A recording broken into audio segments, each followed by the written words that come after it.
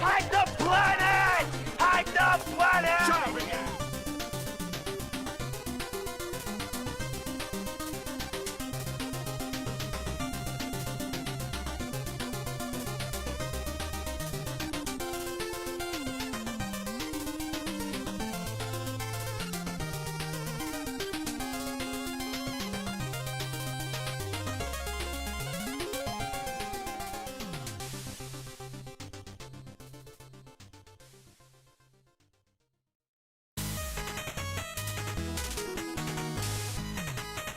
We're in. Shall we play a game? How about global thermonuclear war? Hey there, HackerFrogs, it's me, the Shy Hat. What are we doing today? We're doing HackerFrogs after school, we're doing HackerFrogs free hacking, we're doing a lot of hacking and a lot of frogging, I suppose. All right, so for each one of these live streams, we typically like to do 4 different activities. That is our usual schedule over here. And if you haven't joined the HackerFrogs Reddit page, this is a link for today's schedule. But you can also join the community over there, and you will never not know what is being scheduled for the HackerFrogs live streams. Okay, so what are we doing today? So in the first hour of today, we're going to be covering topic number 1, and we're going to be doing the Hack the Web game. It's a beginner level CTF game that you can use to learn about all sorts of great technology and cybersecurity concepts. We're going to be doing that for the first hour of today's stream. In the second hour, we're going to be working at overthewire.org. They've got a game, it's called Natas. It teaches web app security, and I'm going to be demonstrating a few of the levels over there. And we're going to be talking about things like OS command injection and as well as XOR encryption. So that's going to be in the second hour. That's going to be a demonstration. In the third hour, we're going to be doing, well, we're going to be changing it up a little bit. Originally, we're going to be taking a look at some file upload vulnerable code with the DVWA app over at tryhackme.com, but instead, we're going to be taking a look at a new module over at tryhackme.com called Web Security Essentials. So we're going to check this out. We're going to see what kind of stuff we can learn from it, and we'll be skimming through it, and hopefully we can complete that module today. So that's going to be in the third hour of today's stream, and in the last hour of today's stream, maybe a couple hours, it's going to be this. So it's going to be PicoCTF.org, and we're going to be talking about SQL injection challenges.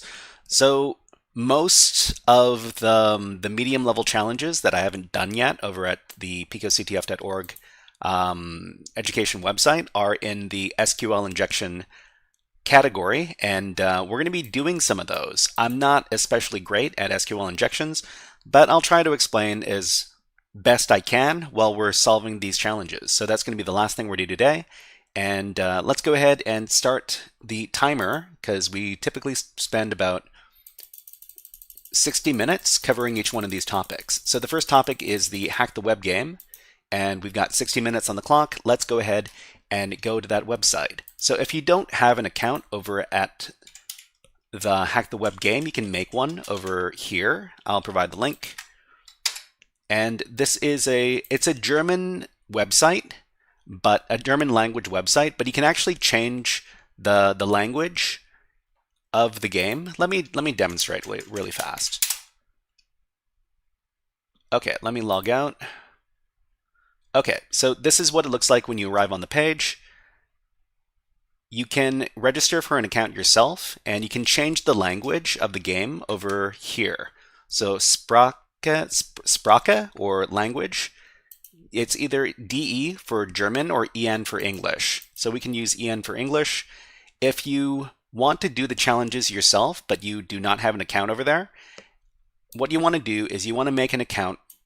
Well, you want to use this account right here. It's demo HTW123, and that's going to give you access to all of the challenges. So I'll just leave those credentials in chat, and let's go ahead and start doing the challenges. Okay, so I've done a lot of these challenges. So I'm guessing, how many have we done? So 20, 40, I don't know, like 50 or 60 of these challenges, we've done them already.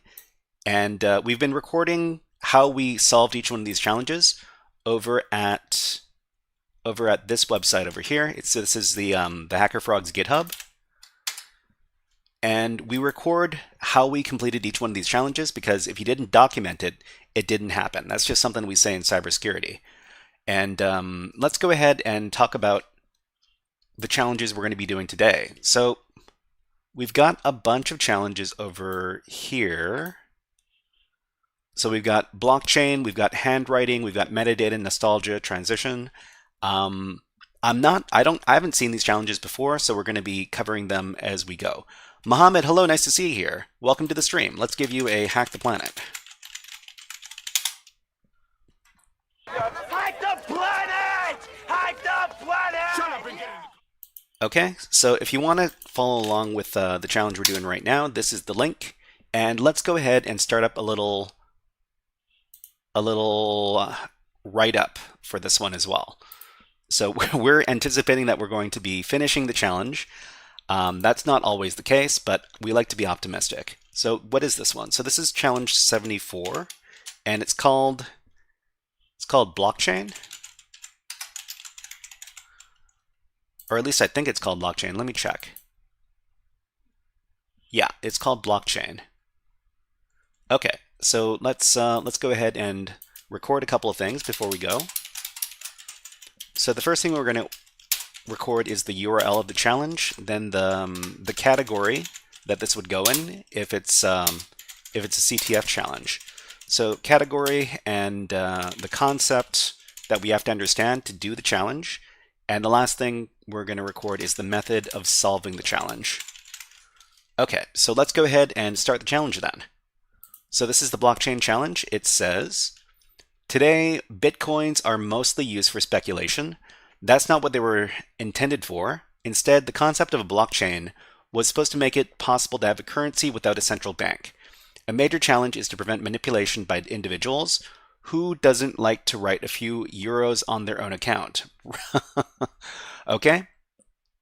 A proof of work, as this task requires of you, is supposed to prevent this. To solve this task, you have to prove to me that you have worked hard. Okay, your work. Find me a natural number n, the MD hash of hack the web, and n must start with 6 zeros. That means concretely that n1 equals MD5 times this, no match. n2 is MD5 hack the web 2, okay, which equals this, no match. n3 MD5 hack the web 3, this is 1 leading 0, you need 6. And n4 MD5 hack the web 4, no match. Okay, so you need, it must start with 6 zeros, so the MD5 hash has to start with 6 zeros. That sounds very hard. And so on, a suitable number n is your answer. Okay, wow, it looks like we've been thrown in the deep end immediately. Shota Fujimori, hello, nice to see you here. And thank you very much for the subscription on YouTube. Let's give you a fun redeem. How about a Nyan Cat? Welcome to the HackerFrogs.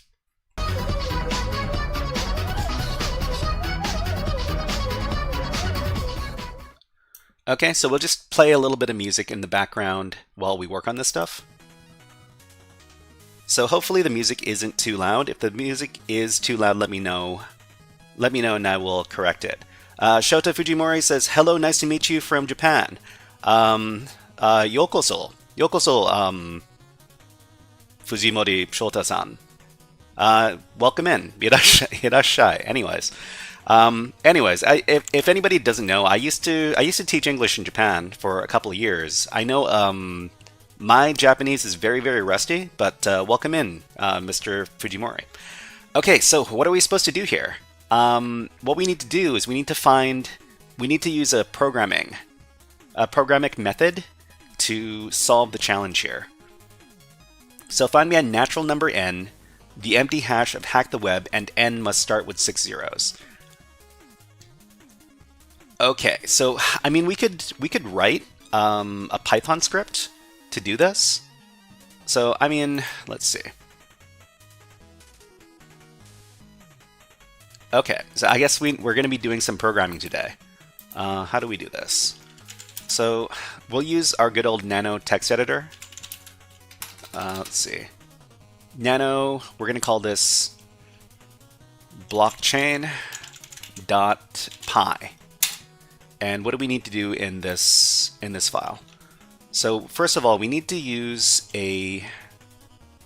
Well, let's do a little Google search. So Google search Python MD5 module. Okay, so the MD5 module in Python. Okay, so the MD5 module is used by creating an MD5 object and feeding it data using the update method or retrieving the hash value using digest. Okay, so MD5, import MD5, create a new MD5 object, m equals MD5 new. I mean, I guess we could use this stuff first of all. Okay, we got a bit of Python. So what do we want to do? So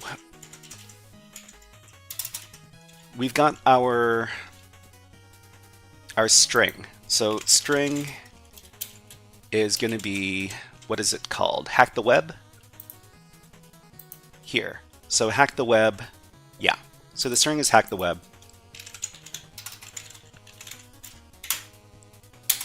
And we need to do, I think we're going to do a for loop. We're going to write some sort of for loop. We're going to append for I in range. And I guess, how many times are we going to iterate through this to look for an answer? So let's do a really, really big number. So let's see. Let's do 1,000,000. So this is 1,000, this is 10,000, this is 1,000,000. So we'll do 1,000,000 iterations here, and we're going to do something. What are we going to do here? We're going to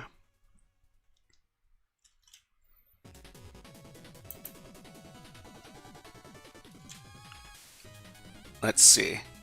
New string. New string is going to be string plus I. String plus I, and let's just try printing I first of all. So print I, and let's see if this works first of all.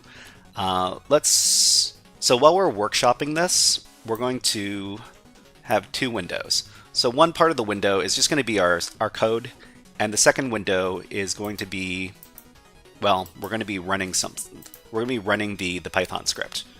Okay, we're going to just write that out. How did this turn into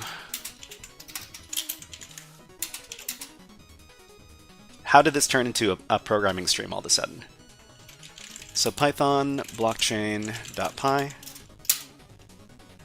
No module named MD5. Oh, there's no module called MD5?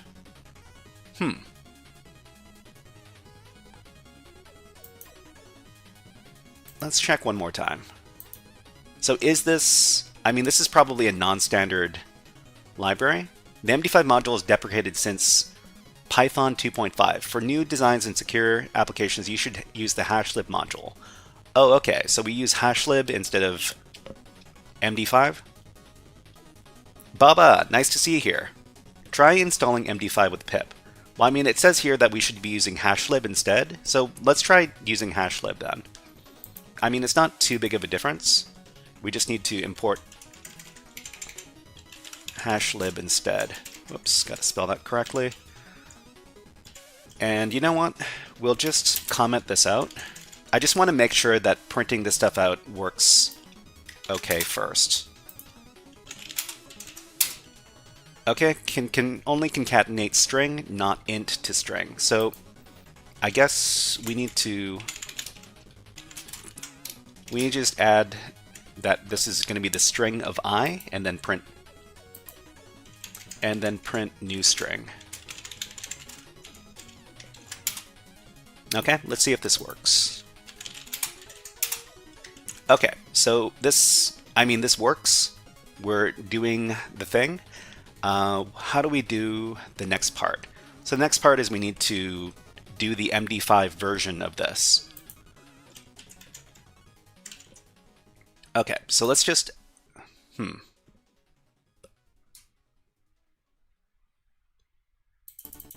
So Python print MD5 hash of a string. Are you trying to make a word list? No, we're trying to look for a specific pattern according to this challenge. So the challenge says find me a natural number n. The hash of hack the web and n must start with 6 zeros. And we're just going to do some, we're just going to iterate over 1,000,000 iterations, and we're going to see which one actually matches. Okay, so what were we searching for? To print the MD5 hash of a string in Python, the hashlib module is used.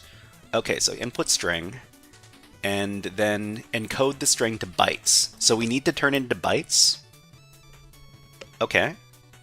Create an MD5 hash object, and then grab the hexadecimal representation of the hash. The MD5 hash of input string is MD5 hash hex digest, something something.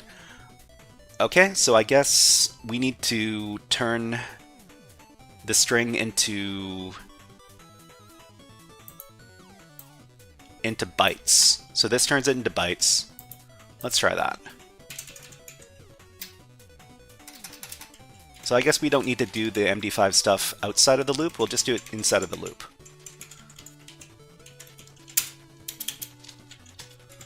Okay, and so this is new string.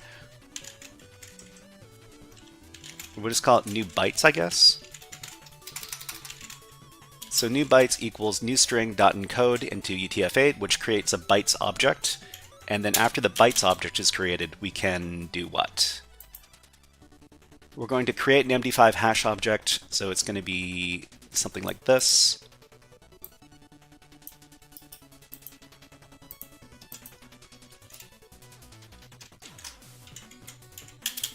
So MD5 hash object equals hashlib MD5 on encoded string. So it's not going to be encoded string. We created a bytes object, new bytes, and then print I, and also print Okay, so Baba says, before making the hash, test byte and verify it works without any issues. Yeah, okay. So we're just going to print I, and then print the MD5 hash object.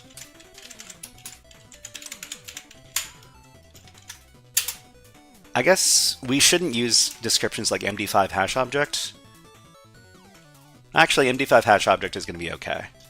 Alright, let's see if this works. Okay, so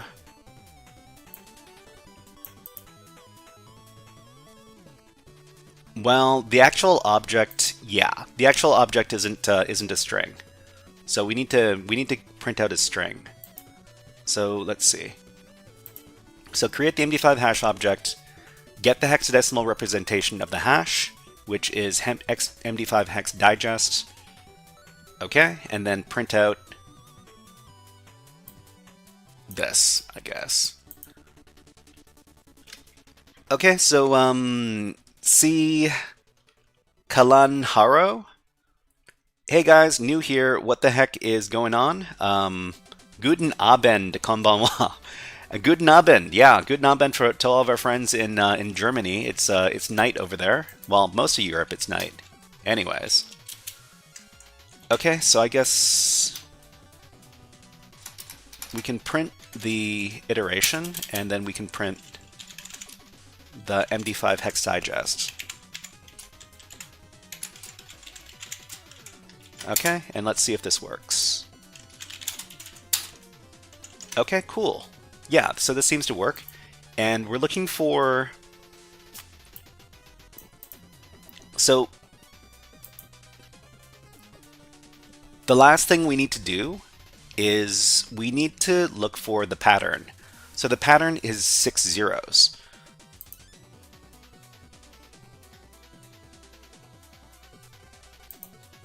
So I guess we do...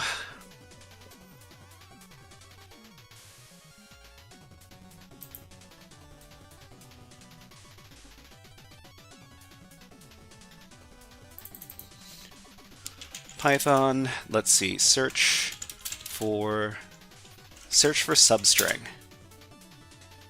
Because we need to look for something inside of the string. Okay, so if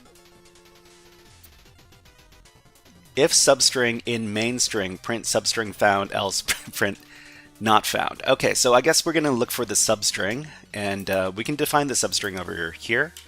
Actually, we could define the substring in here as well. So substring is going to be, we're looking for 6 zeros in a row. So 1, 2, 3, 4, 5, 6. And Tufach, oh, hello, nice to see you here. I saw you in Panko's chat earlier. So I guess you like all of the cybersecurity streams. No problem. No make a output.txt for print and Control F for the text that you want to find. I mean, we could do it a few different ways. I'd rather the script tell me when it's done.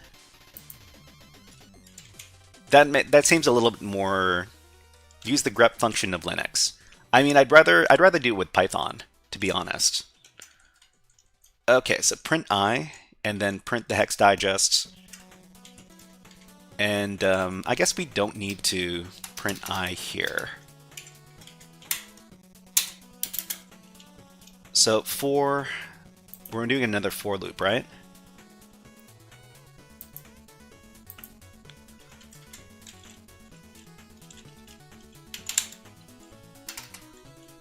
If substring is in MD5 hex digest, then print something. Print match found.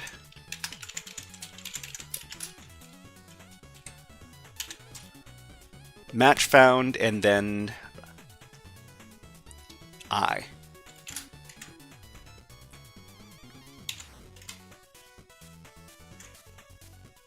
I wonder if this is going to work.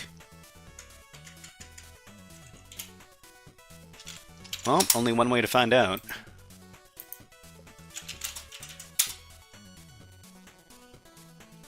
Okay, so this isn't going to work. Well, I guess there's no match found because even in a million iterations, it's very unlikely that one of these is going to have 6 zeros.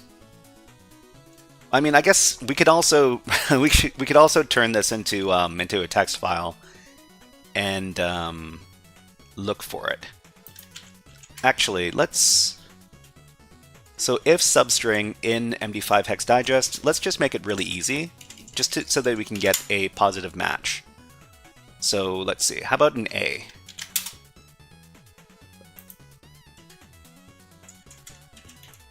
and then break.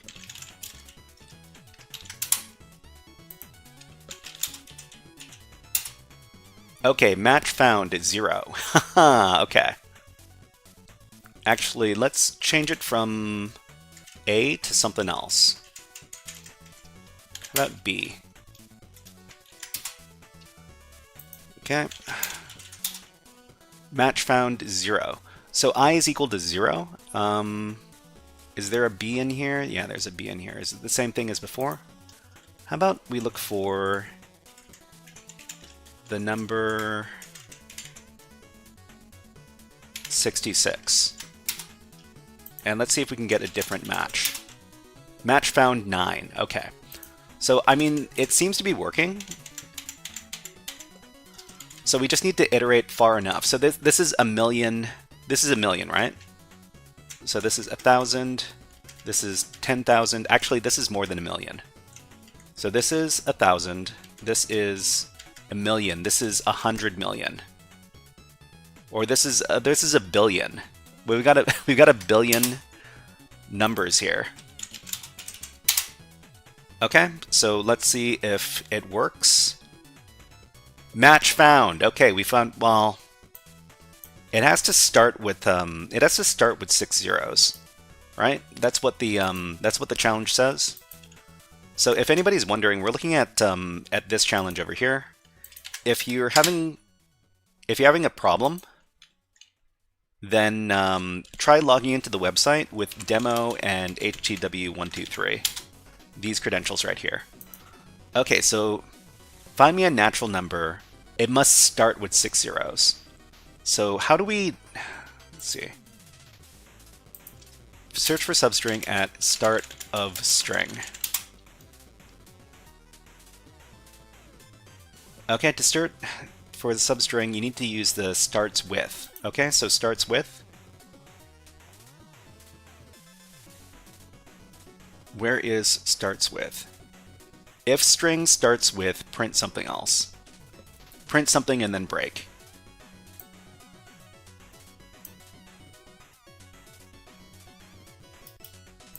Starts with substring, right? In this case.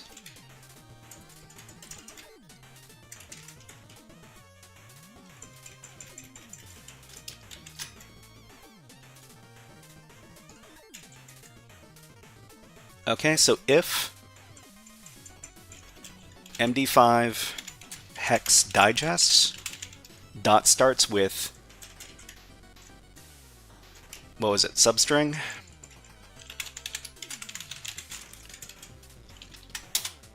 Baba asks, are you German? No, not German. Not German. It's just, we're just using a German website. I am not German, but Baba, are you German? If you're not German, that's fine too. I mean, it's okay if we are from a country. It's okay if we're not from a country. But anyways, let's try this out and see if it works. Turkish. Oh, okay. I hear there are a lot of Turkish people in Germany.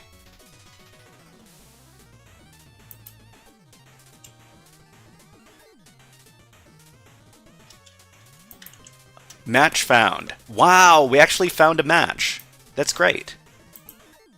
Yes. Okay, good, good, good. Okay, so we managed to find the matching MD5, well, the matching number. So let's go ahead and submit this to the challenge. I thought this would take a really long time, but I guess we already spent 25 minutes on this challenge. Okay, so the suitable number n is your answer. Let's go ahead and answer that. And this is correct. Why did we switch over to German all of a sudden? We can actually go into our cookies and we can switch the language. So it's going to be HTW language preference. We can switch it from German to EN English and then reload the page. Baba says, one of my parents is Azerbaijani, so I'm Azerbaijani too. Awesome, yeah. Okay, so we solved this one over here. This is correct. Yeah, that was pretty cool. We had to create a little script.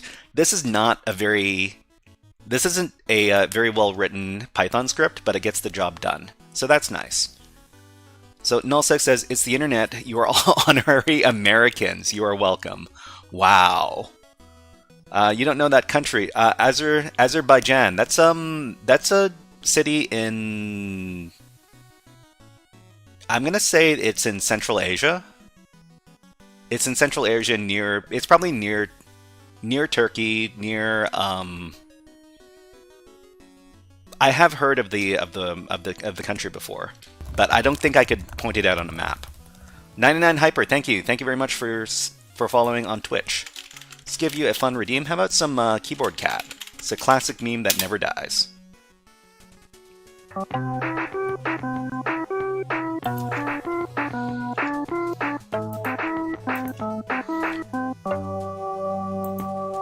Okay, so let's finish up this challenge by doing a little write-up. So this is I guess we could call this a programming challenge. The concept here is we need to identify a number which will create a specific MD5 hash when it is appended to a specific string. And the specific string is what? Hack the web.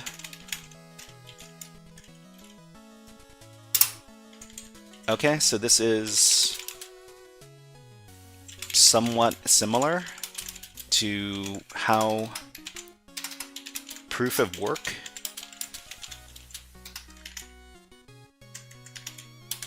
is achieved for the blockchain. Shota Fujimori asks, do you do live streaming regularly? Yeah, so we're usually streaming at the same time on Mondays, Wednesdays, and Fridays. C. Kalanharo says, been watching the Turkish series of Ertugrul, my favorite, but now I have to follow his son. Ozman, can't wait for the return. I don't know. I don't know these, are these TV shows? Or are these football players? I have no idea. I have no idea. Let me know. Let me know in the chat. Okay, so the method of solve, we can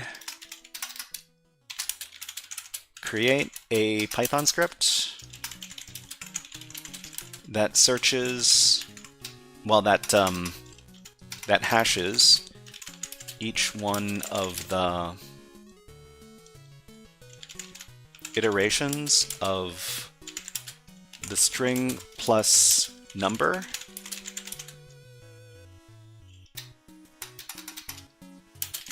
and prints out the number if it matches the pattern. Okay, and then we will provide the script over here.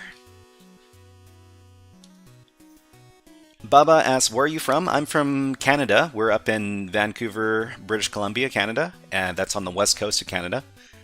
If you take a break from hacking, it's so if you take a break from hacking, it's so good. Africa. Oh, Africa. Interesting. That's interesting because you came in here and you were speaking German and Japanese. Okay, so we've got our script. Let's get out of here. We'll print it out.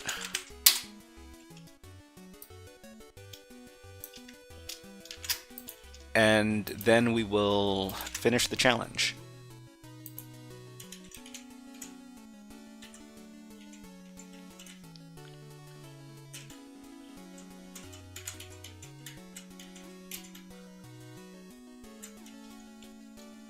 Okay, so I guess at the very end, the answer is something. The answer is, where is it? Here, this one. Okay, and done. We can move on to the next challenge. Okay, we will commit these changes. Shota Fujimori says, I will join here again. I'm learning about security analysts in TryHackMe.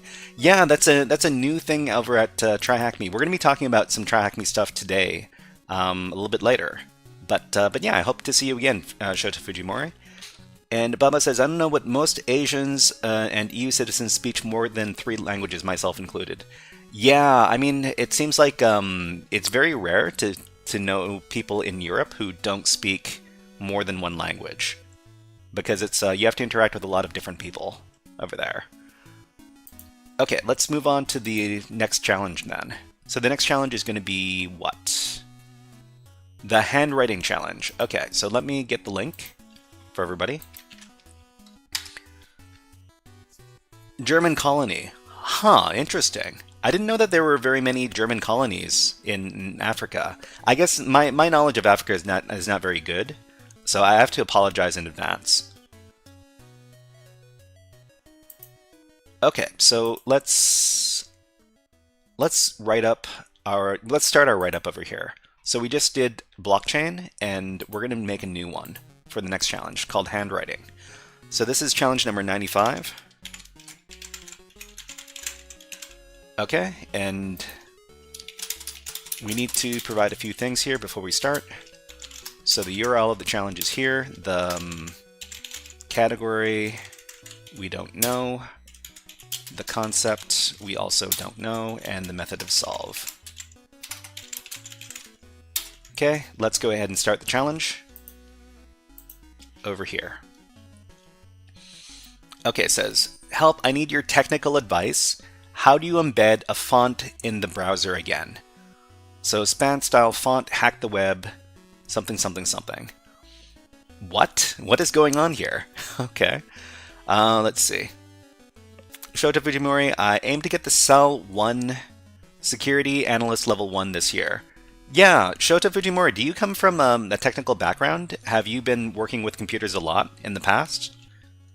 Or do you, are you working in a technology role right now? Let's see. Kalanjaro says, we don't take any offense. We just used to people just taking and not giving back. I'm just playing. I mean, I'm trying to understand as much as I can. I think we can all get along if we try to learn a little bit more about each other. Baba asks, does Canada accept SAT? SATs are American. I don't know specifically if Canada accepts SATs. Does Canada accept SAT scores? So yes, Canadian universities accept SAT scores, although they're not typically required. So the answer is most universities do. And but I'm not too sure. You might want to double check this because sometimes the AI is wrong. Okay, so I need your technical advice. How do you embed a font into the browser? Embed a font into the browser. Okay, let's look this up. Embed font into browser. So to embed a custom font into the browser for a website, use the CSS font face rule to define the font, is what it says over here. Is that XSS? Thank you very much for following Nidzo. Hello. Thank you very much for following. And let's give you a... How about a desert frog? It's the cutest frog in the world.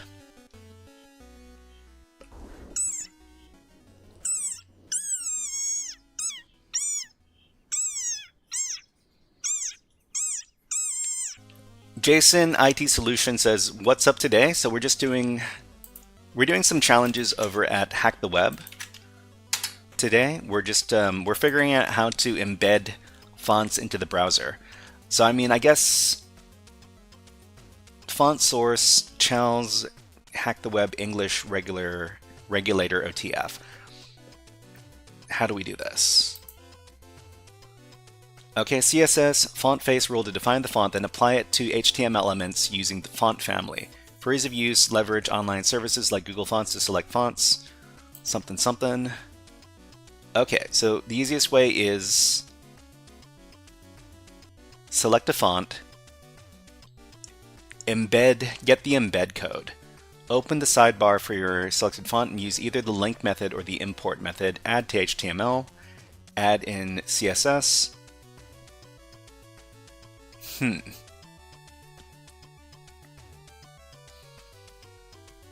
Okay, so let's see. Font face, font family, okay. Website does not allow me to access handwriting level. Let's see. Jason IT Solution says, I'm doing PicoCTF on your YouTube channel. Hey, that's, wow, I appreciate that, and I hope you're having fun. Stasic says, haha, good. Yeah, I'm having a good time. I'm just trying to figure out how to do this thing. Shota says, I have network experience in Japan and India for more than 8 years. That's awesome. That's awesome. But yeah, so I mean, best of luck, ganbare, for getting the SAL1 certification, and I'm sure you can do it if you study hard enough. Okay, so let's see, test. Oh, it looks like you're doing some, so Kellen, Jaro, it looks like you're doing some cross-site scripting testing there.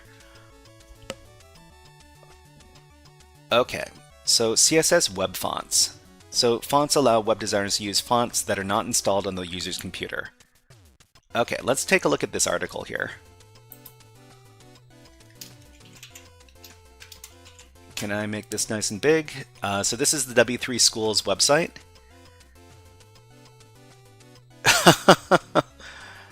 Jason IT Solution says, not seeing all PicoCTFs like Discos. I mean, I haven't finished all of the PicoCTF challenges. So if you come across a challenge that I haven't done before, then you can probably find the solution somewhere else. First day of computer science diploma program was today. Awesome, awesome. I hope you had a good time. And good luck with your program. Okay, so web fonts allow designers to use fonts that are not installed on the user's computer. When you have found the font you want to use, just include the font file on your web server. It will automatically download to the user when used. Okay, so your own fonts are defined using the font face rule. So there's different font formats: true type fonts, open type fonts, web open font formats. Okay, and using the font you want. So in the font face rule, first define a name for the font, then point to the font file. Okay, and where do we put this code? So this looks like some CSS stuff. Bama asked, did I graduate from any university? Yeah, I graduated from university, but it's not in computer science. I didn't do a computer science degree. I did a fine arts degree. So I got a degree in visual arts, specializing in illustration. Suffice it to say, I didn't use any of my university education when I started learning about cybersecurity, but here I am. Stasic says there's no cybersecurity club either, so I get to start one. Awesome, yeah, I'm sure you can find some other people at the university that are interested in doing cybersecurity stuff. And yeah, Shota says thank you for the comments. No worries, no worries. If you have any more questions, please let me know and type them in chat. Using bold font. I mean, where do we put this? Do we put this in the console? I need your technical advice. How do you embed a font in the browser again? So spans file. Font source. So we got the font source. Shota Fujimori asks, are you working in a cybersecurity company? I'm not working in a cybersecurity company right now. I used to. I used to work for a cybersecurity company for about half a year. But I am currently doing cybersecurity education on Twitch and YouTube. So this is what I'm doing. Sasuke says you have that sweet frog display and only need to get 10 members. 10 members? Okay. Kellen Haro says most people went to cybersecurity either loners or went to study something else. I mean, it's hard to say. I'm pretty sure most people these days who are into cybersecurity, they're probably going into a cybersecurity program at university. But you don't need to do a university program to get into cybersecurity.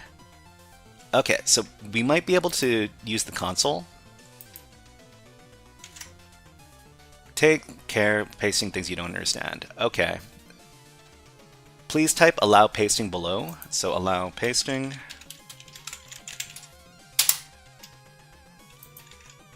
Okay, so we got this. And let's see. So font family is going to be my first font. The source URL is going to be this. So let's go ahead and get what that's supposed to be. So font source is going to be this right here.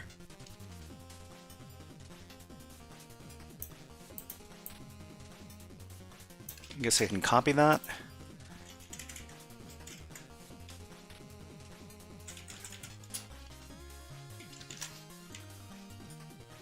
And let's see, so font family, we don't know what the font family is here.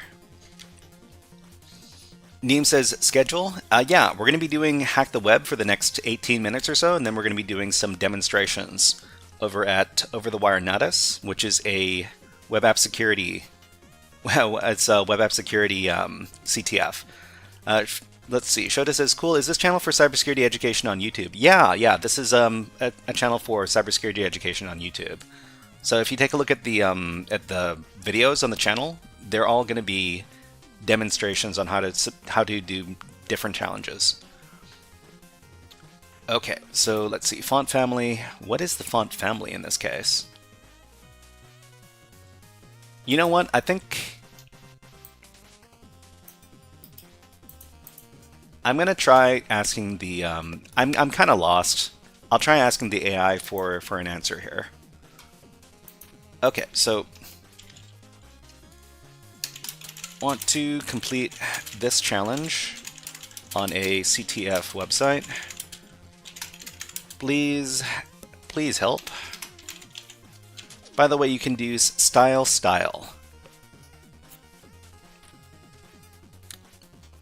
YouTube is blocking things. If YouTube is blocking things, then you can try adding some spaces, and you might be able to get it past the filter.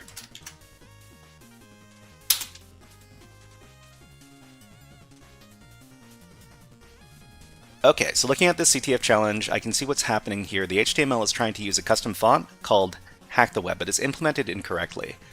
So the current code has two issues. Okay, the syntax is wrong for the CSS font family, okay? And the font tag doesn't work this way, and source isn't a valid attribute. So the correct way to embed a font is this. Style XXX style. I'm not sure if YouTube is going to let you put that stuff down. Okay, so the CTF solution for this challenge, you're likely going to need to provide the correct HTML CSS syntax. This is what you should submit. So CSS method recommended. Okay, so we got this. Alternate formats of OTF file doesn't work. You could also try some other stuff. So key points. Are we supposed to change this inside of the source code? Okay, let's try this out. So we'll just grab this code, and we're going to go back to the challenge here. And what we're going to do is we're going to inspect. So Shota Fujimura says, when I use LLM for cybersecurity challenge, I often put learning features very useful for me. Awesome. Giving a code, forgot to comment it out. No worries. So I think we can inspect here. So inspect. And then we can do what?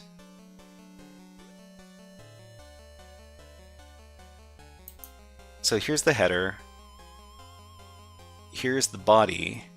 And I'm pretty sure we're supposed to put this in the body of the page.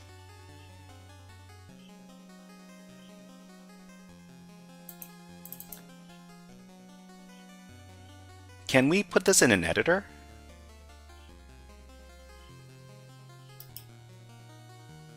Edit as HTML. Okay, so we can edit this.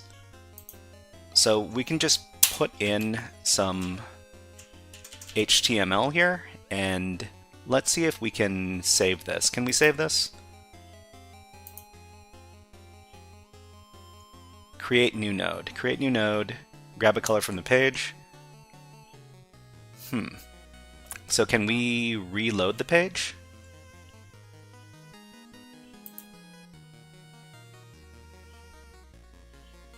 Okay, that doesn't quite do it. So use Scientific Brad says use font face in CSS. So let's see. So where is the CSS in this in the code here? Let me take a look. Okay, so the CSS is defined up at the top, right? You can convert my CSS code to style format to use in my HTML code CSS. Write it to ChatGPT. Okay, so this over here, we probably want to put it at the top. So the CSS is here at the top, and I guess we would be putting it at the top here as well. Just need to, yeah, so this is in the header. So inspect. Sorry, I went downstairs. No worries. Okay. So the header here has the CSS information in the style. Yeah, so these are in between some style tags. Can we put in our own stuff? I mean, I guess we could just, I guess I want to keep all this stuff, but we want to add something here.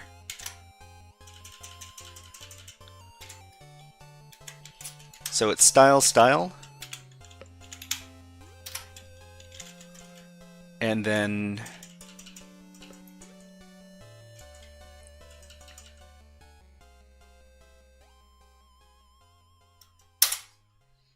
okay. So does this, do we need to reload this?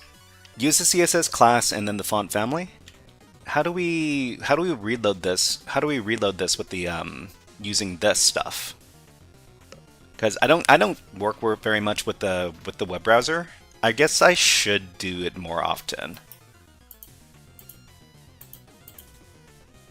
So if I just want to save these changes and apply them, if you reload it, it's going to disappear. Okay, well, I mean, it looks like I embedded some stuff in here, but it doesn't seem to be giving me the answer. It is already reloading itself. Okay, so where do I want to put this?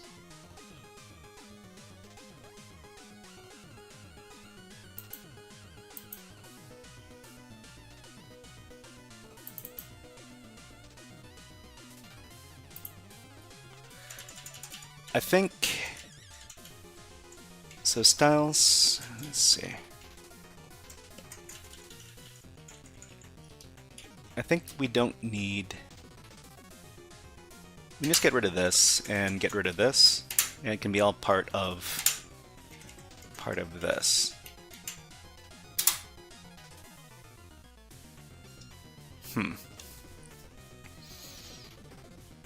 Okay, so Von Bork says you can also reference a separate file like the example in the HTML.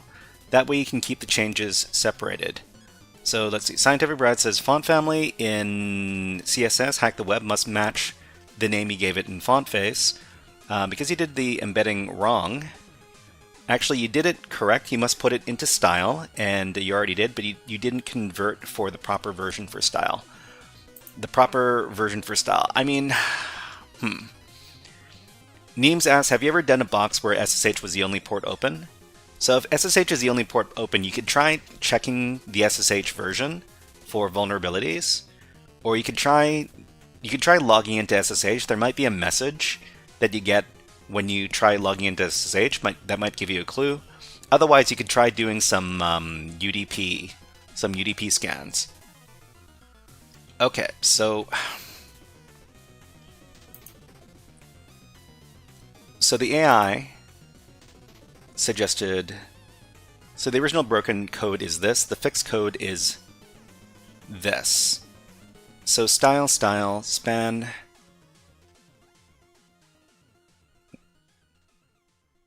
yeah, like this.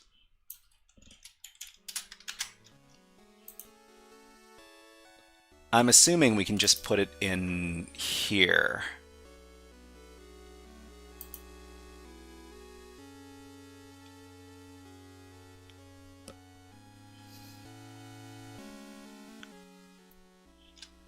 Baba says, what about FTP? So, I mean, if SSH is the only port open, try enumerating against the version of the SSH software. If that doesn't work, try logging into SSH as, I don't know, the root user and see if it gives you a message. And if that doesn't work, try the UDP scan.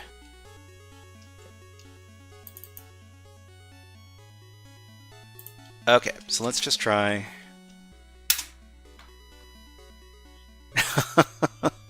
It's just more junk.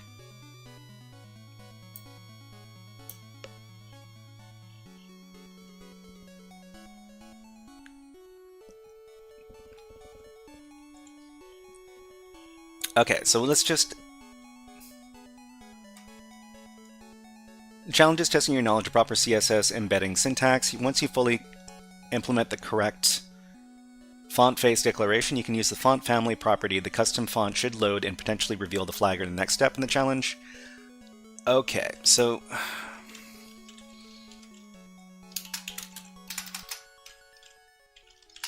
should we use the web browser's inspect function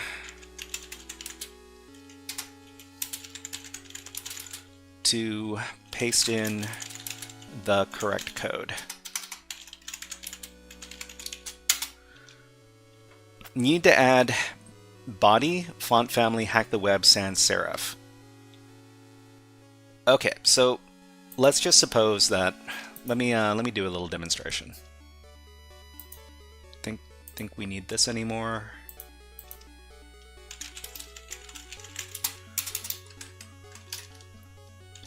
So this is what we have, right? So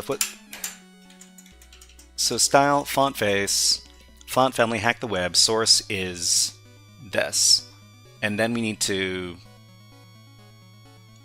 Okay, so Scientific Brad says you need to add the body, font family, hack the web, sans serif. So let's see, font family, hack the web, okay? And then we need to specify that it's... That way the whole page will use the embedded font. Okay, so we need to add sans serif to the end of this.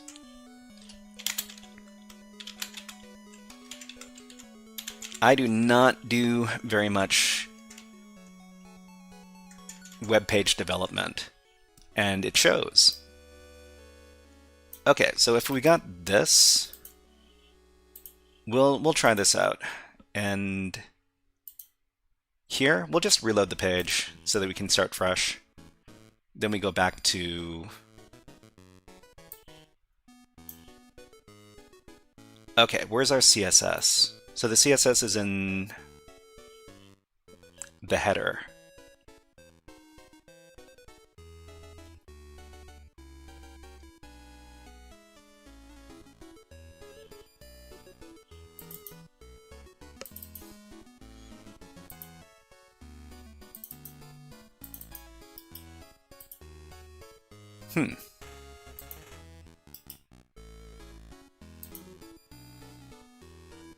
Okay, so now we're doing inspection.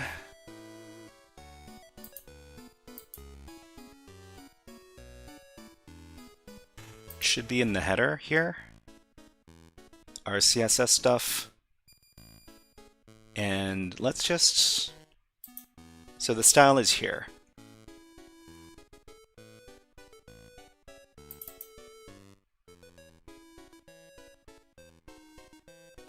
Do we want to keep what we have already?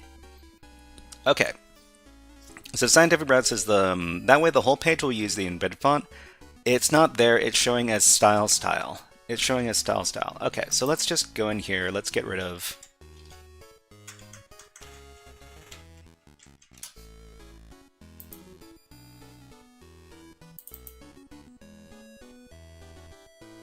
So style is here. Let's just replace everything in here then.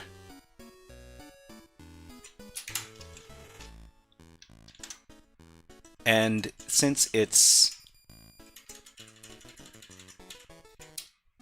So style's already here, we don't need these two. But we do need the span here. So I'll just cut that out. We'll keep this, and then we'll put something else in the body. So in the body, posted wrong thing on the delete. Which LLM would you recommend for technical exercises? So I hear that Claude AI, so Claude.ai is the best one for coding, but I mean, most of the LLMs should be pretty good at doing coding as well.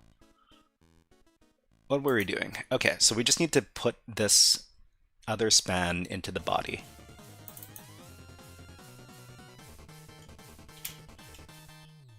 So body, let's see, the div.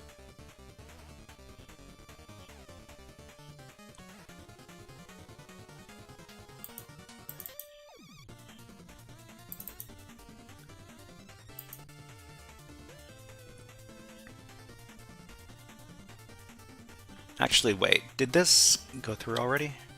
No.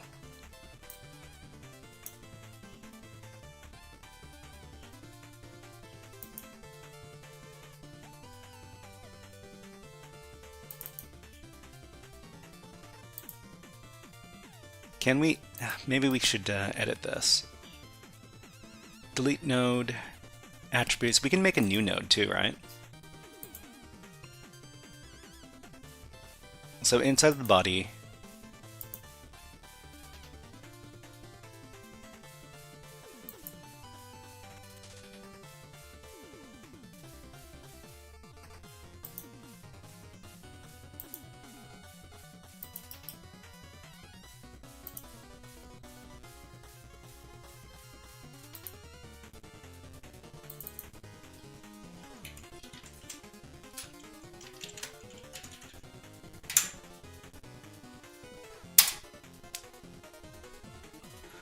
okay, let's see if that worked.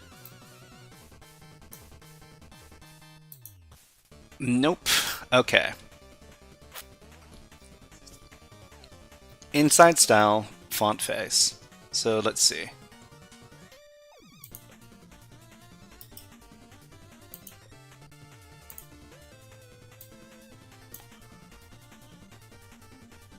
So that was the header. Style? Okay, so we got the style, we got the font face over here. So style at font face, font family, hack the web, source, URL, Chal's format, open type, format open type. Okay, we got that. Body.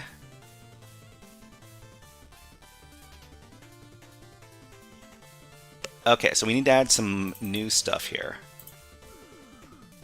So format open type, and then body.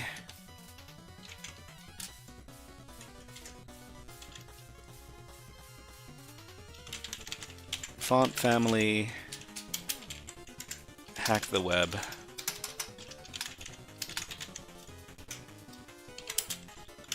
Sans serif. Okay, the body is in the what? Is not in the style. The body is in the body below.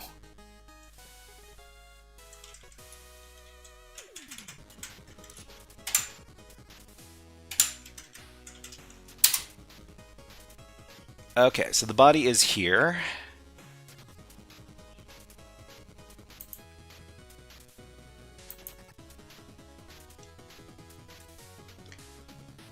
where we put it in the body. Let's put it...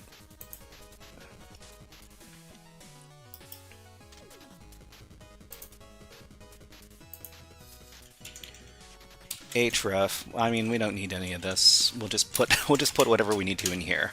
Okay, so in the body, what are we doing? Nakimo says, when you added the second thing you wanted to add, you added it as a paragraph container so it will show in normal text, not as a code. Okay, so we got, let's see. The body is in the body below. Then scroll down. I joined your Reddit community as well. Thank you very much, Shota. You know what? We also have a Discord. So the Discord is over here. Actually, it might be in the I don't know.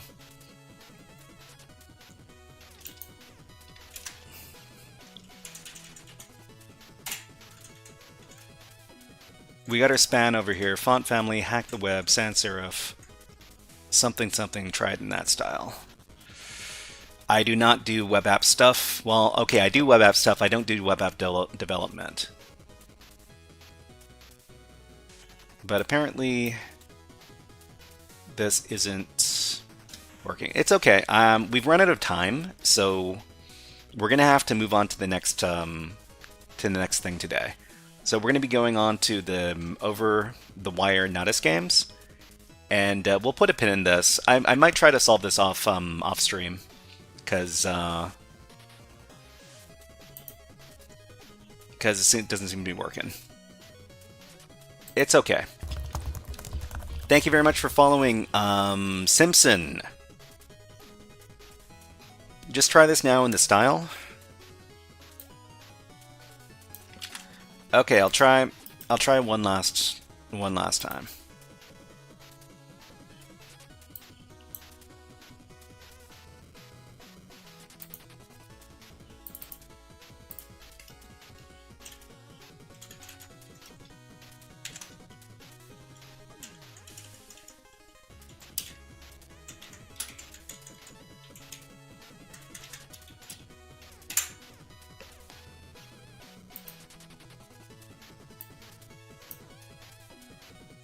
Okay. Tech Oraimo says, bro, do you do bug bounty? No, I don't do bug bounty.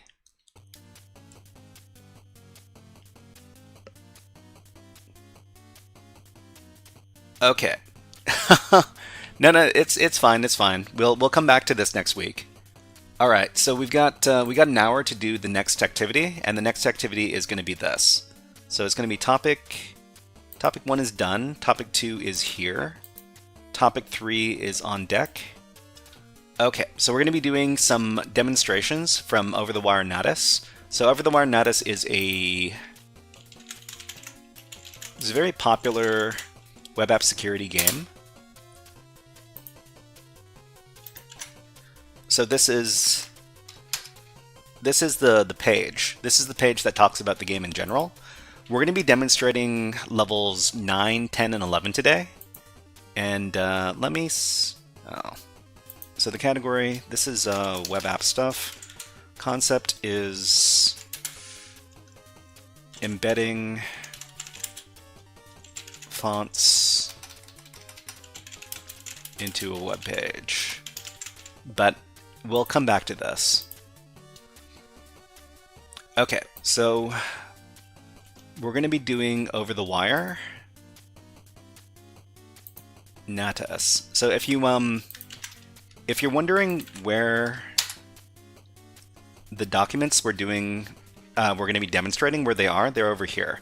Light Nagami says, how long have you been in this field? So I've been learning cybersecurity since the year 2000. So I basically started up right after the lockdown started happening in the year 2000. Sorry, 2020, not 2000, 2020. 2020.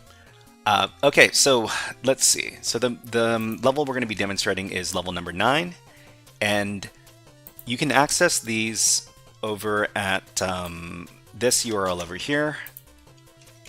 but it's not going to be Natas level 0, it's going to be Natas level 9. So, okay, let's, I need to turn these into YouTube videos eventually, so I guess we will log in first, and then we'll talk about it.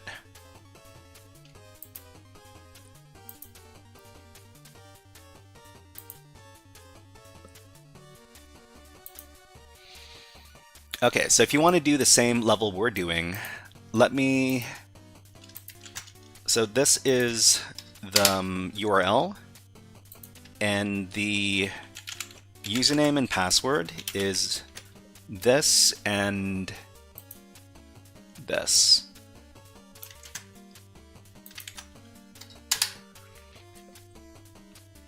Not Chemo says, should I be documenting everything I do in my GitHub page? I don't use GitHub to be honest. So you don't need to use GitHub. You should be keeping notes, because if you keep notes and you record what commands you use, and you write your own notes and you try to understand what's going on, it's going to make it a lot easier if you ever come across a challenge that uses the same concept. Because a lot of the time, I've already seen a lot of these concepts before that lets me solve the challenges quickly. Sometimes I have Brave browser. Nothing triggers easily like that in Firefox or Chrome. I forget to change browser. Yeah, I mean, the browser you're using is really big as far as which web app security vulnerabilities can go through. Okay, so I've got my password. Let me copy it. Let me log in. Okay. Sign in here, done. Okay, everybody, this is a guided walkthrough for level number 9 over at the Natas Labs from overthewire.org. So for each one of these levels, we need to take a look at what's going on over here. So we've got a web page. It's got a very simple form. It says find words containing something something. So we don't know what this is. We can actually look at the source code that was used to create this application. And we'll be doing that in just a second. So the first thing we're going to do is we're going to just put a test payload into the search field, and we're going to click on search. Okay, so this was, well, we get a bunch of words that have the word test inside of them. So this is it's a pretty interesting web application. What we're going to do is we're going to take a look at the source code and see what it's actually doing. Okay, so the source code is here. We actually don't need to pay attention to anything that is not the PHP code. So the PHP code is here, okay? And it defines a variable called key. So if you didn't know that this was PHP code, there's a very easy way to identify PHP code, and it's these opening brackets and closing brackets. So I'm pretty sure that PHP is the only language that uses opening and closing brackets for their code that looks like this. So we see a key variable is defined over here. It's an empty string. So if array key exists, needle, in the request, then the key variable is going to be equal to the value of the needle in the request. So the next part of the code is if key is not an empty string, then run the pass-through function grep I with the key dictionary.txt. So the pass-through function in PHP, understanding this is very important for solving this level. Okay, so let's catch up with chat. Kalanjaro says, sometimes it's easy to hack hackers, so I'll use the same apps and software. It's really nice and it's synced to all my devices. So you're talking about Notion. Yeah, so I think Notion is a pretty good application as well. It's also online and you can use it for notes. I use GitHub because GitHub is a lot easier for me to use, and it's a lot easier for me to share because I'm sharing my notes and my walkthroughs with everybody in the chat most of the time. Behemoth says, hey, Behemoth. Nice to see you here. Let's give you a fun video redeem. How about some Hack the Planet? Hack the planet! Hack the planet! Shut up and get it. So Kalandro says, buffer overflow, even request smuggling. I mean, you can probably do some buffer overflow using request smuggling. It's but it's probably a little bit more too advanced for anything that we're doing right here. But anyways, let's talk a little bit more about the application. So the pass-through function in PHP, this lets you run system commands. If you can run the pass-through function, you can run any system command underneath of the web server on the web server's OS. In this case, it's a Linux command. So the Linux command is running grep I for case insensitive with the key on dictionary.txt. So essentially, it's looking for words inside of this file called dictionary.txt, and it's using the key that we provide as the argument to the grep command. Hack the planet! Hack the planet! Shut up and get in. Okay, thank you very much for subscribing, Bevis Ben. Hello, nice to see you here, and welcome to the stream. So Bubba asks, is it free to do Hack the Planet? Yeah, you can do Hack the Planet for free, no problem.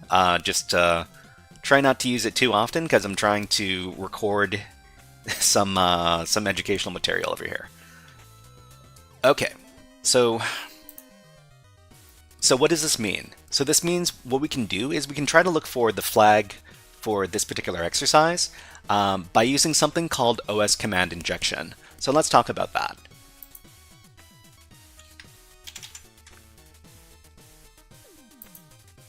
So in Natas level 9, we're dealing with a web app vulnerability called OS command injection. So operating system command injection is a web app vulnerability where arbitrary OS commands can be performed on a web server through a web interface. So it basically means you can run system commands through the web application, which is really bad news. So OS command injection is a very serious vulnerability and can often lead to complete compromise of the web server. And if so, the web server can be used as a foothold to attack other machines on the network. So OS command injection is the worst news. It's one of the most serious web application vulnerabilities. Okay, so what we're going to be doing is we're going to be injecting an OS command injection payload into the web application to try to get the password. So we know from the description of the Natas CTF game that all the passwords for the levels are stored in this directory over here on the web server. So the etc Natas web pass directory. And in this case, we want to access Natas level 10's password because that's the level we want to get access to next. So we're going to be doing something that looks kind of like this to get access. So the first part of the command is the semicolon. So the semicolon is going to terminate a command. So we're going to terminate the grep command that is being used in the pass-through function here. So we're just going to terminate that. So whatever command we're running here, we're just going to get rid of it, and then we're going to run our own command. So number 2, the cat command is going to read files. So right after we terminate the command, we're just going to read the password file for Natas 10 over here. And the last part of the payload is going to be the hash symbol. So the hash symbol over here, it's going to comment out the whatever else is part of the command. So in this case,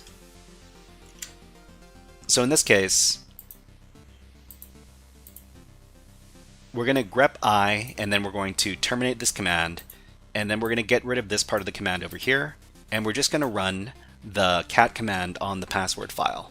So let's go ahead and do that. So where's my payload? My payload is over here. Let me copy that.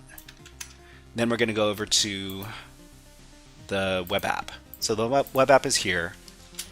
We're going to paste in our payload here, and this is going to let us run the cat command to read the password for Natas level 10. Click on search, and this is the password. Okay, so we've got the password for the next level. So Natas 10, this is the password. All right, everybody, that was a guided walkthrough for Natas level 9 from the Natas CTF game over at overthewire.org. If you enjoyed this guided walkthrough, Please click on the like and subscribe buttons on the video and leave a comment underneath the video. But until next time, HackerFrogs out. Okay, we're not ending. We just need to say stuff like that because I'm recording YouTube videos and stuff. Alright, so we're going to do the next level. Cliver 21, hello, nice to see you here. And welcome to the stream. Let's give you a Nyan Cat.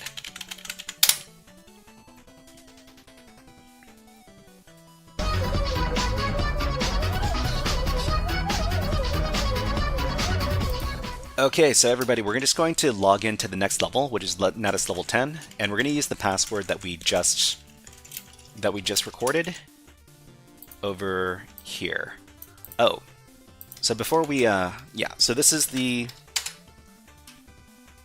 URL for the next level, and the password I just pasted it into chat. Behemoth, hello, nice to see you here. We actually have new new emotes on the channel. So what is the prefix? So the prefix is theshy31.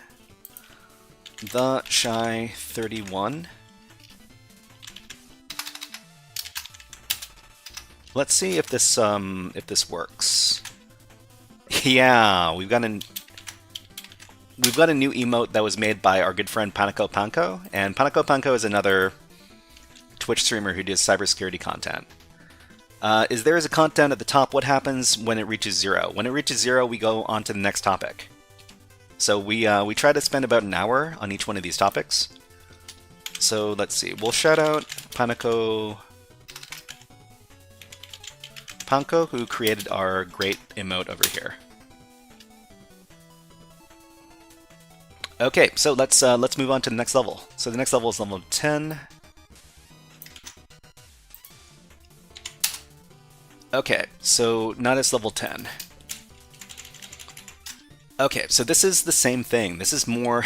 Oh, thank you very much for using the emote on Twitch. Thank you very much, everybody. Okay, so it says. Okay, let me do my intro now. All right, everybody. This is a guided walkthrough for Natas level 10 from the Natas CTF game from overthewire.org.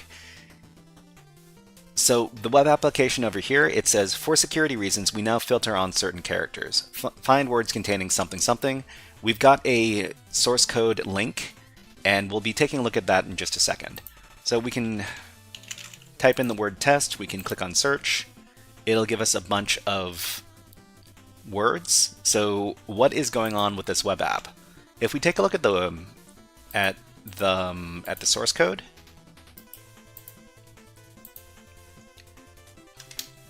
we'll see that it's actually very similar to the previous level.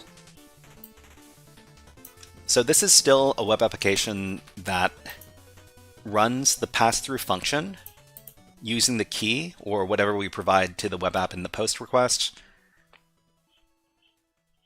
Actually, I think this is a GET request, but this is a request nonetheless. It runs the grep command on dictionary.txt to get a bunch of words. So this is OS command injection again, and so OS command injection is, well, let's recap what OS command injection is.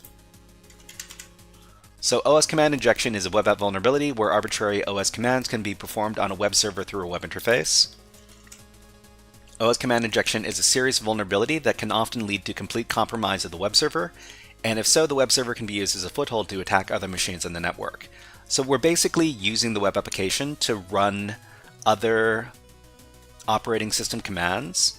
So we're going to be using this to get the password for the next level. So in the previous level, we used this payload over here to try to read the password for the target level, which is Natas level number 10. If we try to run this, it's not going to work. So if we try the same payload over here, and instead we're trying to read the password for Natas level 11, which is the next level, it's going to say input contains an illegal character. So it contains an illegal character. What does that mean? We have to take a look at the web app source code over here to figure out what that means. So there's an if condition inside of the PHP code here. So if preg match on the key. So it basically looks for some characters inside of the key that we provide. So if there is the bracket, or if there are brackets, actually no, it's looking for these characters right here. So it's looking for the semicolon, it's looking for the pipe character, and it's looking for the and character. And if any of these match whatever we provide in the key, it'll say input contains an illegal character. Otherwise, it's going to run the pass-through function to run the grep command on dictionary.txt. So what we need to do is we need to bypass this filter in order to get the password for the next level. So let's talk about how we do that. So right now, everybody in chat, you can give your own suggestions for how we actually get around this. So a big hint for this level is that we're using the grep command. So the very fact that we're using the grep command means that we can use the grep command to our advantage to get the password for the next level. Stasik says, I'm going to go hit the gym, then hit the books, might pop back in. Have a good stream. Thank you very much, Stasix, and I don't know if you're still here, but Behemoth says the key. So the key in this case is the user input. So the user input is the key, and it's looking for specific patterns in the key to see if it can actually run the command over here. So we can't use any of these characters to do our OS command injection, so we need to find another way.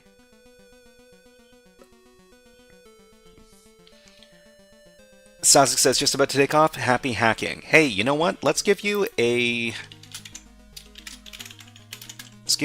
keyboard cat to play you off.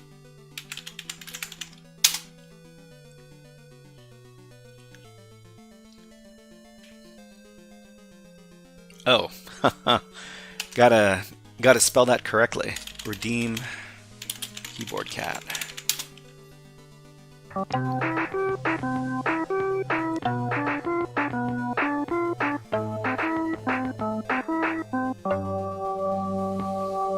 Leilagami says, really like your content explaining everything in detail. Thank you very much. Okay, so let's go on. So this is what we're going to do. So because it's using the grep command on dictionary.txt, we can actually use the grep command as intended to read the other file. Because then it's one thing that people don't understand, one people that people often don't use when they're using Linux commands is that you can run, a lot of Linux commands can be run on multiple files at once. So we can run it on dictionary.txt, and we can also run it on other files. So let me demonstrate. Okay, so say we've got a file here called blockchain.py. We can run the grep command on it. So run grep on blockchain.py, and we're going to run it looking for a specific pattern. So let's just say that we're looking for the letter A inside of blockchain.py. So it finds all of the A's inside of the file, and let's say we want to run the grep command on blockchain.py and also on etc password. We can run it on both files at once. So here we can also run whatever we want on dictionary.txt, but we can also look for the patterns inside of the password file. So the password file is going to be this one over here. Let's talk about it.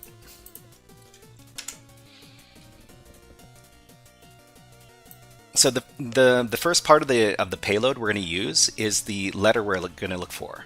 So an argument to the grep command searching for the letter A.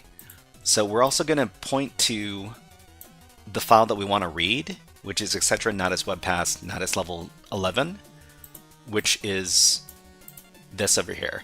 The last thing that we're going to do is we're going to comment out everything else. So instead of looking at dictionary.txt, we're actually going to grep inside of here, and we're going to figure out if there's an A inside of it. If there's an A inside of the password, then we'll be able to read the file.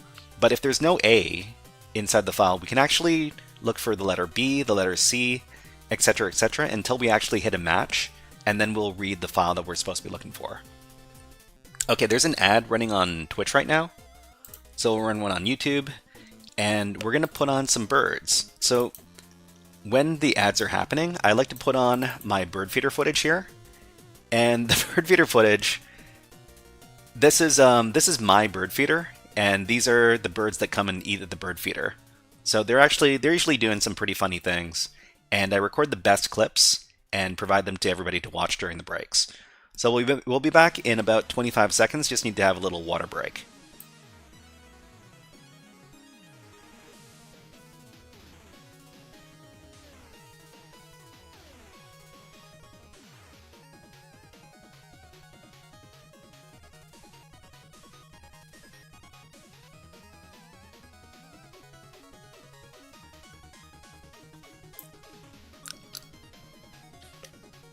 Ads on YouTube. Yeah. I mean, I inserted that ad because I needed to take a little water break. Okay, let me put the birds away. We'll get back to the hacking. Okay, so this is the payload we're going to use. Behemoth says, cute birdies. Yeah. I love the birds. It's always fun to watch them having a good time at the bird feeder. Okay, let's go back to the application. It's over here. Okay. So input contains an illegal character, so instead what we're going to do is we're going to just try to look for the letter A inside of the password file here. And we're not going to look, so because we can use the hash symbol here, we're not going to look in the dictionary.txt file. So when we click on search, we get the password for the next level. Because there's a letter A in here, where's letter A? Here it is. So if for some reason there was no letter A, we could look for letter B, the letter C, we could look for numbers until we actually hit a match. So this is the password for the next level.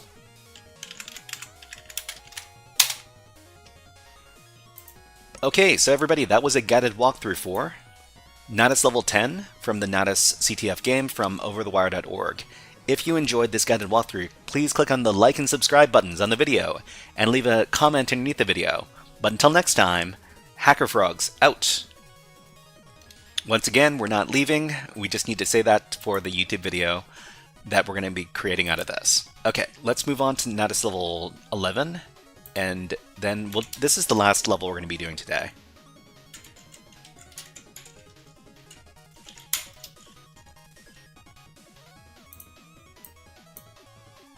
And this is that's the URL. Let me get the password.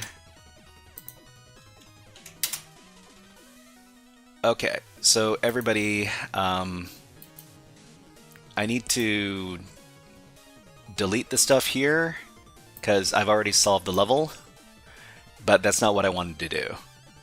Okay, so storage. These are the cookies. Let's reset the cookies, and then we'll do this again. Okay, so let me record my intro, and then we'll get on with the level proper.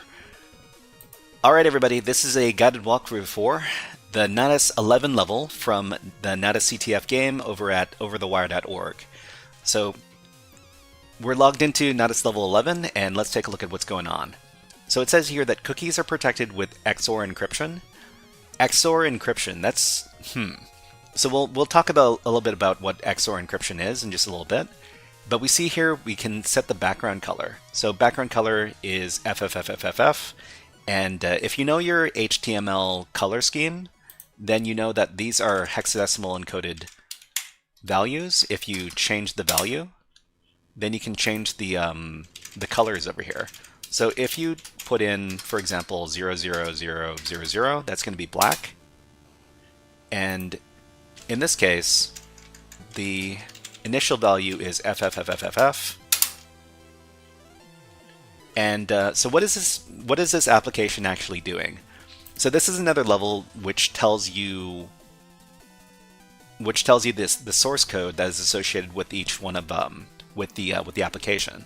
So we can click on View Source Code, and let me get rid of some of this other stuff. Okay, so we don't need to pay attention to this, but we do need to pay attention to the code that is being used to render the application. So this is more PHP code.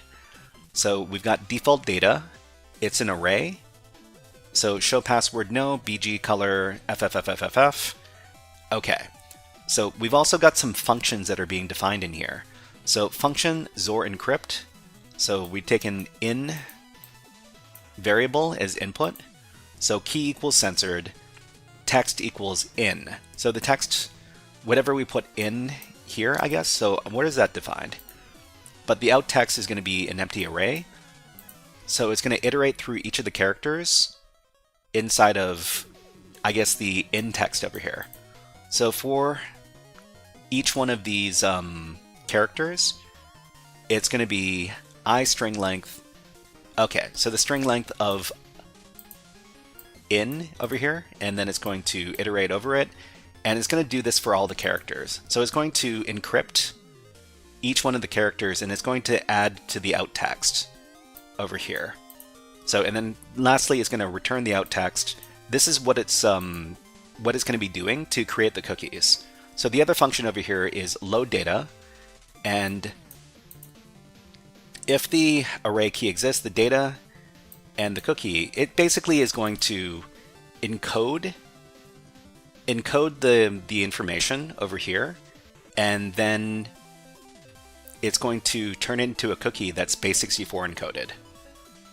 So what we need to do in this level is we need to use this code to create, to figure out what the key is for the encryption. So if we go over here and we go over to the cookies on the page, so we go over to the cookies in the web browser, we can just click on this. We can get the value of the data cookie here, and let me demonstrate what this looks like. So this is a base64 encoded cookie. If we echo it out and we run base64 decode on it, we get a bunch of gibberish. So this is expected, because what is being encoded here is not the actual text. So the actual text is here. So the actual text has been encrypted. So it's been encrypted and it's been encoded from JSON, some JSON format. Let's see. Nishal says, it's my first time seeing you live because of the GMT. I can't make it out. Welcome in. Welcome in, and you're always welcome to watch. When if I'm on and you're on at the same time, that's great.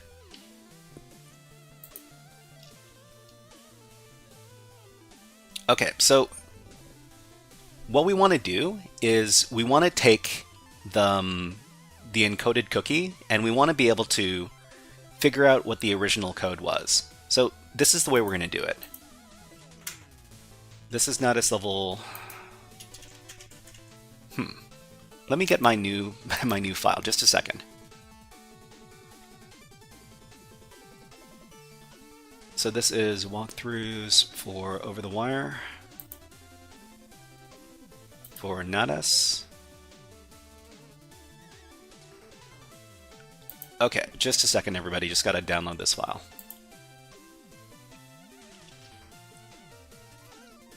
Richard Calabi says, I would assume they're talking about, yeah, time difference. I think it's they're talking about different countries. Okay, so Natas, we're looking at level number 11, right? 11. Wow, this is all the slides I have for. Okay, here we go. Natas 11. So in Natas level 11, we're talking about XOR encoded cookies. So the web app uses an XOR operation to encrypt cookies that control both the show password and BG color settings. So inside of here, we're making an array, and that's going to include show password, yes or no, and it's going to be background color, which we demonstrated earlier. So Shin says, I'm watching from both YouTube and Twitch. No worries, no worries, no worries. And I hope you have a good time. Let's see. You need to go back to high school. Wow. Class starts in 30 minutes. Oh, you're going to... It's the morning time where you are. Okay. Have a good day at school. Okay, so due to the nature of the XOR operation, if we know the plain text A, okay, so we know the plain text A, which is this, and we know the ciphertext, which is C. So we got the result of encryption, which is this base64 encoded string. Then we can get information about the key, which is B. So we don't know what the key is, but we know what the original plain text was, and we know what the encrypted result is. So we can use this to try to do an attack using XOR encryption. And thank you very much for following, Shin. Welcome to the stream. So we can rewrite the application source code to XOR what we know and get the value of the XOR key. So what we're going to do is we're going to define our own XOR function. It's going to look very similar to the application source code. And what we're going to do is we're going to run it on the cookie that we have, and then we're going to try to figure it out what the key was. So we've got, where is it? This is for level number 11. Sorry, everybody. I gotta turn on some more music.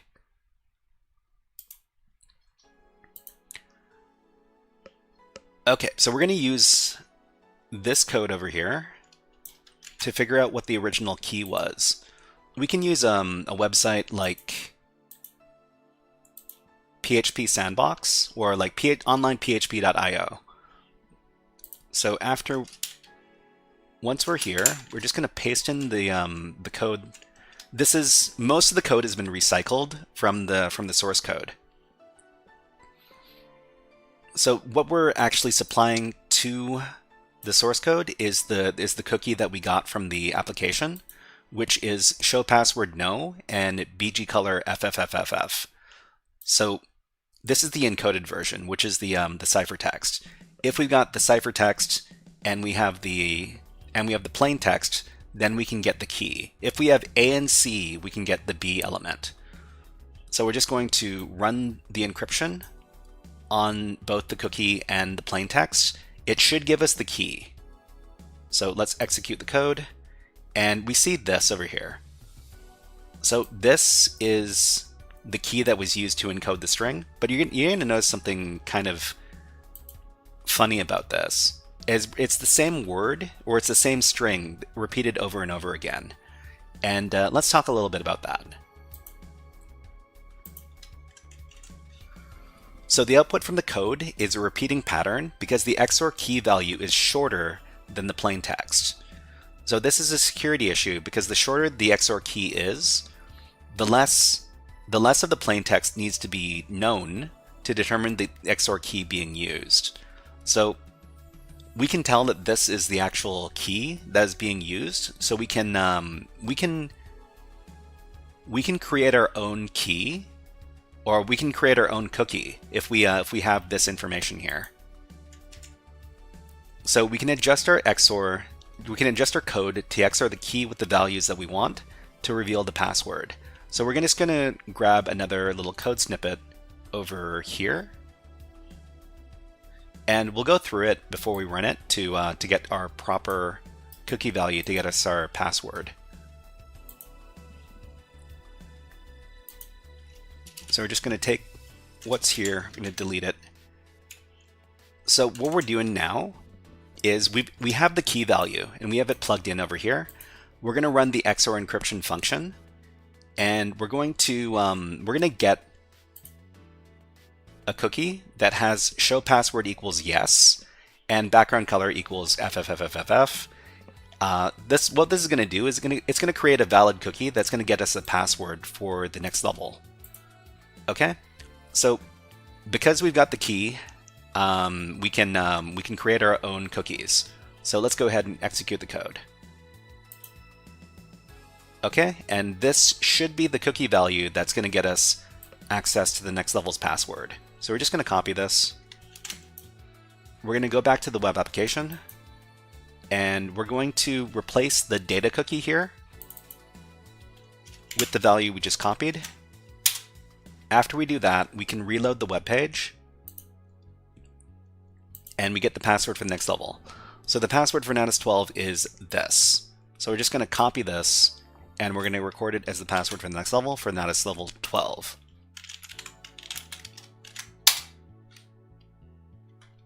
Okay, everybody, that was a guided walkthrough for level number 12. Well, sorry, level number 11 from the Natas CTF game from overthewire.org. If you enjoyed this guided walkthrough, please click on the like and subscribe buttons on the video and leave a comment underneath the video. But until next time, HackerFrogs out. So once again, we're not leaving. I just needed to say that because I need to make my YouTube videos. Okay, so how much time do we have left? We got 22 minutes. Huh, I wonder if we've got time for one more. Let me take a look at what the topic is for the next level. Then I can determine if I want to cover this or not. Okay, so this is file upload. Oh, you know what? Yeah, let's do one more. Let's do one more level. We can talk about insecure file upload. All right. Let's get rid of this. This is the password for the next level. We're going to go to Natas level 12. Okay, so this is the URL for next level. And this is the password. Let's log in. Okay, Natas 12, password this.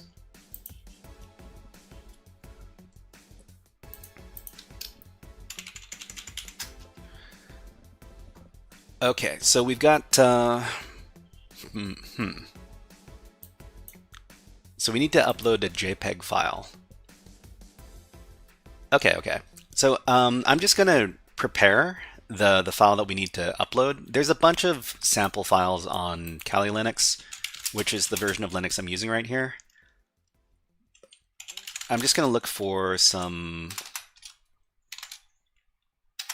JPEG files. Okay, I think there should be a sample JPEG file that's really small that we can use. Just a second.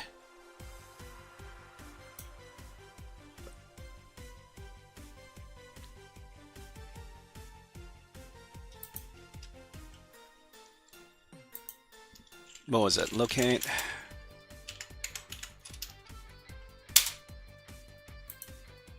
Yeah, example JPEG file 1x1. So this is going to be a really small JPEG file. I'm just going to copy it to my current directory. And let's see.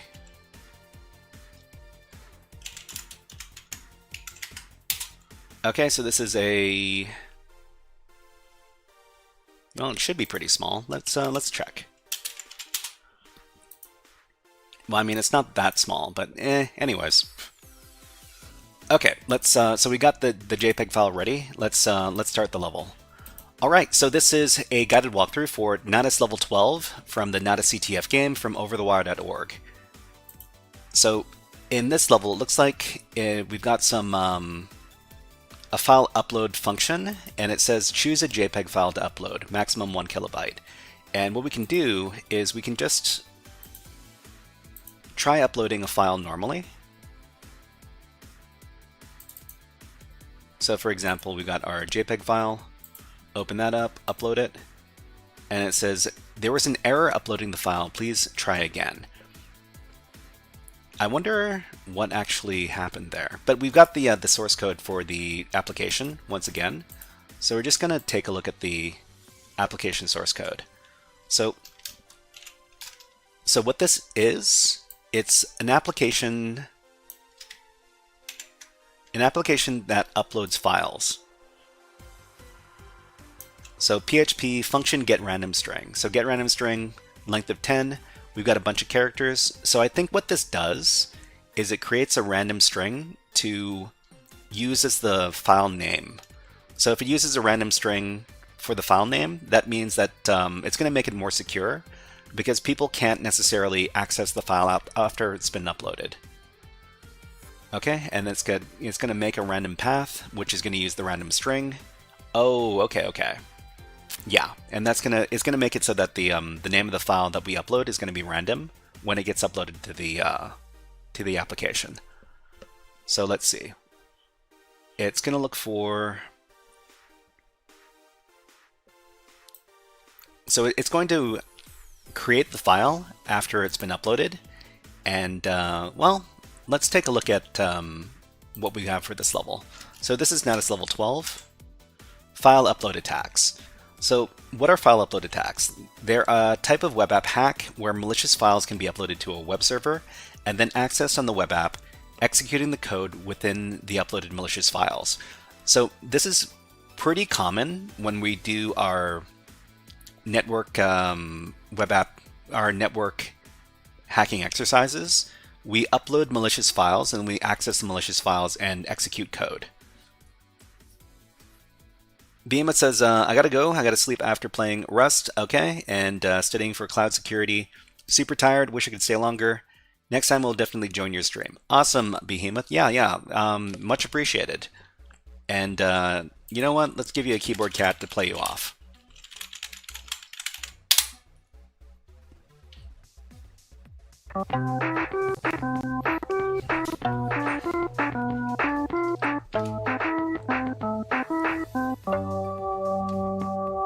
Yeah, hope to see you next time, Behemoth.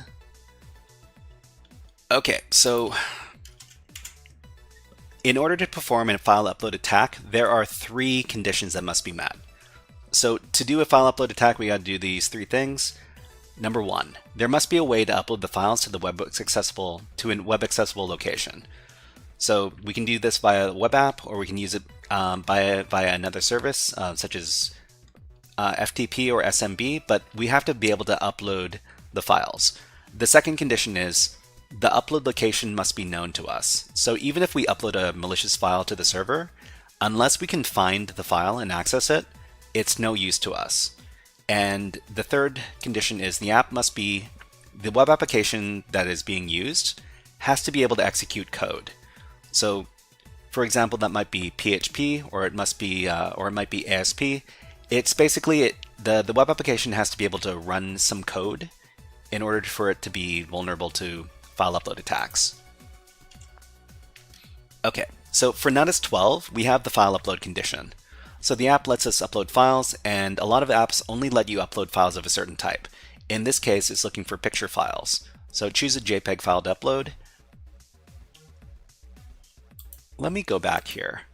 So I think the file extension might be wrong.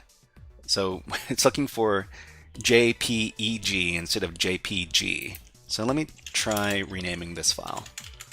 So example, just call it example.jpg, like this. Okay, we'll try uploading the file one more time, because error uploading file. Okay, example.jpg, open, upload file.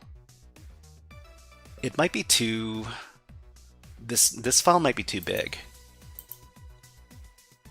Just a second, I gotta work out some technical problems.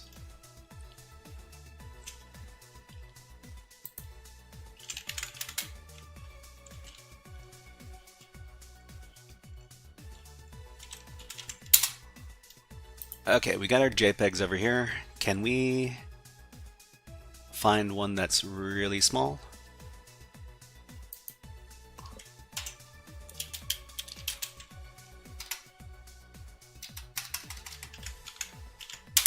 Looking for really small stuff here, so JPEG.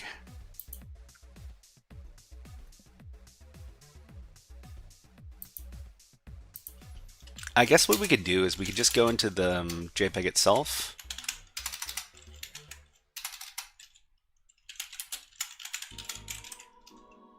Because it doesn't matter. Well, it doesn't matter what's actually in the JPEG. We just need to get rid of some of this data so that it's small enough to qualify for the web application. Can we delete all this stuff? Looks like we can cut. Yeah. Okay, just a second. So let's just go in here and let's delete most of the file, and then we'll save it out. So it should be a much smaller file now. Yeah, it is much smaller. It's looking for, it might still be too big. Let's go back in.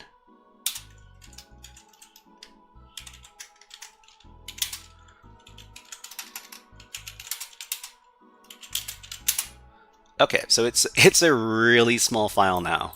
Okay, let's try uploading this thing.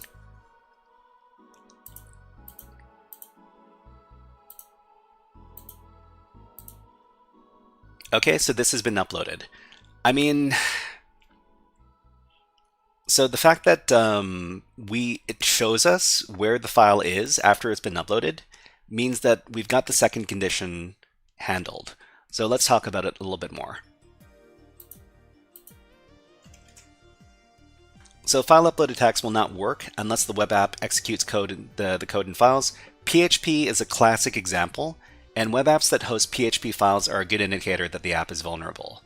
So if you see that the application is actually running PHP files, we could do a file upload attack that uses PHP code. So the last condition of the file upload attack is the ability to access the malicious file that you upload to the application. So the app explicitly lets us know where uploaded files are located on the app. So what we can do is we can start writing a malicious file to upload. So this app works very similarly to the one in the last level. Oh wait. Okay. So what we're going to do is we're going to create some malicious code. And we're going to package it in the so upload a malicious PHP file, but replay the request in Burp Suite and adjust the file extension, setting it back to PHP, then access the file in the web app. Okay. This is the PHP one-liner to read the password file. So what we're going to do is we're going to use Burp Suite, which is a very common program for web app security testers, and it's going to let us manipulate the data that's being sent to the server. So here, we're going to start up Burp Suite.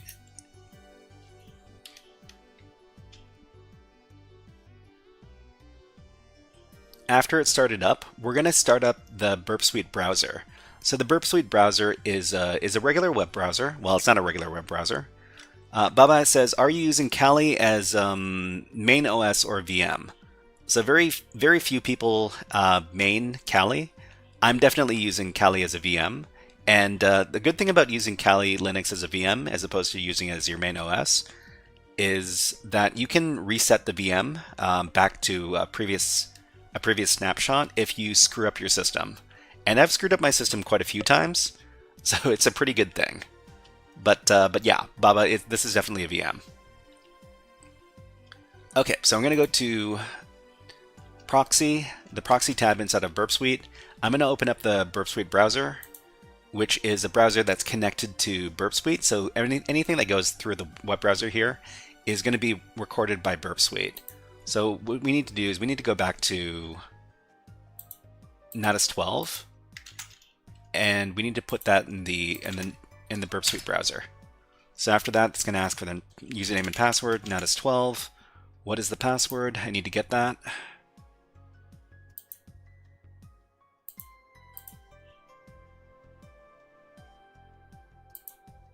Here. Okay, and that's the password.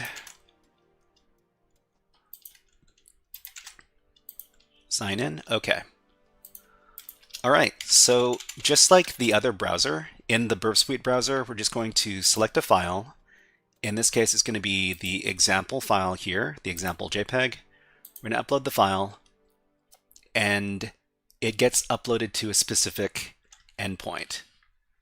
Okay, so we got an ad running on Twitch, so we'll run one on YouTube, and we'll also put on some birds.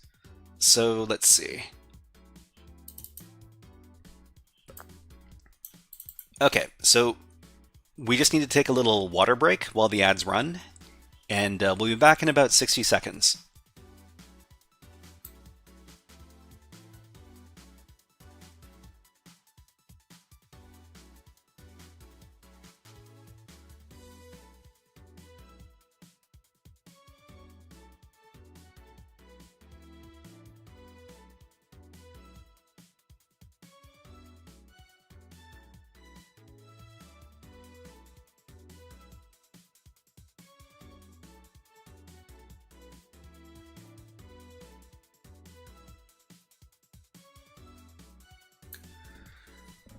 So if you don't know what's going on here, we've got a bunch of sparrows. So these sparrows, they're very territorial, and they don't like it when other sparrows get too close. So this sparrow is fighting the other sparrows to get control of the food. So the food is in the middle. Any other sparrows that come close, it's going to try to attack them. And it's interesting seeing how these kind of relationships work in nature. Anyways, let's get back to the hack and let's put the birds away. Bubba says you're right. I'm using Kali as the main for 6 months. There's some issues occurring, and I solved them using. But main has advantages such as good performance and networking. Yeah, I mean, if you want to use Kali Linux as your main OS, you can, and you definitely get better performance, and especially when you're doing password cracking. But most of the time, I don't need that kind of performance, so that's why I use Kali as a virtual machine. Okay, so we've got our JPEG file. It's been uploaded. What we're going to do is we're going to go over to Burp Suite and take a look at the HTTP history, and we're going to see how the file was uploaded. We click on this, we can see the request that uploaded the file, and we can see all the information that we sent to the server. What we're going to do is we're going to send this to the Burp Suite repeater, and the repeater is a place where we can replay requests. So in the repeater, we see our information here, and so this is all the information that we sent to the server, including all of the information inside the file.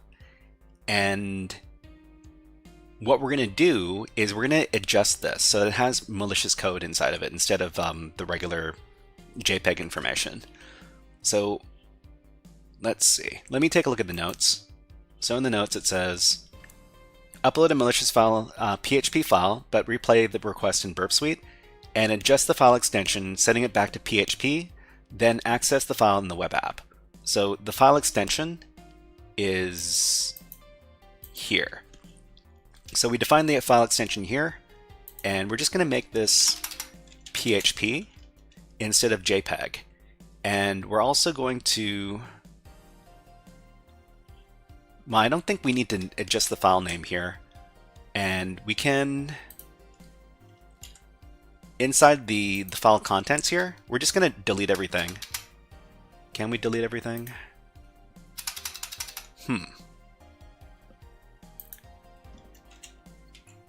Yeah, we can delete stuff here. So I'm just going to delete... Actually, I'm going to take a look. Okay. So we got our...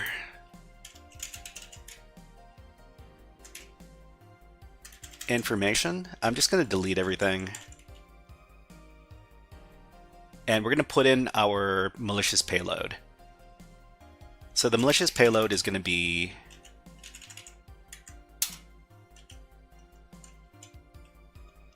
this. So this is going to be a PHP command. So the PHP command is going to get the contents of the next level, which is in this directory here, etc. Natas webpass, Natas 13. And it's going to echo it out using the echo command instead of PHP, using the get file contents function. So we're just going to copy this payload, go back to Burp Suite, paste in the payload here, paste in the payload here. Okay, and after that, we're going to send the request. So click on send. And in the response, it's going to give us HTTP 200 OK. And a great thing about the repeater in Burp Suite is we can actually render this like what it would look like inside of the web browser. So click on render. So from pretty to render, and it says file upload has been uploaded. So we see that it's kept its PHP file extension. When we access this inside of the web browser, we should be able to get the password for the level. So let me get the file path down here.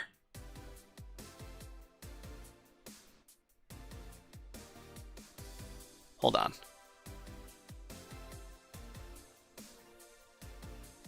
Okay, so this is the file path here. I'm going to copy it, then I'm going to go over to the web browser, and I'm just going to replace the file path index.php with the file path we uploaded, or with the file path that we copied. Okay, and so the payload inside of the malicious file that we uploaded, it triggered, and it got us the password for the next level. So this is the password for Natas level 13. So I'm just going to copy this. Bit on YouTube says, hello. Hello, Bit. Nice to see you here. Let's give you a Hack the Planet, and welcome to the stream. Hack the planet! Hack the planet! Shut up and get it! Okay, so everybody, we managed to upload a malicious file and then get it to run malicious code because it's running PHP. This is a file upload attack. Everybody, this was a guided walkthrough for Natas level 12 from the Natas CTF game from overthewire.org. If you enjoyed this guided walkthrough, please click on the like and subscribe buttons on the video and leave a comment underneath the video. But until next time, HackerFrogs out. Alright, so I think that's going to be the actual last level we're doing today because, well, we only have about a minute before we need to start the next activity. So let's go ahead and close this out. So I'm just going to get rid of all these tabs. I hate it when there are too many tabs open in the web browser. It kind of bothers me. So let me get rid of all this stuff. And we're going to be doing this. We're going to be doing this module from TryHackMe next. Let me get ready for that topic. So topic 2 is done. Topic 3 is here. Topic 4 is on deck. Baba says it's 4 a.m. in my country. I need to sleep. No worries, Baba. Thank you very much for coming by, and thank you very much for telling me about your Kali Linux main OS. That's awesome. All right, so yeah, we'll see you next time. Let's give you a keyboard cat to play you off.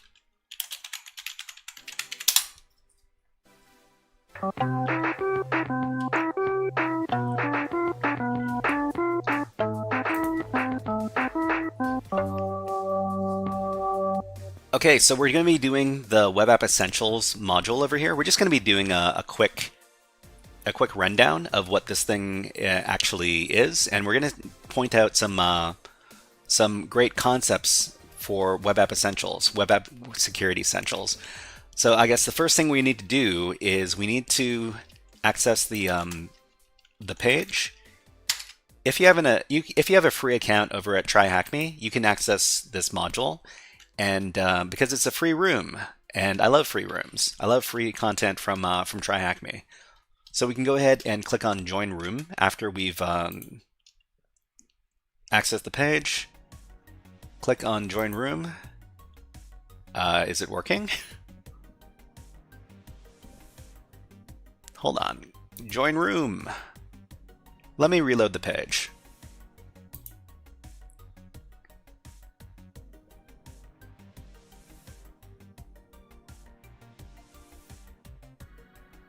Is this not a free room? I'm not logged in.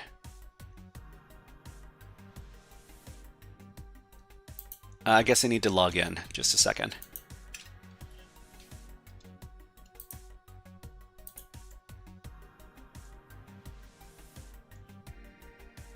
Okay, let's go back. I guess I got logged out for some reason. Okay, so after you're logged in, I guess you can join the room. Just click on the green Join Room button. All right, so let's talk about. So we're just going to work through the module here. It says it should take about 60 minutes. It'll probably take less because we're not going to go too in depth with the stuff in the text. Okay, so learning objectives. What are we going to do today? So understand the shift from desktop applications to web applications. Learn why web applications are common targets for attackers, explore web infrastructure and the tools used to protect the web, and practice applying security measures to harden a new web application. Okay, so I understand the learning objectives and ready to learn about web security. Click on complete. Done. Okay, so task 2, why the web? Okay, so what are we talking about here? So the shift from desktop to web-based applications has been ongoing for decades. In the 90s, desktop applications were the norm because of speed and connectivity limitations. So basically what they're saying is that these days, web applications are basically everywhere. So in the 2010s, there was a massive rise in cloud computing and software as a service, or SaaS, and today nearly everything can be done inside the browser. So if you think about it, most of the applications we use every day, they're all web applications. And that means that web app security is really, really important. Otherwise, bad things are going to happen. Okay, so from a security perspective, the shift to web apps brings some amazing advantages. Okay, you can browse online marketplaces and social networks, play games, edit videos, etc., etc. So web applications are among the most common entry points for attackers because they're always available and exposed. They often connect back to backend systems like databases and other infrastructure. Okay, so let's take a look at the risks faced by both web app owners and their users. So as a web app owner, your web application is always online and must be secured 24/7. Anyone around the world can access your app at any time. It is challenging to stay up to date with so many emerging threats, and you have responsibility to secure your users' data. As a web application user, your data is stored in the web application, potentially insecurely. So if you think about what all the data that the users store on the web applications, so think about something like Facebook. So what does Facebook know? Facebook knows your login credentials. It knows your password. It knows your username. It knows your email. But you also, whatever you upload to Facebook is also stored in the application, which means that if for some reason there is a complete breach of Facebook, then all of your stuff is going to be exposed. Not only the stuff that's public, but also like private conversations and all sorts of other stuff. And that's a really bad thing. So once your browser is breached, all of your accounts are at risk.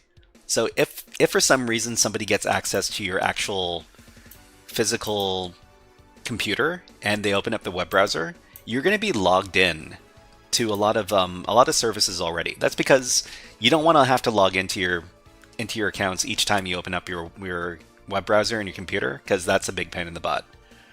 Okay, so a breach can result in identity theft or financial loss. Your privacy can be permanently compromised. So let's just imagine that your password manager is open when somebody gets physical access to your computer. That would be a really bad thing, because then they could just copy all the passwords and then put them somewhere and then, download them. That would be really bad. Okay, we got some real life examples.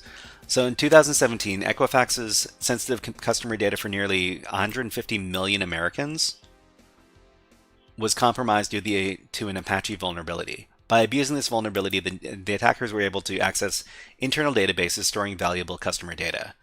So Equifax was a really big breach, and Capital One, faced a similar scale breach in 2019, where a misconfigured web application firewall exposed over 100 million customers to sensitive personal and financial information. The misconfiguration allowed internal access to the company's cloud infrastructure and databases. So if you got some really big companies that handle, customer data in the hundreds of millions or 150 million, then if there's some sort of breach that happens on these web applications, that's a really big deal. Okay, so what are we answering here? So have applications shifted from desktop to web over the past couple of decades? So the answer is yes.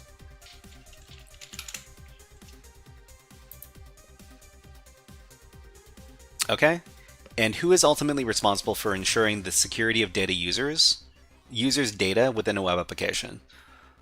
So we're looking for the web developer, the web the web users?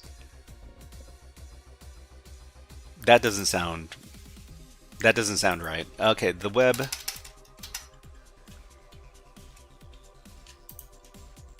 we're looking for the web something. The web app owner. Okay, looking for the word owner.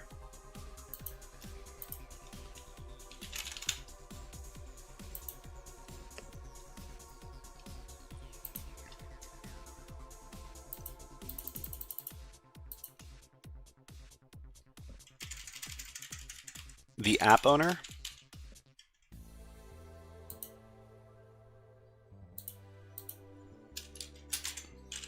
Web app owner. Okay, let's move on. So web infrastructure.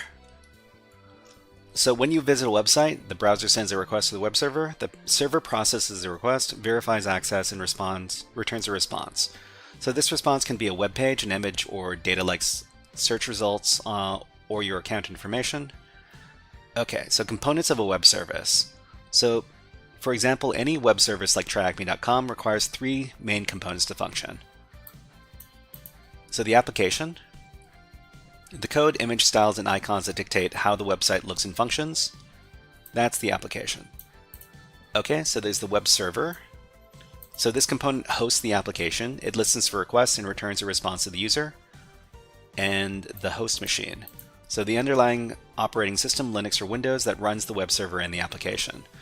So there's the web server, in most cases, it's going to be an Apache web server if it's running on Linux, or it's going to be an IIS server if it's running on Windows, and the application sits on top of that, and the underlying host machine is going to be, well, most of the time for the internet, it's going to be a Linux machine, because Linux, well, web servers are mostly Linux machines. Or it could be a Windows machine in some cases as well. So in the next task, we'll investigate the security measures available to protect these 3 components. So web servers. So when you visit a website, your web browser sends a request to the web server. Web servers listen for incoming requests and return an appropriate response. So web servers are positioned in front of the websites and applications, making them a crucial aspect of the internet's foundation. So the big internet service, server softwares are Apache, Nginx, and IIS. So here are the most common web servers that you encounter. Apache, the most popular web server. Nginx, the industry standard for high-performance web apps used by companies like Netflix, Airbnb, and GitHub. And IIS, which is Internet Information Services, a Microsoft-developed web server commonly used in enterprise environments. Okay, so what does your web browser send to the server to receive a web page? So if you know, type it in the chat. Otherwise, we'll answer over here. So what does a web server send to the what does a web browser send to the server to receive a web page? You need to send in HTTP blank. The answer is a request. So you have to request a web page in order to get it. Okay, and let's see. So what web server is most commonly used to host WordPress websites? I mean, we saw up here, websites and blogs, most commonly WordPress, and this is associated with the Apache web server. So this is Apache.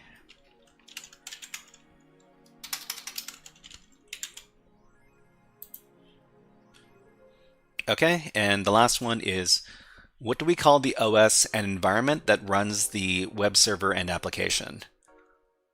So the OS and the environment that runs the web server and application is going to be the host machine. So when we usually refer to host machine. A host machine is basically the machine that runs the software. So most of the time you talk about local hosts. Local host is your computer, and remote host means another computer on the network. So local means that it is the one that you're using, and remote means that it is another computer. Okay, next we're going to talk about protecting the web. Best practices. Okay, so let's see.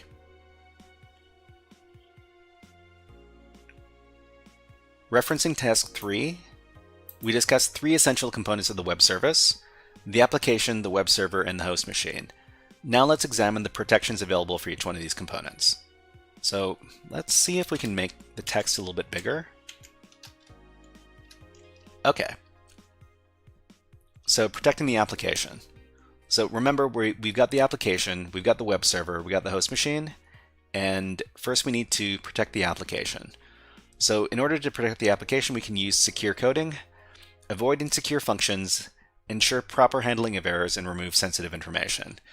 Input validation and sanitization. Validate and sanitize user input to prevent injection attacks. And access control. Restrict access based on user roles. So secure coding is basically avoiding using insecure functions. So most of the time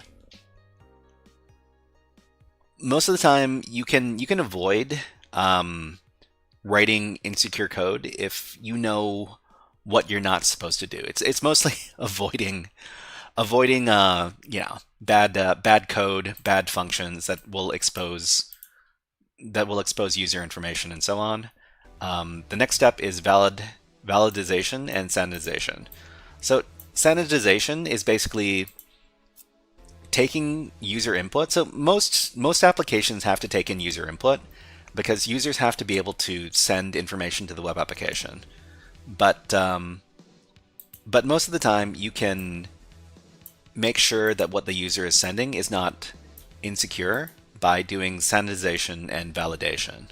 And this basically makes sure that the user is sending the right type of information, which is validation, and sanitization making sure that they are not sending funny special characters that might be interpreted by the application in an unexpected way. And access control. So most of the time when you're testing web applications, there's going to be some sort of access control issue where regular users are able to look at parts of the website they're not supposed to, or use functions on the website that they're not supposed to. And this is all part of the access control issue. Okay, so protecting the web server. So to protect the web server, you have to do logging, which is keeping a detailed record of all web requests with access logs. You can use a web application firewall, which can filter and block harmful traffic based on defined rules. Okay, and then you can use a content delivery network, or CDN, which will reduce direct exposure to your server and use integrated web application firewalls. So the last thing we can do is we can protect the host machine. So on the host machine, we can use the principle of least privilege, which is using low privilege users for services. So if you were to access, let's see, hold on, let me close out Burp Suite. We're not using this right now.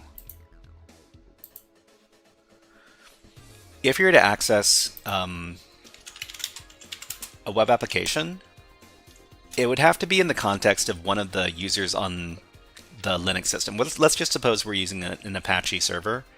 It's usually going to run on top of a Linux machine, and there are a bunch of different users on the Linux machine. So, for example, let's take a look at at all the users on this machine over here. Most of the users are not actually regular users. Most of the users on a Linux machine are going to be for services. So, for example, we've got a backup user, we've got an IRC user, we've got a MySQL user. These are all associated with different services that that can be served on the host machine here. So when we use when we use the Apache web server, it usually runs in the context of this user right here. So the www data user, this is the user that runs the web server. It's not an actual user, it's a service account. But this is a low-level user that can run the Apache server and doesn't have more access than just gaining access to the web server's directories. So this is the principle of least privilege. So system hardening. Disable unnecessary services and close unwanted ports.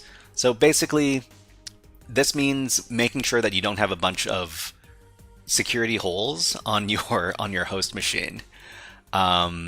Make sure that whatever is exposed to the internet is absolutely necessary, and make sure that there aren't any unnecessary services running on the machine. And the last part is antivirus. So add endpoint level protection that blocks known malware. So most of the time, this is something that's very prevalent on Windows machines. So on Windows machines, you're going to see a lot of antivirus, and Windows has like what is it called? An integrated security endpoint response, which is called Windows Defender. But on Linux machines, they usually don't have an antivirus, but you can add one yourself if you want to. Security tips for all three components: strong authentication. Don't let anybody access your code, admin panels, or host machine. And patch management. Ensure that your app dependencies, web server, and host machine are up to date. So we talk about logging. Web servers can create logs for every request they receive. So basically, if you've got a web server, if you've got a web app running, you really need to keep track of logs so you can see what's happening when the users start requesting pages from your web app. Otherwise, you could run into some really big problems. MD Explains says, "Hi, are you a hacker?" Yeah, I describe myself as a hacker. I'm not a criminal hacker, but yeah, I do hacking. I do cybersecurity stuff. And welcome to the stream, MD Explains. Let's give you a fun video redeem. How about a Nyan Cat?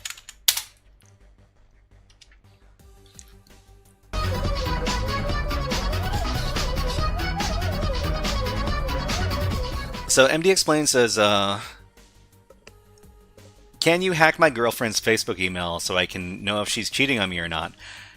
Don't ban me, I'm just being funny. I was just about to explain that I'm not a criminal hacker, and if I hack your girlfriend's Facebook email, that's some criminal hacking. But yeah, don't use your hacking for evil, everybody. Use your hacking for good. But MD Explains, welcome to the stream. We're just talking about web applications, which is exactly what Facebook is. It's a web application. Okay, so the first thing you need to do when you deploy a web application is to do logging, because if you don't keep track of logs, you can't see whether or not you're being attacked by some evil hacker people. Okay. So let's take a look at benign series events that we might find in an access log to get a feel for the type of data we observe. Note that GET requests are used to retrieve a resource from the server, like a specific web page, and POST requests are used to submit data to the server, such as login credentials. Okay, so we've got some sample web requests down here, and we've got ads running on Twitch. So when ads run on Twitch, we also run them on YouTube. And we'll be back in about 60 seconds, because I need to take a little water break. But in the meantime, enjoy these birds. Okay, we'll be back in 60 seconds.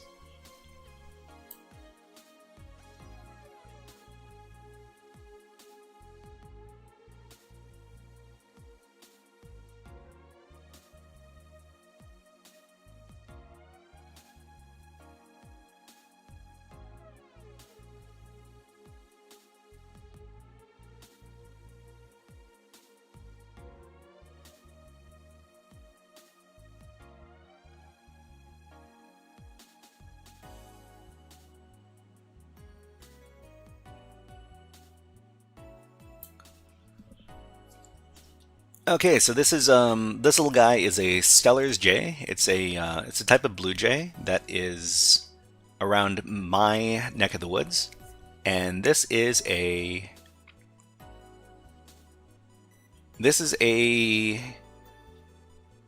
gray squirrel. Well, it's a black squirrel, but it's actually got a melanin. It's a melaninized gray squirrel. Anyways, let's put the squirrels away. Let's get back to the hacking.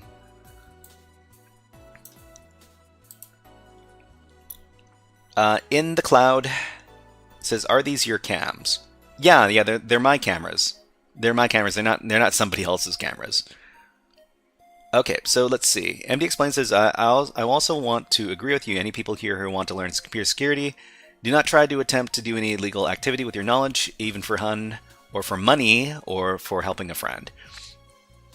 I'm not a security researcher, even an ethical pen tester. I'm just a software engineer who got interested. I think you're doing great things helping people learn hard stuff here. Yeah. So yeah, that's the Stellar's jay for sure. And let's continue. So we've got some logs over here. So we got our client IP. Actually, maybe we can make this bigger here. Okay, let's make this nice and big. So we've got our client IP. So the all of the requests came from this IP address. We've got our timestamp. When did the request come in? And we've got our methods. So we get they're getting web requests over here. They're posting information over here, and they're getting over here. And these are the web pages that were accessed. These ones over here: index.html, login.html, myaccount.html, etc., etc. And the status code, these all came back 200, which means they came back successfully. The response size, how big was the response we gave to the client? And the refer is basically where they came from to get to this web page. And the user agent is the type of web browser that was used to access the information. Okay, so I think we can skip all this now.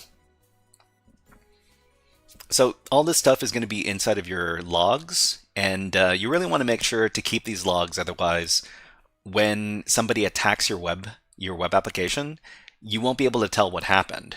Because if you're not collecting logs and you get attacked, you'll never know that you were attacked because there's no logs. Okay, so let's answer the questions. What cybersecurity concept includes stopping or limiting damage from threats? So stopping or limiting damage from threats. So is this mitigation?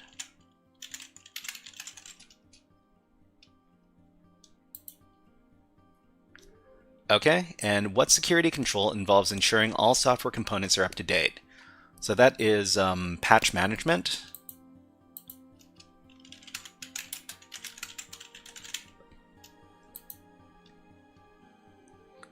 Okay, let's move on to the defensive systems. Okay, so we're talking about content delivery networks now. Content delivery networks, otherwise known as CDNs, they store and serve cached content from the servers closer to the user to reduce latency. So basically, most of the time you're not going to, if these CDNs are in place, you're not going to interact with the web server directly, but you're going to access the CDN, which has a copy of the content from the servers.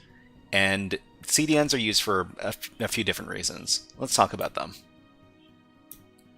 So imagine you have a main server housed in a central location. This main server provides information to edge servers worldwide so that your customers can access the data more quickly and safely.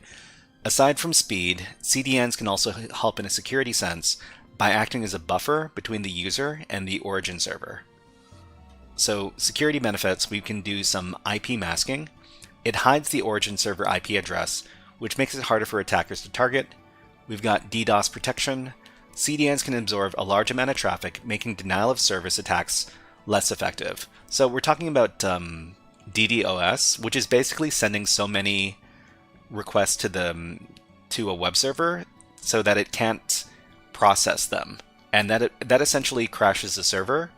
and makes it so that the server is not available anymore. So CDNs can also enforce HTTPS, which means that it forces the clients to use TLS, which is the encrypted version of the HTTP protocol.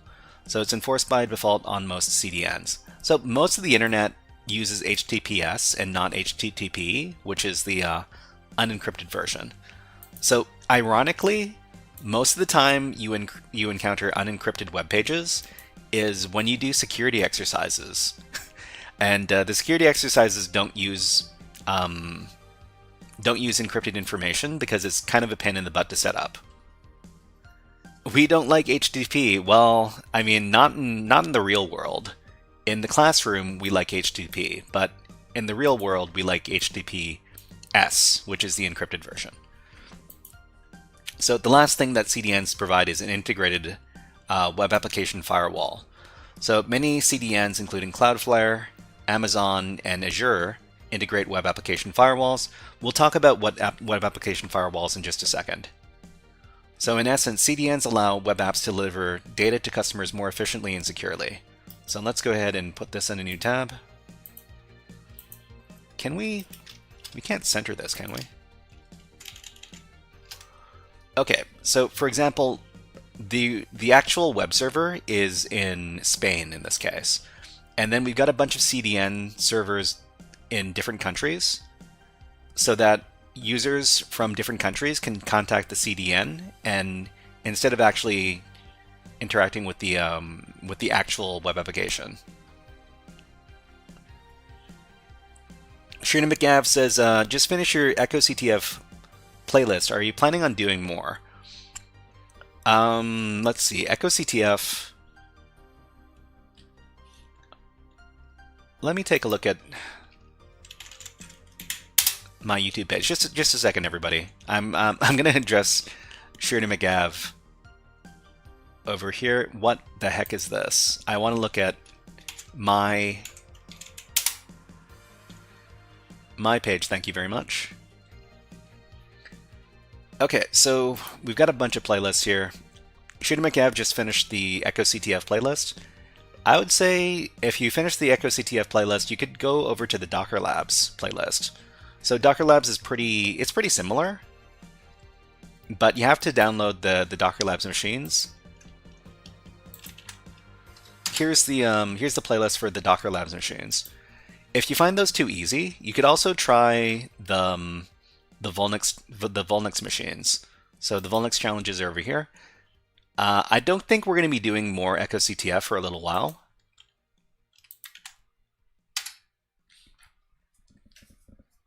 Okay, let's go back to TryHackMe.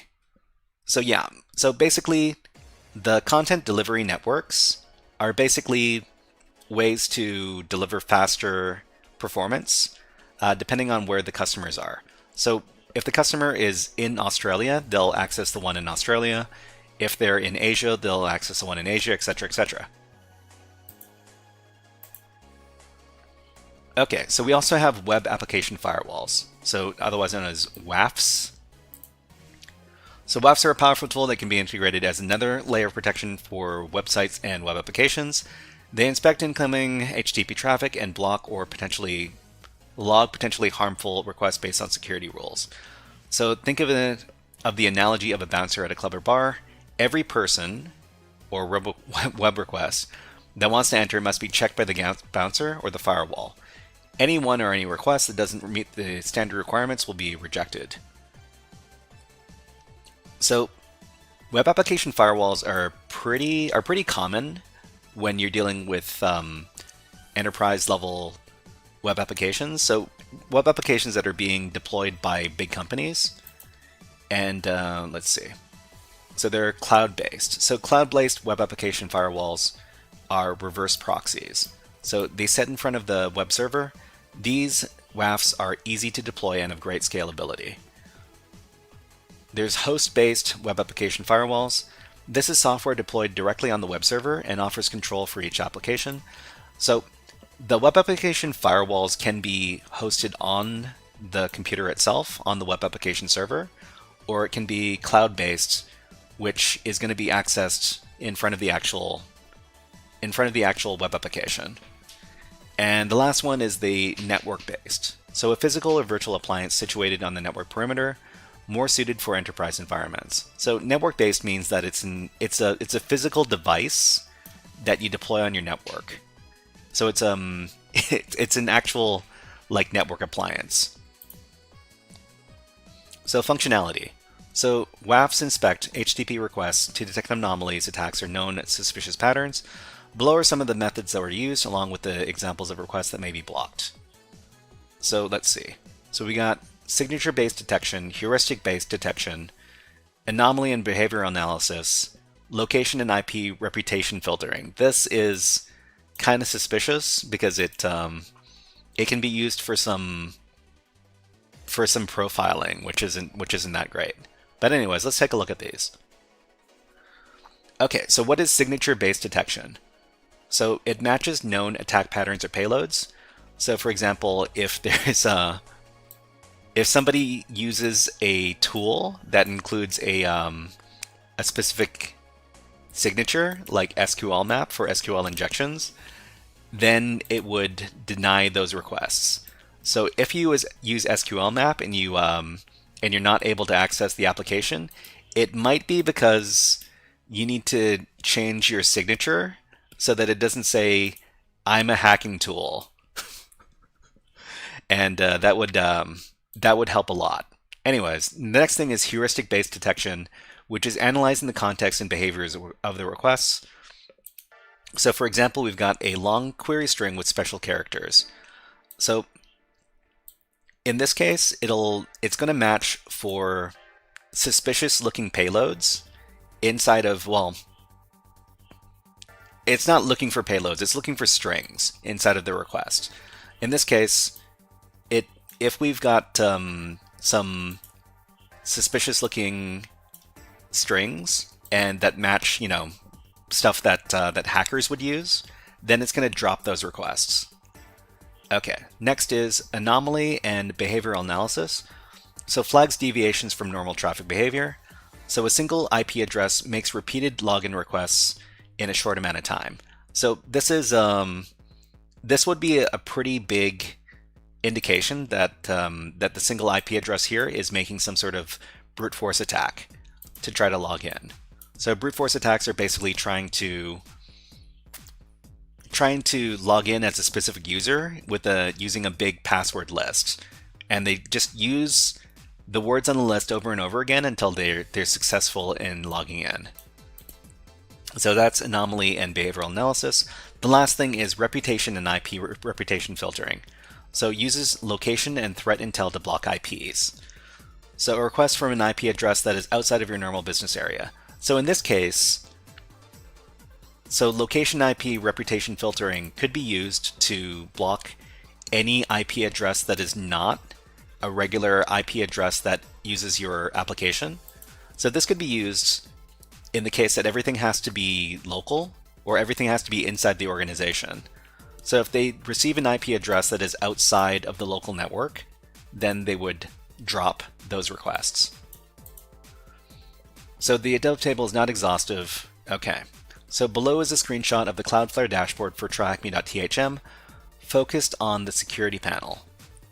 So in it we can see all the requests for the last 24 hours, including requests that were blocked by the integrated web application firewall. Okay, let's make this nice and big. Oh, that's a little bit too big.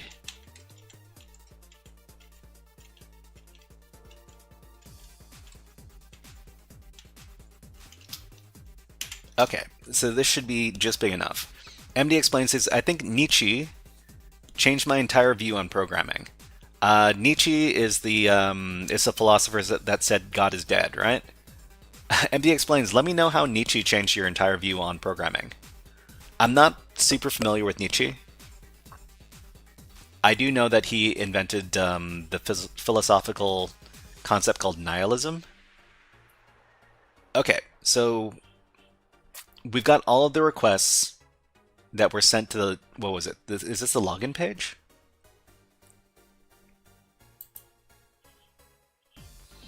Oh, the security panel. Okay. we can see all the requests from the last 24 hours. So basically, this is the amount of requests that are being sent according to the time. Can I scroll this? I can scroll this. Okay.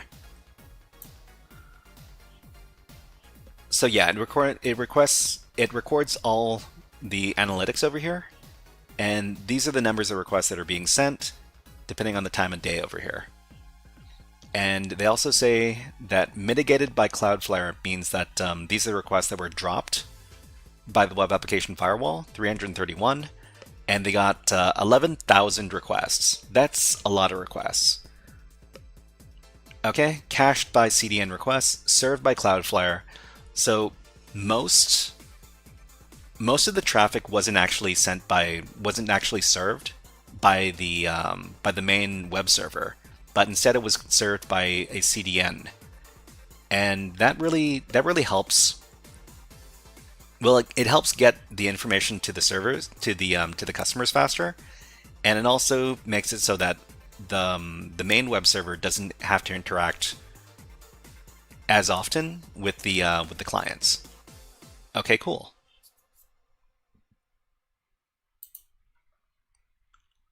Man, this is taking a while. Okay, so let's talk about antivirus next. So antivirus are, let's keep on going. So antiviruses are misunderstood as blanket protection measures, but they're primarily made to safeguard endpoints such as desktops, laptops, and servers. So from known malicious files and programs. So when you think of an antivirus, you're usually talking about something like Windows Defender.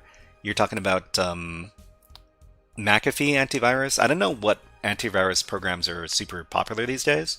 I use AVG. If you've got a favorite antivirus program that you use, please let us know in the chat. So most antiviruses rely on signature-based detection, which means they compare files with a database of known malwares or patterns. McAfee is McAfee is a virus. That's yeah. McAfee is a virus. It's malware. I mean, they're also listed as let's see, McAfee.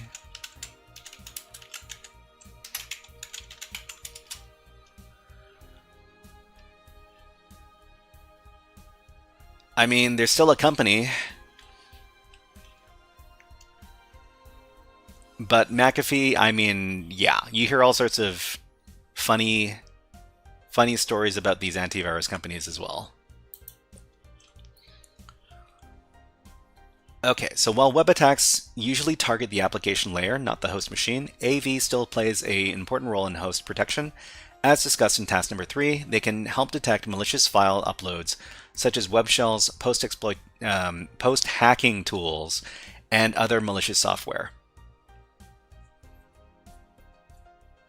So AVs are just one layer in a broader defense in depth strategy and should be combined with other security measures to provide stronger protection. So this is an important thing. If bad hacker people are able to upload files to the target machine, then this is where antivirus would come into play. So which type of web application firewall operates by running on the same system as the application itself? So that was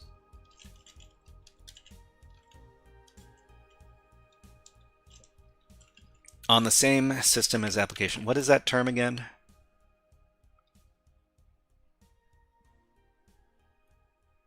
Host-based.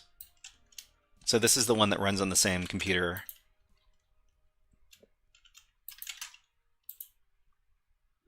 Okay, and which web application firewall detection techniques work by matching incoming requests against known malicious patterns? Known malicious patterns. So this is heuristic. Matching incoming requests against known malicious patterns. Pattern matching?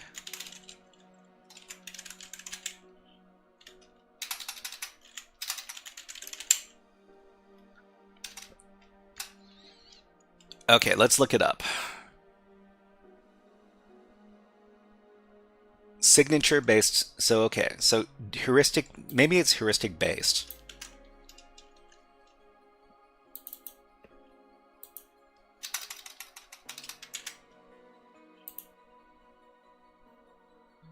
No.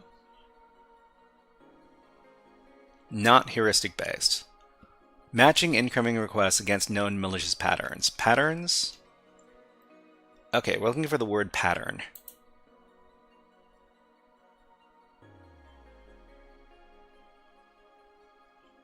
Oh, okay, we're looking for signature based then.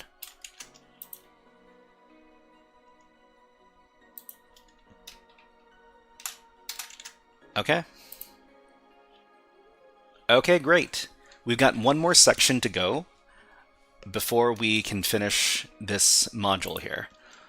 Okay, so practical scenario. Let's take a more hands-on look at the security measures you've learned about this room by applying them to a real-world scenario. Your site, Secure Site, is being developed and will be deployed soon.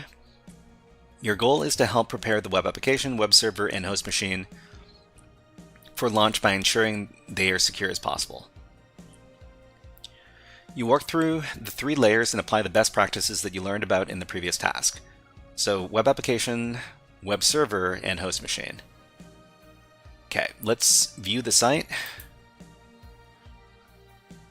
And can I make this bigger? Okay, so help prepare the site for launch by securing each component of your web service. Answer the questions and claim the flags. Start game, thank you.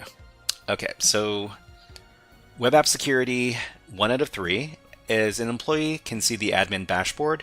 What security measure helps stop this? So if the employees can see the admin dashboard, that's a access control issue. So access control restrict users so that they can only see appropriate data. Okay.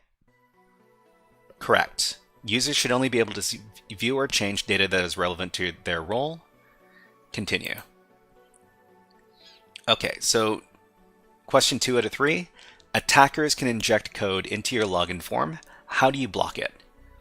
So if attackers can inject code into your login form, that means we need to make sure that the user input is sanitized and filtered.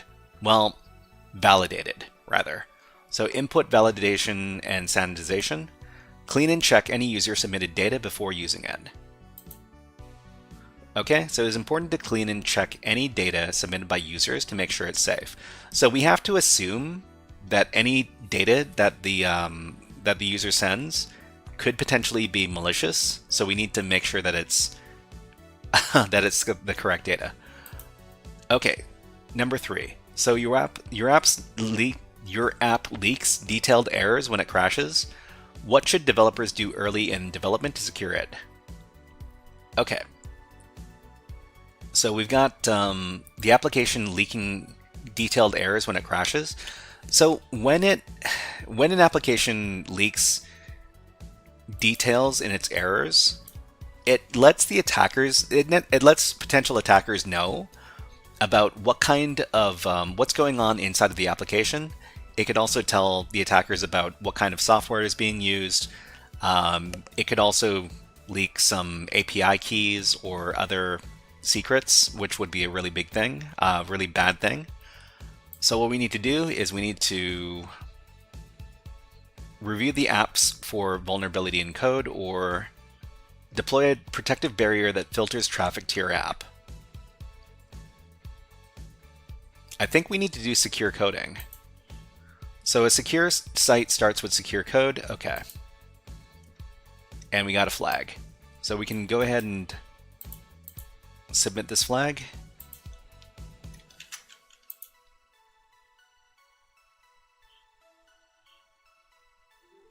Okay, let's move on to the next section. Okay, so web server security 1 out of 3. What do we got? When configuring your web server, what should you enable so unusual traffic patterns can be investigated later? So the first thing we need to do is we need to make sure that we're doing logging. We are logging all the stuff that is all the requests that are sent to the server. So we have to access logging, maintain an access log to spot anomalies, and support incident response. Okay, so logs help analysts detect and investigate unusual activity. Done. 2 out of 3. So how can you reduce your server's exposure while also speeding up content delivery. So we talked about all of these content delivery networks, which can speed up delivery to the server, to the customer, and also secure against threats. So content delivery networks serve cached content from edge servers to cut latency and improve security.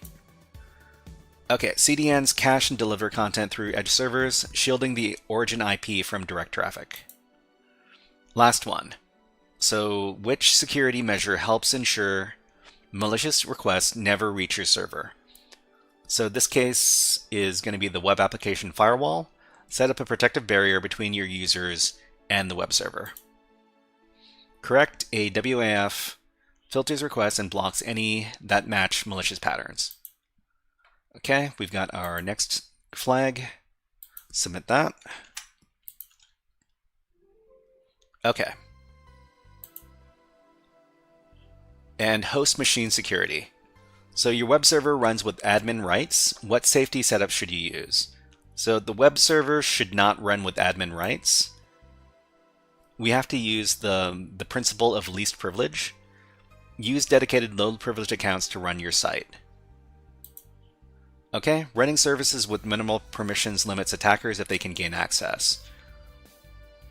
Okay, next question. How can you protect your endpoint from harmful or unauthorized software? So in this case, we have to use antivirus. So if somebody is able to upload malicious files, the antivirus is going to detect and block the known malware. Okay, so AV tools help catch malicious files and behavior on the host. Last question. Unused ports are open and outdated services are still running. How do you reduce the risk? Okay, so I mean this this happens in security exercises all the time. So usually there's some sort of insecure service that is running on an open port, and then we can take advantage of it. So in this case, we have to do system hardening. Ensure only what you need is running and open. Okay, hardening limits what is exposed and ready for available for hacking. Okay, finish. Done.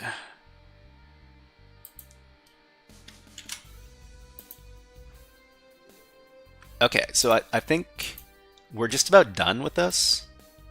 So we just need to do the conclusion.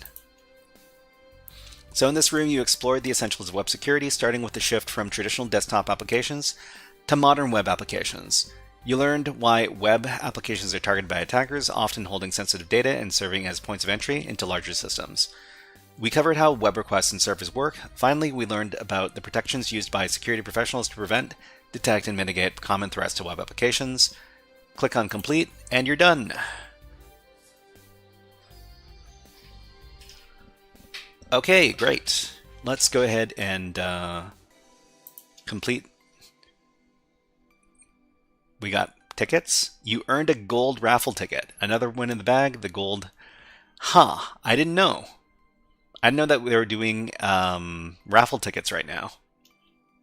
That's interesting. Okay, so we're probably going to move on to the next topic. But before that, let's take our break.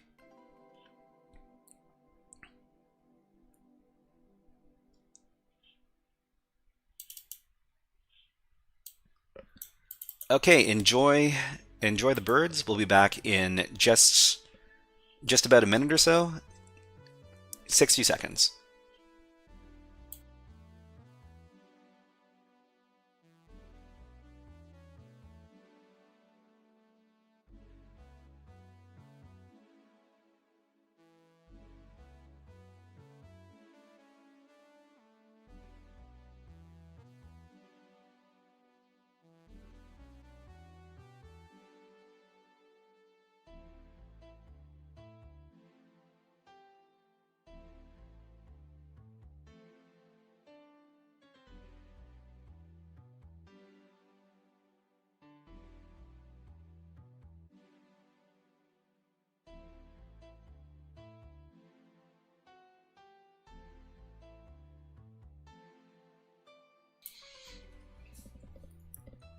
Okay, I think we can put the birds away and get back to the hacking. We're going to be moving into the next topic.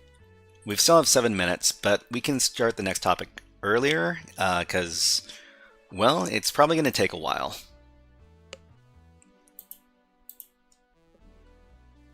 Okay. So what we're going to be doing next is we're going to be doing exercises from the PicoCTF website. So PicoCTF is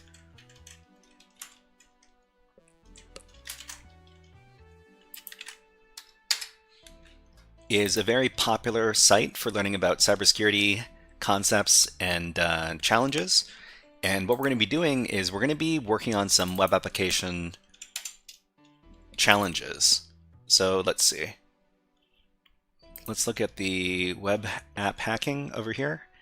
And this is the direct link for the challenges we're going to be doing today. So I've done a lot of the challenges offered by the website, but there's still a few that I haven't done. So we're probably going to be doing ones that have to do with SQL injection. SQL injection is basically taking advantage of a web applications database. And let's see. So we got our web gauntlet. We've got our Irish. Oh, did we do all the Irish name repos? Yeah, we did all of those. Huh. So I'm not. Ms. Frog Generator. That's kind of tempting. But let's go back to some of the challenges that we didn't do. So there's a web gauntlet 2. There's web gauntlet 3. We've got more cookies. Didn't we already do this one? Anyways, let's reset the clock. We'll give ourselves about 60 minutes to solve these. Sorry, 90 minutes. And if we're not done in 90 minutes, we'll take it from there. Web Gauntlet 2, Web Gauntlet 3. Oh, SQL injection. Are these from the same event? So this is from 2021, and this is from 2021. Okay, so let's try to solve some of these advanced SQL injection attacks. This is going to be tough. I can tell it's going to be tough, but we only learn if we do difficult things. So this is the website that we're going to be dealing with. Actually, no. That's the filter that is applied in this case. Okay, so we got the filter. The filter will tell us what is being filtered by the website. Have I done this one before? I can't tell if I've done this one before. I'm going to look back at my notes.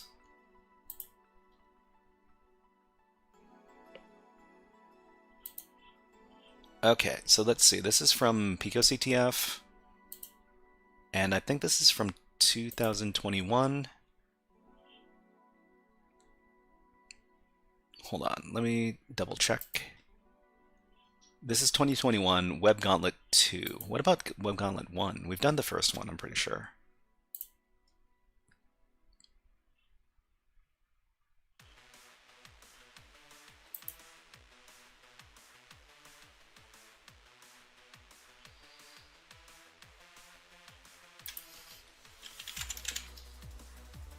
Yeah, Web Gauntlet. Oh, the original Web Gauntlet was from the PicoCTF 2020 mini competition.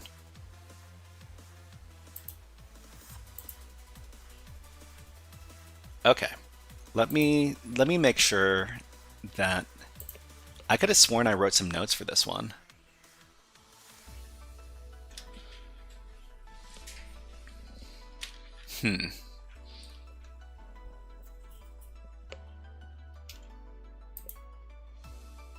Okay, before we start,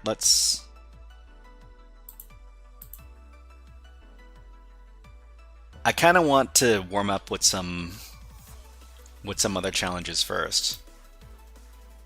We're still going to do SQL injection stuff, but we'll try doing some stuff on another website first. How about we take a look at hackmyvm.eu. I'm pretty sure they've got a bunch of SQL injection stuff on this website as well. Before we start hammering away on some really difficult challenges, let's try some web app stuff. SQL injection.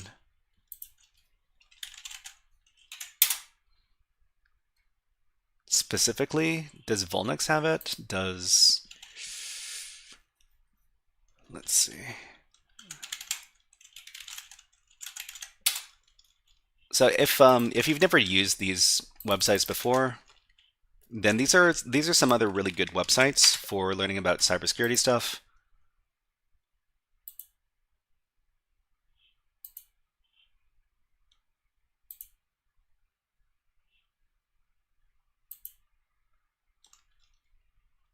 Ah, okay. So we got some other SQL injection challenges over here, over at CTF Learn. So CTF Learn is it's a lesser known cybersecurity education platform, but it's still very good. And let's see, my blog, basic injection. So I mean, basic injection. We'll start with this one. So this is challenge number 88. Let's take a look.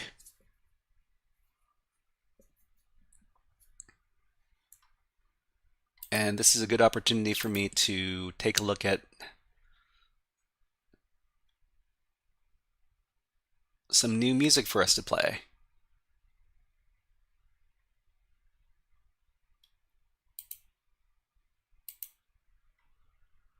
Okay, so what do we have here? So this is the basic injection challenge. See if you can leak the whole database using what you know about SQL injections. So let's see, there's a link. And I wonder if regular people can access this website. So let me try opening this up in a private window. Okay. So yeah, you can, I mean, everybody can access this website if you want to play along at home. And what does it say here? So it says, you know what to do. So we've got, so this is very kind to us because it shows us the SQL injection input over here. So original query, your resulting query. And let's see, select star from web4.web4 where name equals input. So if we were to put in some input, tests, and then click on submit. So we're looking for a valid name. We're actually not looking for a valid name. What we're trying to do is we're trying to inject some malicious code into the input form here. So let's see.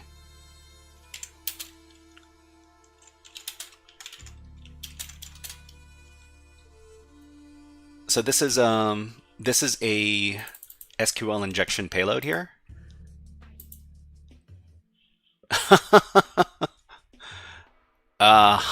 Interesting. So the reason why this works is because the query that we're actually creating here is select star from web4.web4, which is basically this table, and this table inside of this database. So web4 is the name of the database, and web4 is also the name of the table, and it's getting everything from the database basically. So we give this pattern over here. So it will output the name, output everything if the name is correct, or 1 equals 1. 1 equals 1 means that it's true, and a true statement, well, 1 equals 1 is true as far as programming is concerned. We get rid of everything else in the query, and we get everything from the database. So name Luke, data I made this problem.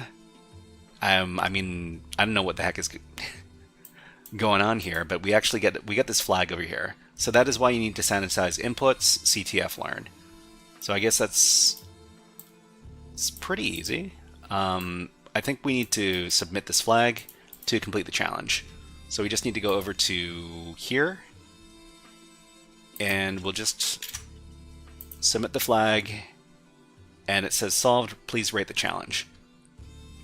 I mean, was this a good challenge? Yeah, I think it was a pretty good challenge. Let's rate it 5 stars. Can we click on the stars? Must solve to rate. Didn't we solve this already? Let me reload the page.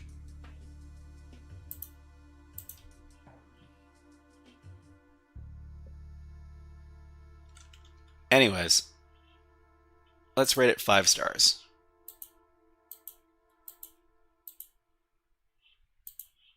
Why is it? Oh, we selected over here. Okay, 5 stars. Okay, let's move on to the next challenge. And actually, you know what? We should document what we did in the challenge, because you know, it's important to document all this stuff, because if you didn't document it, it didn't happen. So do we have one for CTF Learn? Yeah, we got one for CTF Learn, but only for cryptography for some strange reason. Okay, let's make a directory for web stuff, and this will be called, what is the name of this challenge?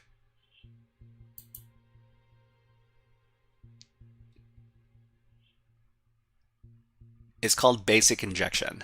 Okay, so we'll do a little write-up. Basic Injection. Okay, so we'll record a couple things here. The URL for the challenge, the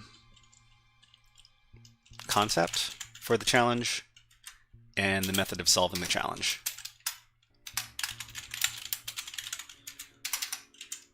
Okay, so the URL is here. Just record that. The concept is SQL injection. And the method of solve in this case is use the SQL authorization, auth bypass payload. So if you know one payload for SQL injection, this is the one that you should know. So it's single quote or 1 = 1 -- space. And this is basically it. If there's a very insecurely coded login form, this will let you bypass the login form. But this lets you dump the entire database. Actually, it's not the entire database, it's the entire table. Okay. Let's finish that out, and we'll move on to the next challenge. Caldario asks, "What is the -- doing?" Okay, so this is the payload here. So this single quote over here, this finishes out whatever is being queried. So it basically closes out the SQL statement, and then it gives a new condition. So OR creates a new condition. 1 = 1 is the true statement that we need to provide to get all the information. And the double dash over here with the space, this is going to comment out the rest of the statement, or the rest of the query. So basically any code that comes after this is going to be ignored, and that most of the time that lets us get only the information that we want, without any of the other parts of the query interfering with it. Okay, let's do the next challenge.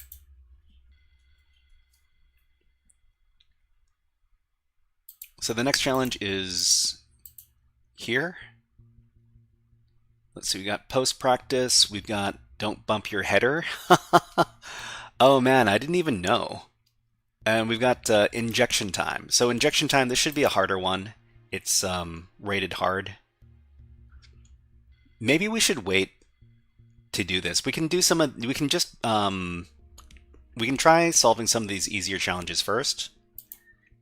And yeah, I think that might be the way to do it. Let's do post practice.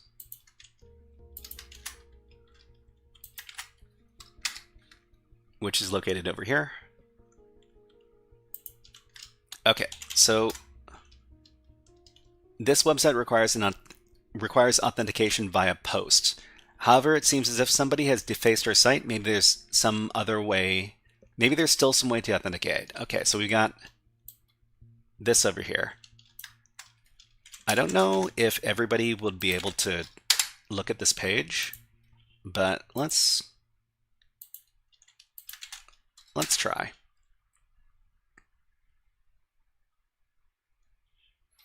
This site takes post data that you have not submitted. Okay, well, I mean, I guess we can make some post data. So the easiest way to submit post data, if you don't have access to Burp Suite, is to use a very common command line tool, which is called curl. Thank you very much for subscribing, Chris Hebert. Thank you very much. You are now a HackerFrog. Let's give you a fun video redeem. How about a Nyan Cat?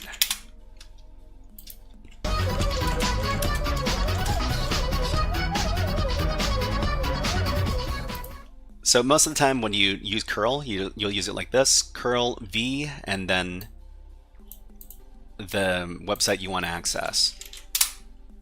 So okay, so it says this post takes post data that you have not submitted. Okay. You've got username, admin, password, this thing. Great. And you know what? You could probably see this in the comments.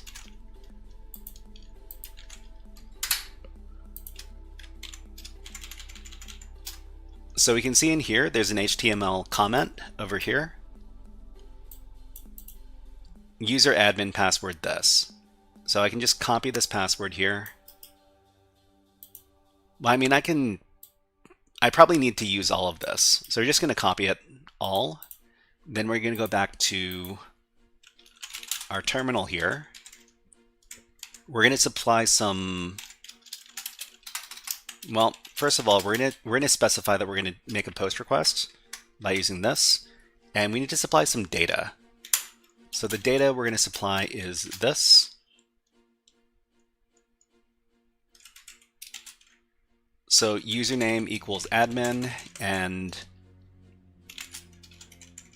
password equals this string. Okay, so if this is what we actually need to submit, then we'll get the flag when we submit this post. Okay, so the interesting thing is that when you use the curl program, it'll show you all of the HTTP requests. What was it? Okay, so there's the request headers and the response headers. So these are the request headers that we send with the request, and these are the response headers that the server sends in response. So over here, this is the request. This is the response, but we get the flag in the response over here. So post data all day. So we can just copy this, and then we can go over to the challenge and submit the flag. Solved, please rate the challenge. So I guess we need to reload the page to rate the challenge. Okay, in the meantime, we can start our write-up.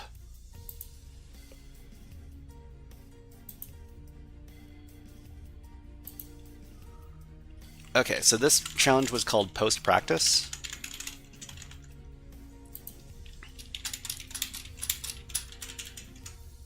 Okay, so what is the URL? What is the concept? And how do we solve the challenge? Let me grab the URL for the challenge.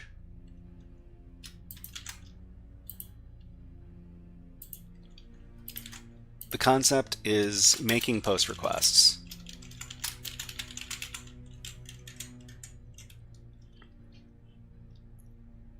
So the method of solve, look at the specified web page and note that there are credentials in the HTTP comments. So Caladario says, in what real-world scenario would a comment with credentials like that exist in a server response? I mean, it probably wouldn't exist in a server response. I mean, realistically, people do include comments for other developers, but one of the things that you need to do when you're developing a web application is you need to scrub all of the comments off of the web pages before you actually deploy the web application. Sometimes they will leave little comments like this. Usually they don't include credentials, but they do talk about other potentially sensitive issues, like what kind of software that the web application is using, or maybe some specific endpoints might be included in the comments. But usually you're not going to see credentials in these type of comments. Okay, so let's go back to their credentials in the HTTP comments. Use a curl command to make a post request to the web app, which includes those credentials. Okay, and then we can include the curl command we used, which was this one.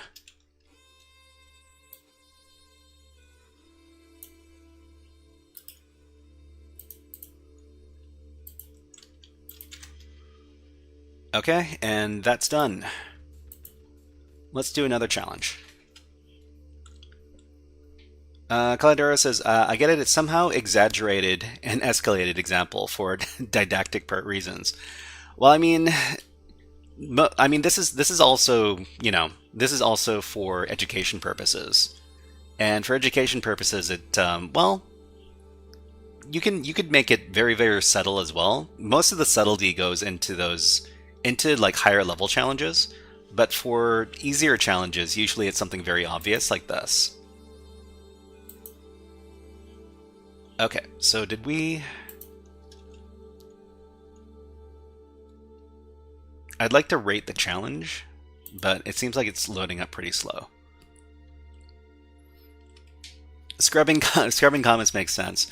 I mean, I guess most of the time you would these days you wouldn't include the comments directly in the pages themselves, but you would leave it in like the GitHub repository or something, or in the collaborative software. Okay, so what do we have here? We've got the next challenge, which is over here.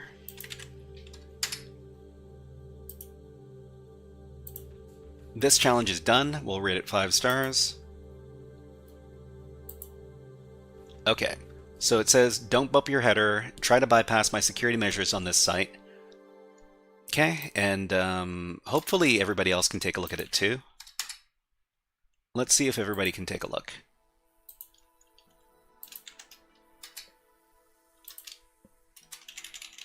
Oh, okay. Yeah, so everybody can access this site. That's good.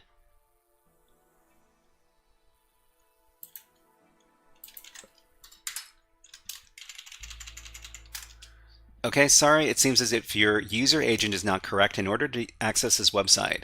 The one you supplied is this. So this references HTTP headers. So HTTP headers are the information that you send to the web server when you make a request. So for instance, let me just grab this. I'll demonstrate what this looks like inside of the terminal here if we use the curl command.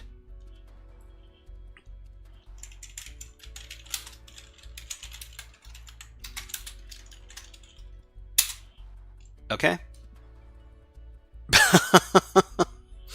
What? There's more stuff in here. Oh wow, they're including more stuff in the comments, huh? All right, I guess super secret agent. It seems as if your user agent is not correct in order to access this website. So the one you supplied is this. So we're guessing that this is what they want. They want super secret agent as the value for the agent. And the agent is actually here. So the agent that we need to, yeah, so we sent curl as our agent, which is the device that is being used to access the website. And what they want is they want super secret agent instead of whatever we're supplying here. And, well, I mean, that's pretty easy. We can just curl the same website, but this time we're going to supply a custom header, and the custom header is going to be user agent and then super secret agent, like this. So the command is going to look like this.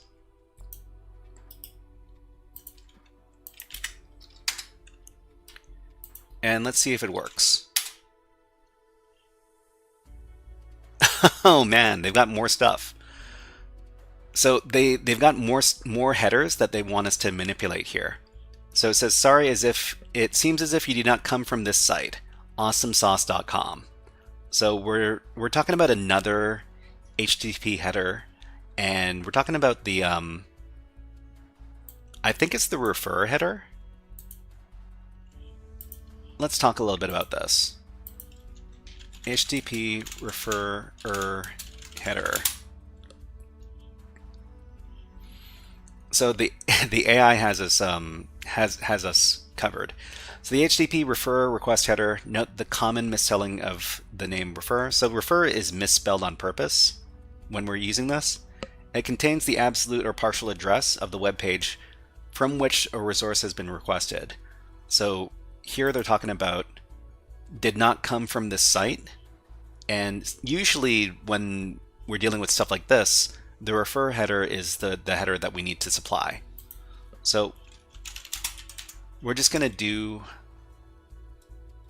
the same thing, but we're also going to supply another header, and that's the refer header. It's an awesome sauce. awesomesauce.com. Okay, let's try sending this. Okay, so it says here's your flag. So we see the custom headers that we supplied here in our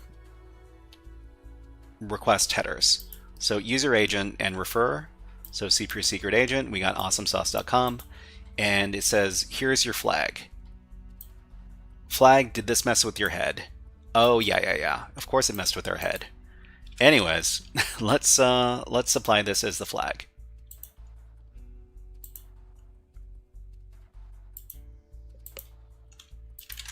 Okay, submit. Solved, please rate the challenge. So we'll reload the page, then we can rate the challenge. But in the meantime, let's start our write-up.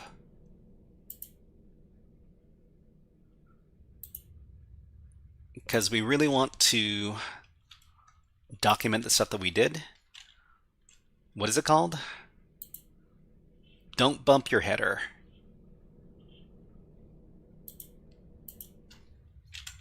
Don't bump your header.md.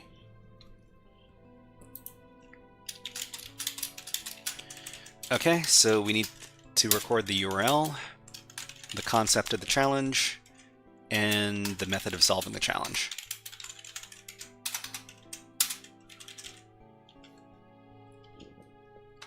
Sorry, everybody. Okay, let's put on an ad, because we got an ad running on Twitch right now. Okay, and let's put on some birds. How about this bird? Okay, we'll be back in about 30 seconds. Just need to take a little break.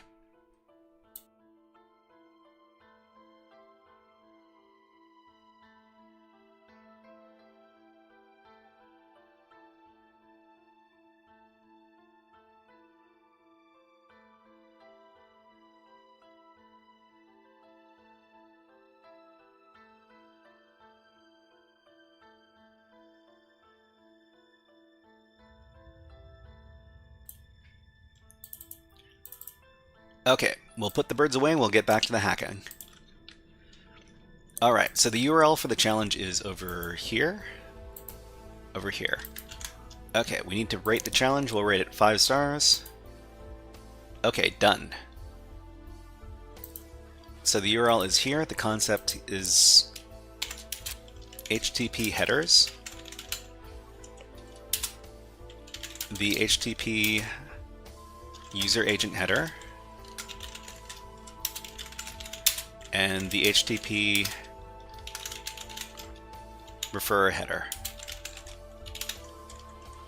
Okay, so how do we solve the challenge? Access the website and see that it is looking for a specific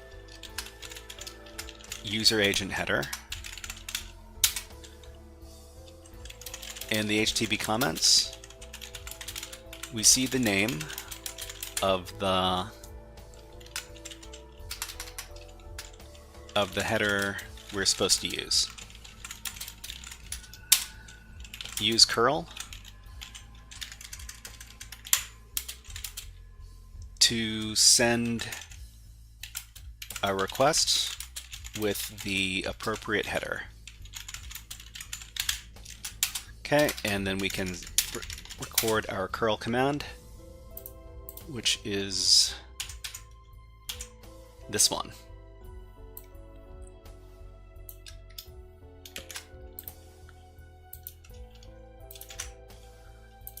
Okay, but that doesn't get us the flag. They're also looking for a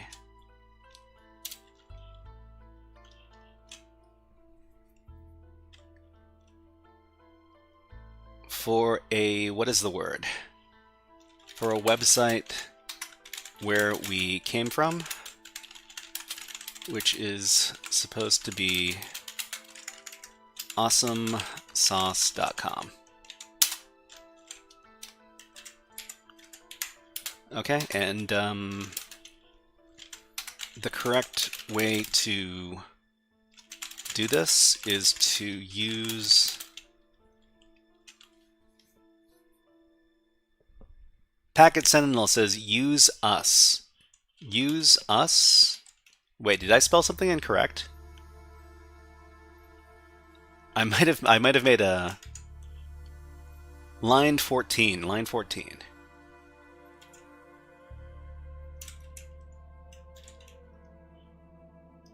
Oh, it doesn't get us the flag. Yeah. Okay. Thank you. If you don't remember, everybody, if you misspell some things, you don't get to hack, because hacking is very, very particular about spelling. Okay. The correct way to do this is to use the following header. Actually, use the refer header. Use the refer header, which is usually used for logging purposes, or for analytics. This is the correct curl command.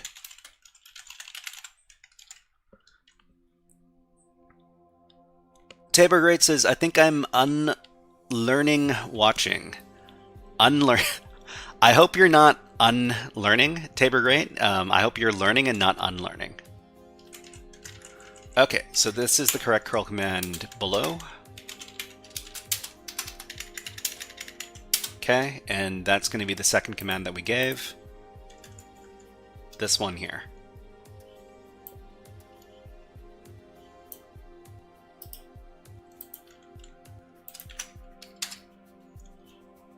Let's record that command and then we can finish the write-up.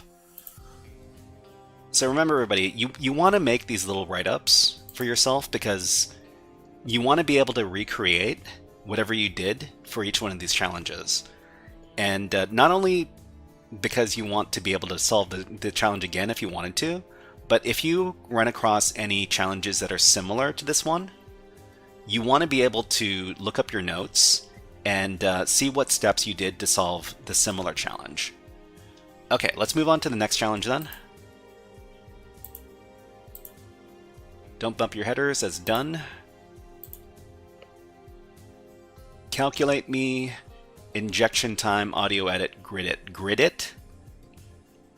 Basic injection, we've done this one. Post practice done. Don't bump your header. Calculate me. Calculate me.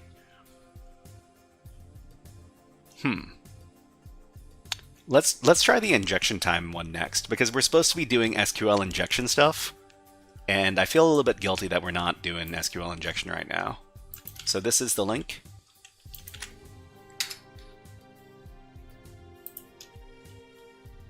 We're probably going to get a website that we can all use so that we can all try the challenge. Okay, so this is it.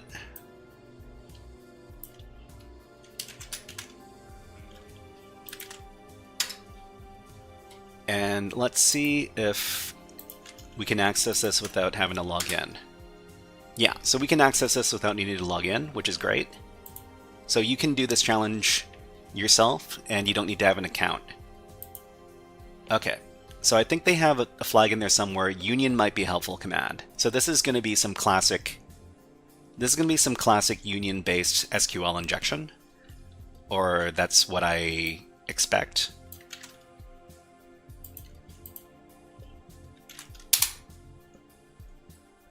So this is the dog viewer. Okay, so we got a name, a breed of dog, and a color for the dog. And we can actually take a look and see if there's stop that JS, fade.js. That's, I wonder if this is super relevant to the challenge. But anyways, do we need to stop the JS to do the challenge? I'm not sure.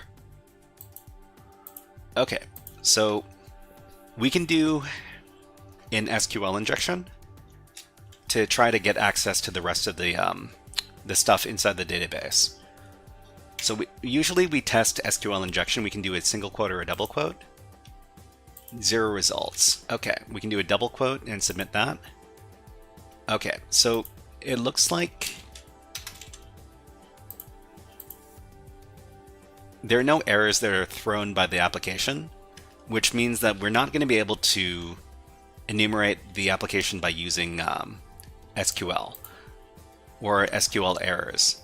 So this is just going to be a straight.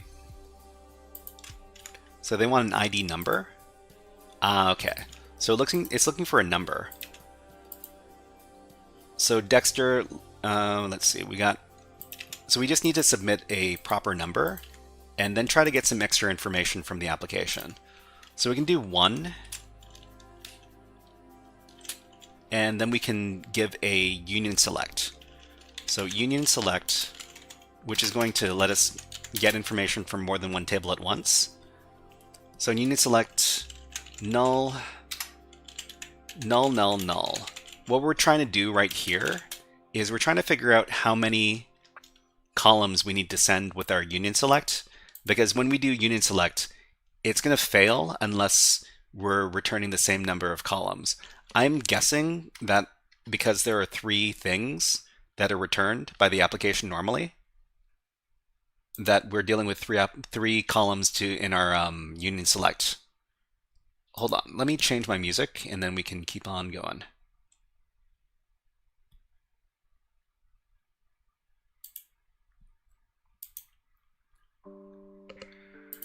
Okay, so we're going to union select null, null, null to see if we can get a response. Just going to save this before I submit. 0 results. Okay. So maybe it's more than 3 columns.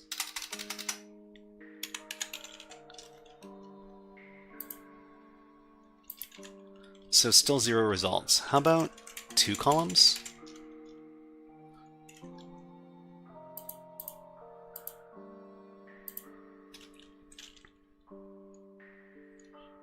Hmm.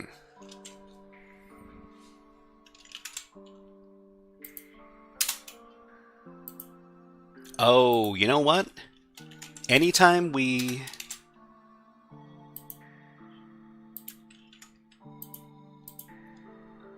Okay. So this returns 3 columns here.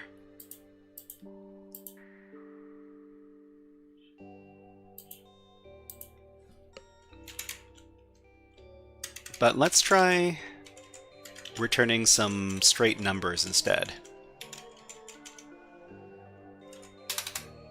to see if this works. Use the not exists ID for checking with union. Hold on. 0 results. Okay. So I actually wrote up a little guide for doing basic union SQL injection attacks, and let me see if I can find it.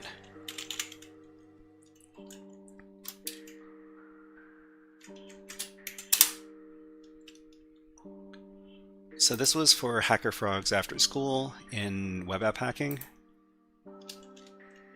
Okay, so this is one of the guides. It's basically the only guide. Okay, so beginner's SQL injection guide, union select injection. So identify the injection point and then determine the number of columns for the union select. So union select null, null, null, null. And I guess...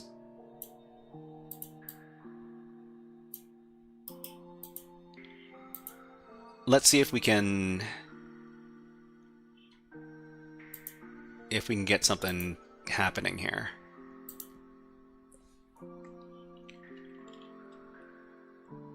You just broke the ID. If, for example, 1 union select 1 equals 11.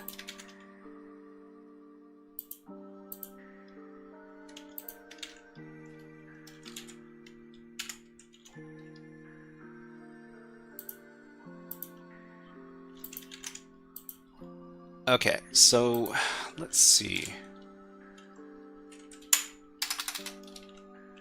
The other thing that could be happening here is that it's not liking the double dashes. Or another thing that could be happening is that we're dealing with double quotes instead of single quotes.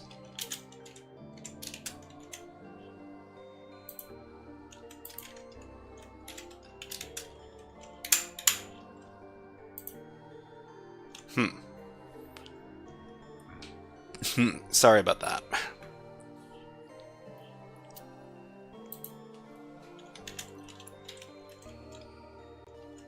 Because I'm pretty sure we are looking for a union select. So union might be a helpful command. There might be 4 columns because ID is in the input box. I mean, maybe. Let's try another null.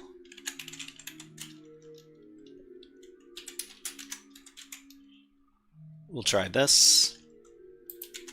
We'll try this with 1. We'll try this with double quote. We'll try this with 1 and double quote. Yeah, we're not seeing anything. Well, I'm assuming... Oh, you know what? There's also this comment over here. It says stop that JS. So script type text JavaScript source fade.js. Let's take a look at this. Let's take a look at the script. It just says not found. Well, I mean, we don't need to stop this because the script doesn't exist. So I'm not too sure why we need to stop it. That's weird. So 1... Yeah, but if we include single quotes or double quotes, nothing appears.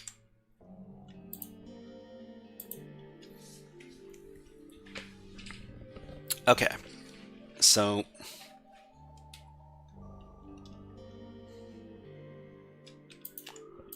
we do know we're supposed to submit a number.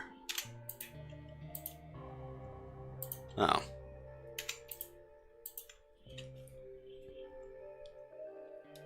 I tried with your link you shared and I found it. Oh, okay. Oh, you need to URL encode this stuff.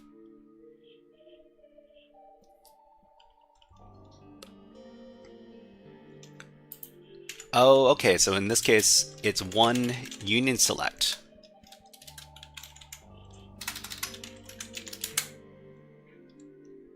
Okay. I mean, how many nulls are we looking for?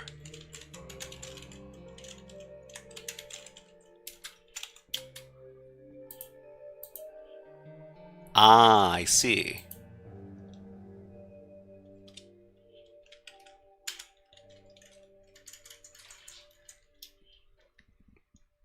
Okay.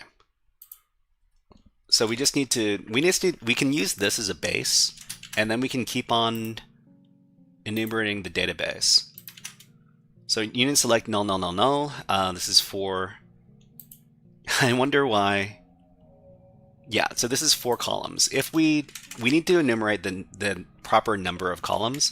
If we don't use the proper number of columns, then it's not going to return back to us. Yeah, so that's 0 results. But if we include the correct number of columns, use -1 to that ID. I mean, do we need to?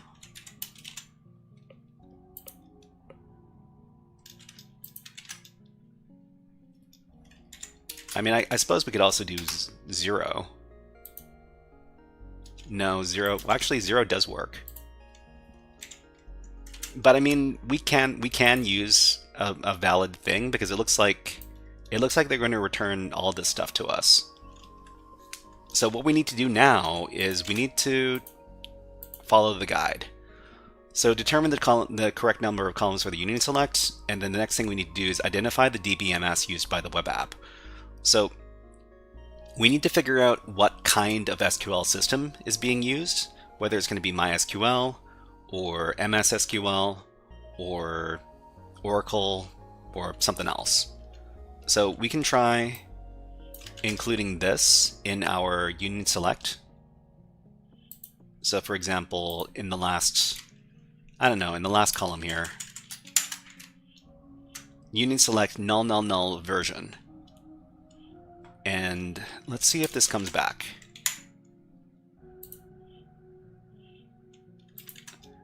This doesn't come back. Well, I mean, it does kind of come back. But I guess we really need to supply an invalid selection here. Nothing comes back from this. Looks like you can use the correct number, but in the real case, if the results return 1, the row will fail. So the other thing we could do is we could try slipping this into a different column. So the version here.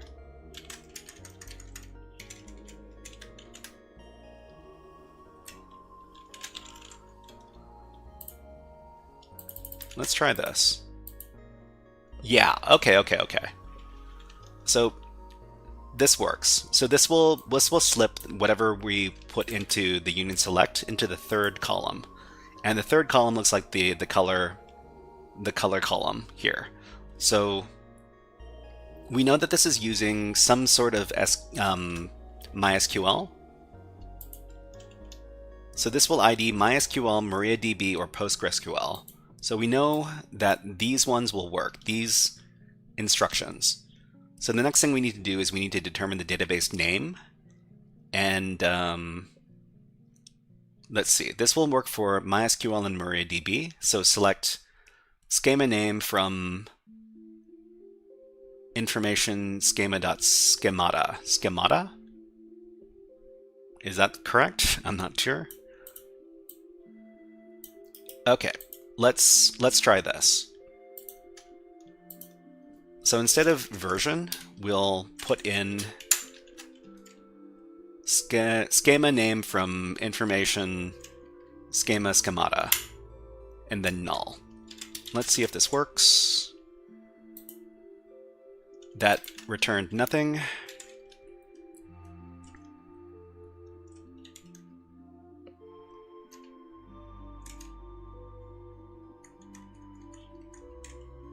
maybe we need to put this here.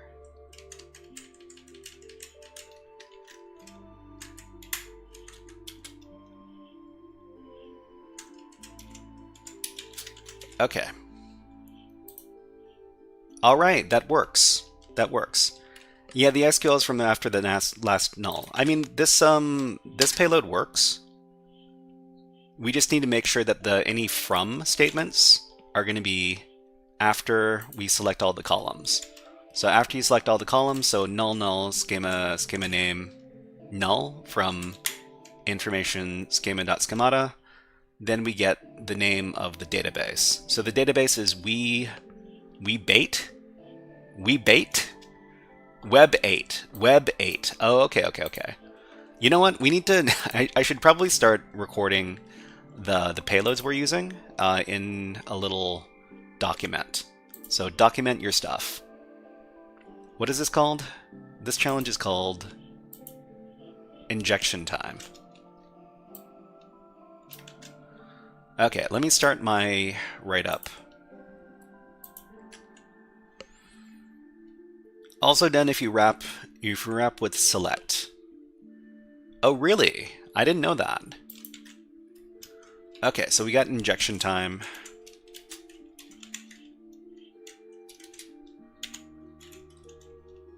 Okay, let me start the write-up.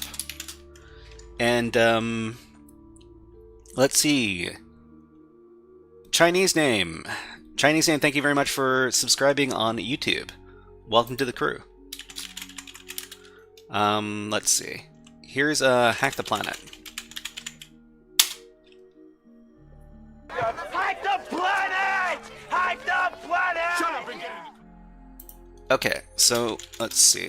So the URL, the concept, and the method of solve.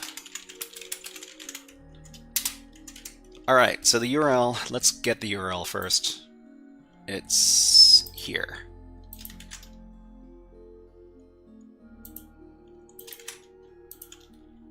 The concept is union select, union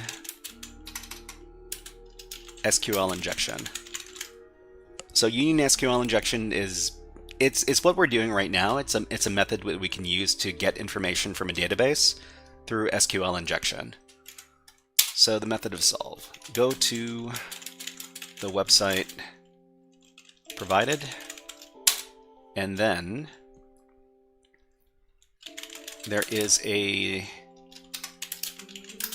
SQL injectable field that we can interact with. And what are we doing here?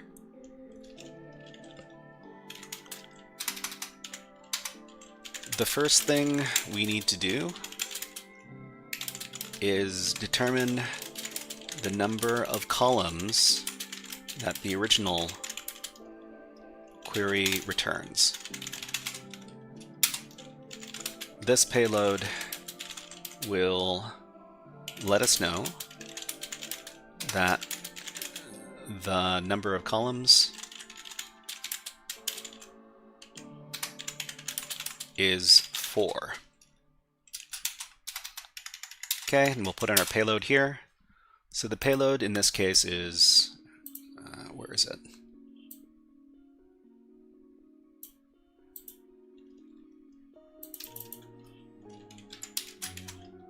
This one.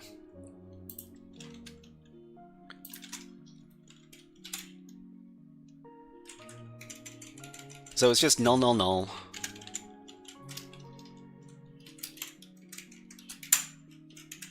Here. Like this. Okay, and then afterwards, the next step is to determine which DBMS,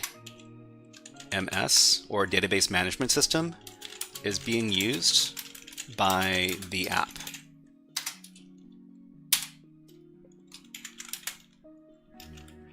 Sergeant Wargasm, hey, nice to see you here. It's a great concha.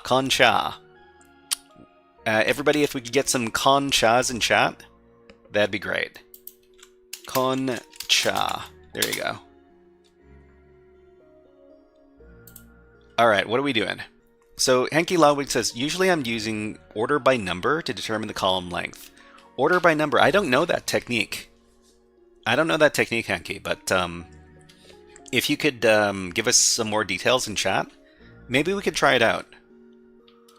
Okay, so the next step is to determine which DBMS is being used by the app. This payload lets us know that the app is using MySQL compatible, using an a MySQL compatible DBMS. Okay, and the payload is this one.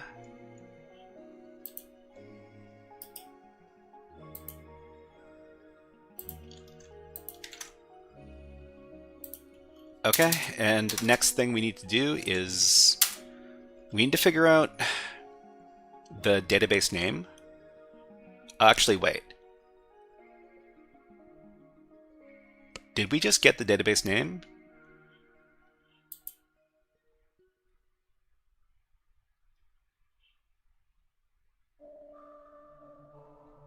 No, we didn't get the database name.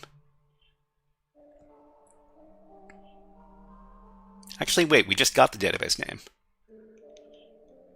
Oh, I used the wrong payload. Sorry. The payload should be this. Gotta make sure that you're using the correct payloads, everybody.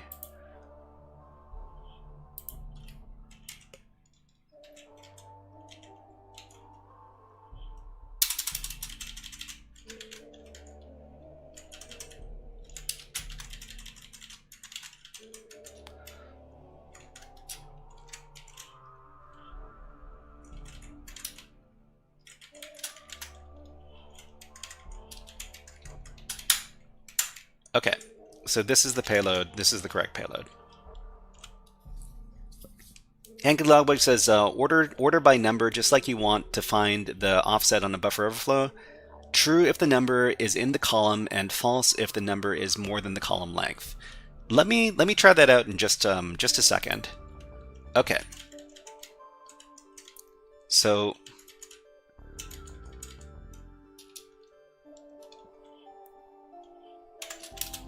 the next step is to determine the name of the database being used. And this payload lets us know that the database's name is Web8.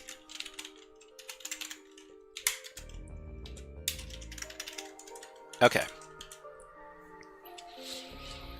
Hold on, everybody. We need to take a little break. We've got ads running on Twitch, so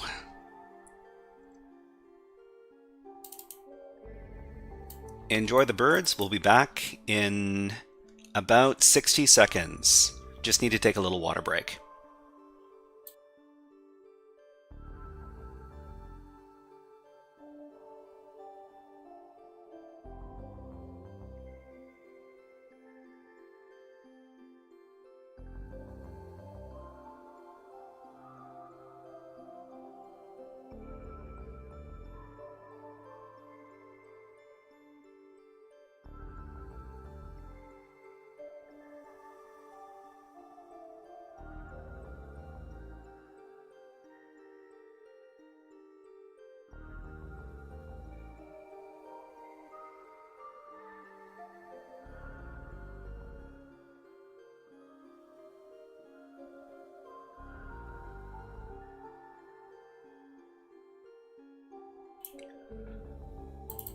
Okay, let's put the bird away. Let's put the birds away and get back to the hacking. Hanky Lagwood says, in this case, if you set order by 4, it will return the result, but it will change if you use order by 5. Okay, let's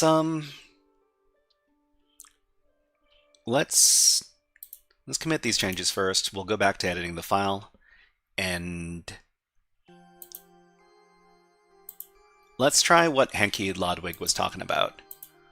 Okay, so we've got union select order by for, union select order by 1, and we'll just keep on iterating on this.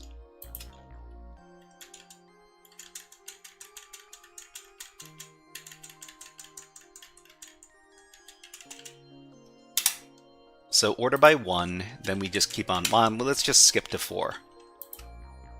Order by 4, wait, can you give the full payload?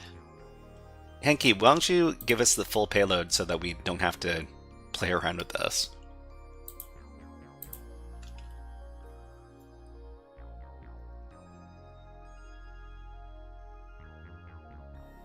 Order by number. Order by number?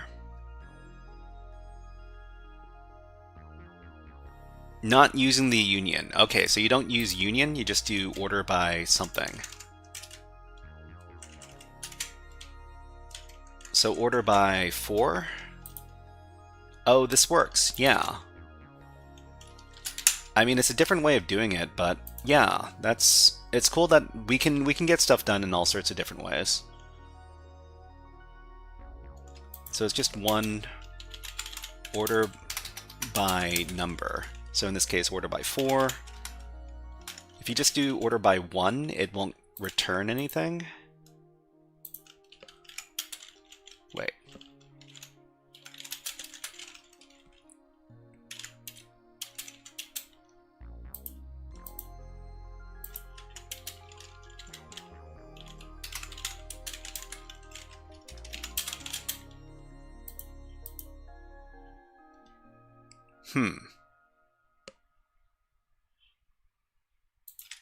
Wait.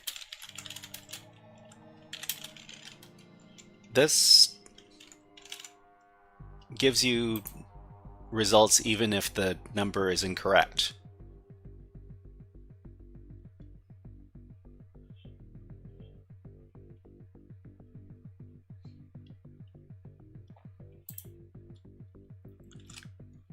Wait. Anyways, let's move on. Let's move on. Okay, so the next thing we want to do is we want to determine the database names in the system. Although we cannot access databases aside from the one that the web app uses, it's useful for enumeration purposes. Yeah, okay. So we know, determine the name of the current database. Sometimes we need to know the name of the current database to obtain obtain table names. Okay, so this will select database. This will obtain the database. Yeah, I think we've already done this.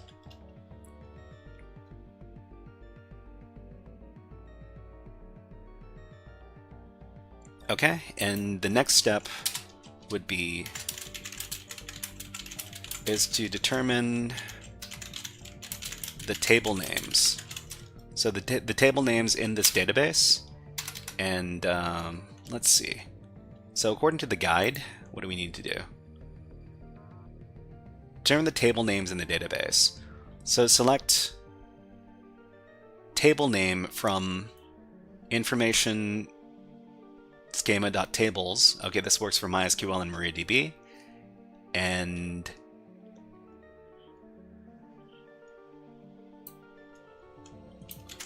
okay, let's go ahead and try this.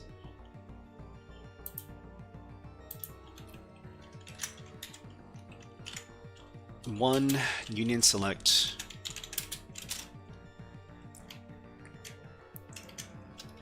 so it's null table name null from. Okay, let's see if this works. United States of Pen Testers. United States of Pen Testers? Is that the name of an organization? Okay. Color, wow, you found me. Wow, you found me is the name of the table. The name of the table is Wow, you found me. That's funny. Penetration testing seems like a cool word to say to my girlfriend on our first date. You might get in trouble. You might get in trouble if you start throwing that word around. You might get in trouble. Okay, so we found the name of the table. So the name of the table is Wow, you found me. And I guess let's go ahead and record that.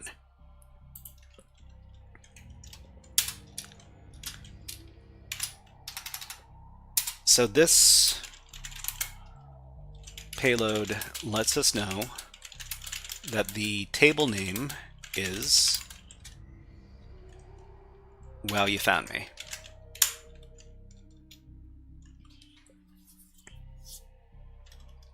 Okay, so what is the payload? Okay, the payload is over here. Actually, didn't I copy it already? No, I didn't.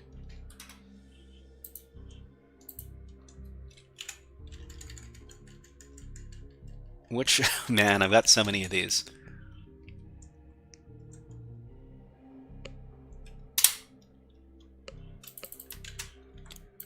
Okay, so this is the payload right here. And I guess I'll put the payload in the chat just for fun. Okay, so the last thing we need to do is we need to dump that table. So the last step is to dump all the information from that table.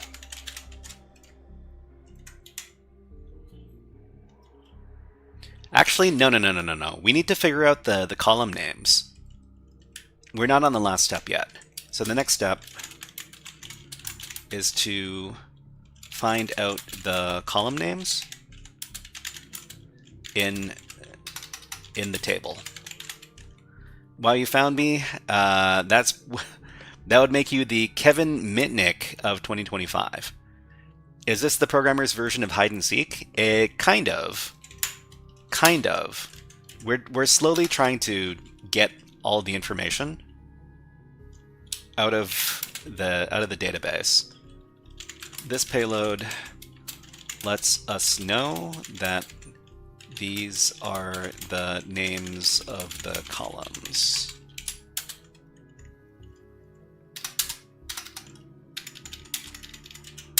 Okay, let's figure out what that payload is. Determine the columns in the tables. So once we've identified tables that we want to look at, we want to figure out which column names exist in those tables. So we've got a payload here, and I'll just paste the payload into the chat, and then we'll go back and see if we can get that payload working. Okay, so select column name from information schema.columns where table name equals your table name. So your table name is Wow, you found me. Where is that?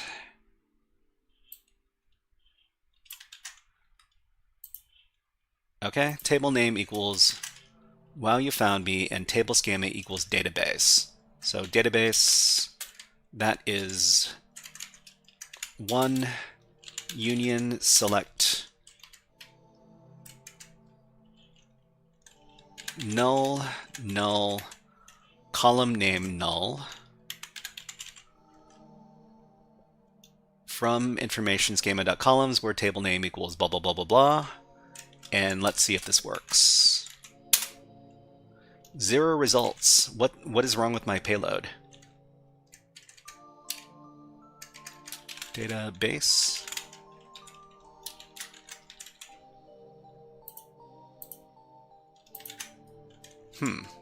I must have done something wrong here.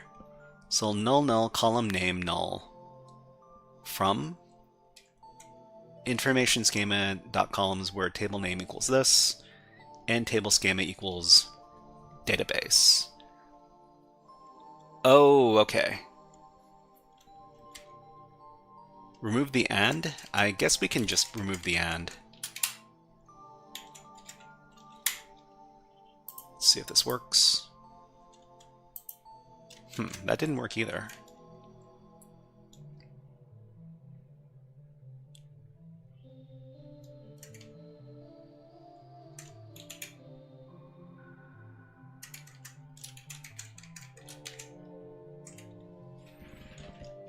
Table name equals while you found me.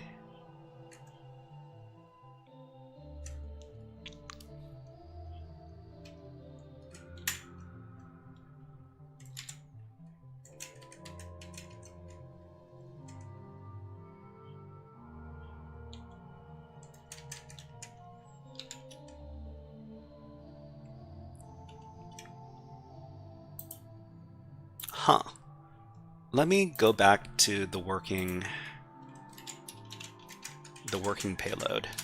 So the working payload is this. Let's try.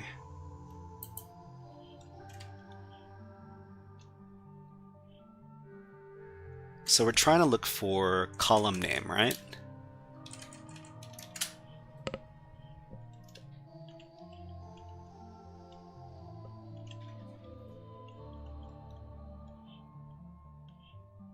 No worries, MD explains. We're all here to learn. It's fine. So it's null column name, or it's select column name, right? So null column name, column underscore name from information schema.columns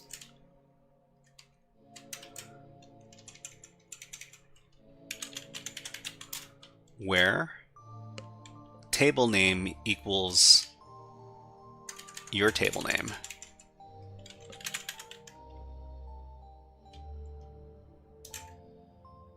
So your table name is, it's called what? Wow, you found me, this one?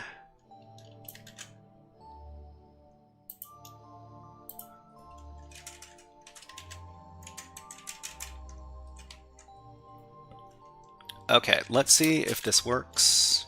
If not, we're gonna have to... Nope, doesn't work. Okay, so while you found me... and... database equals... I guess we can put in web 8 is the name of the database.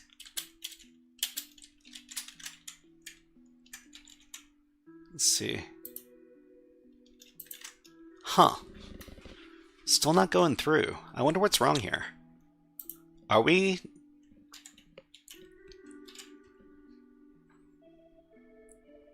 Are we using the wrong syntax?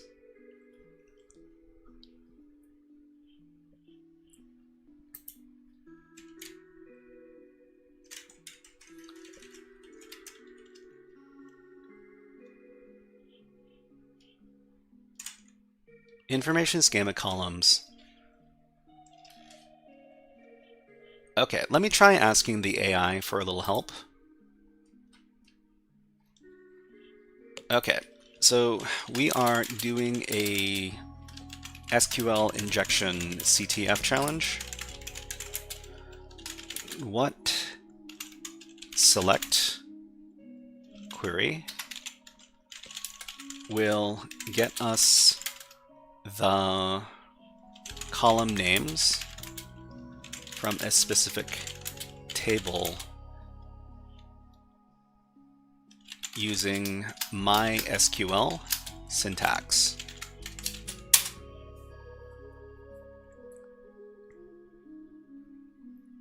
Okay, using information schema.columns, most common. Okay, so I'm pretty sure this is the same.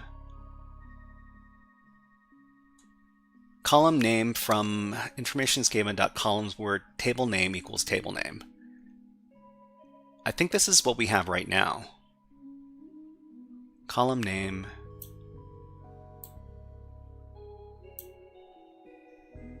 So this also gets us a union select. So union select column name from blah blah blah blah blah.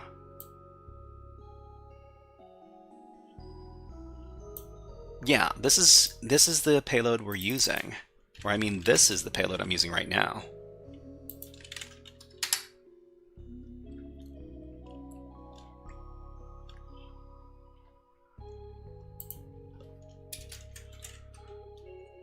Union select column name from information schema.columns. So this is exactly what I'm doing. Information schema.columns, where table name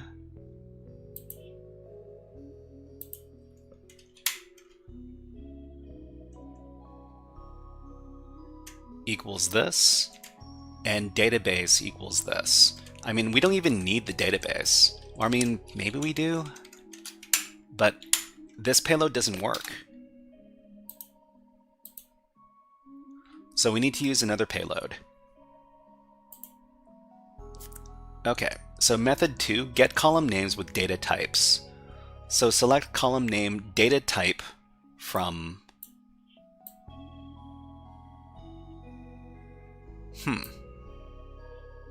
get all columns in one result. Get all the... Oh, you know what? It might be... The reason this might not be returning to us is because there's more than one column name. So we'd have to use the group concat. So select group concat column name. Let's try this instead. Okay. Wait, where's my...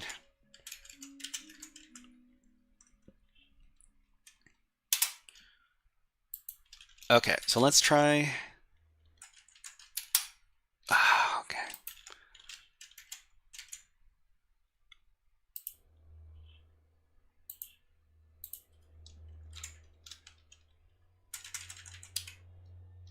Let's replace this with group concat column name. So group concat is, well, it's a way for us to get multiple columns worth of data and put it in a single column. And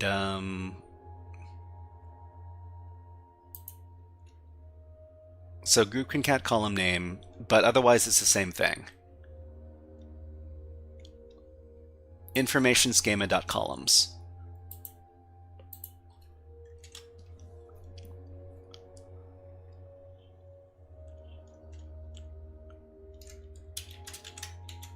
Okay, let's see.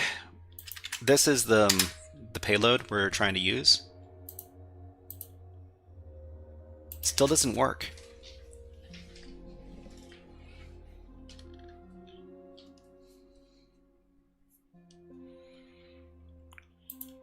Okay, let me schema name. So this gives us web8 table names. Table schema equals database. Maybe we should do the group concat on this one as well. So this payload here, we know this works. And we got wow, you found me. Wow, you found me. Let's try group concat on this.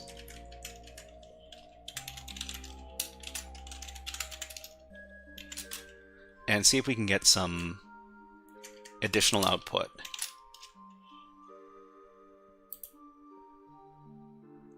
Wow, you found me and web8.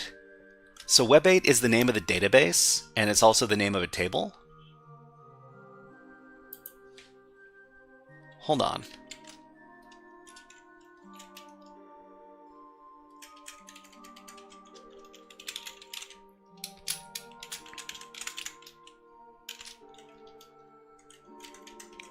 So there's actually there are two tables in the database.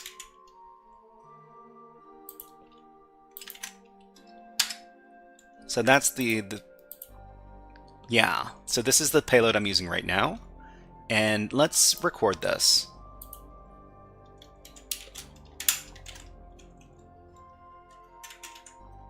Okay.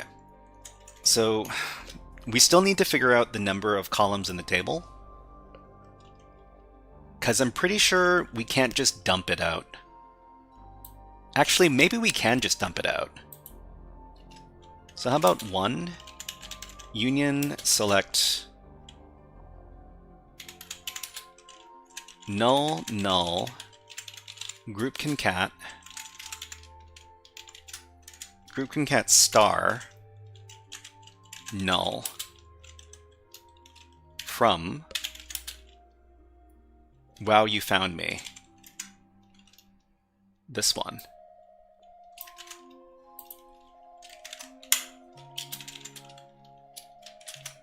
Okay, so we're going to try to just dump everything out from the while you found me table. And let's see if this works. Doesn't work.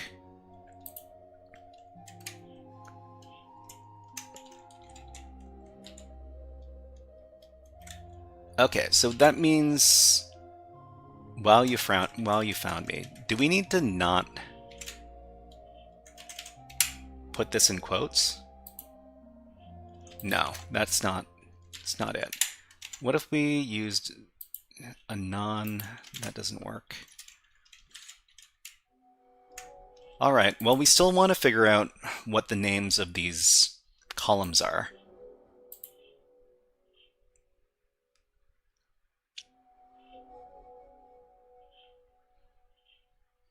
Okay. Method 4, include the schema name more specific. Column name from where table name equals data name and table schema equals database name.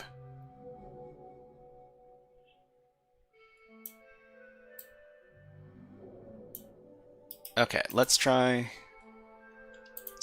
making a new payload.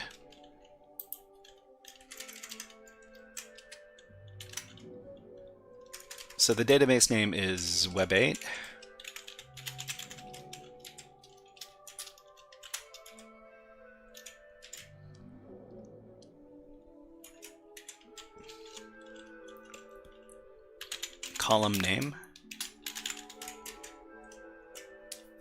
Column name null from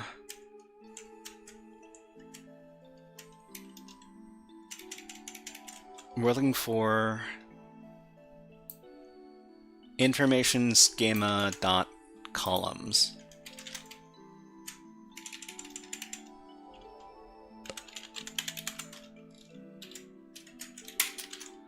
Okay, let's give it a go.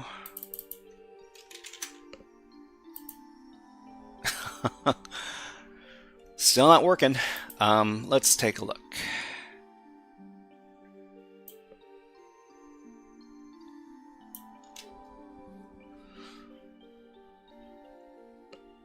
Get column numbers and names together. Filter for interesting columns.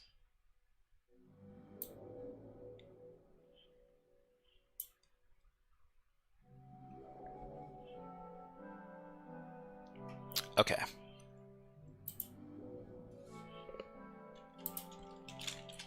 There's got to be something I'm missing here.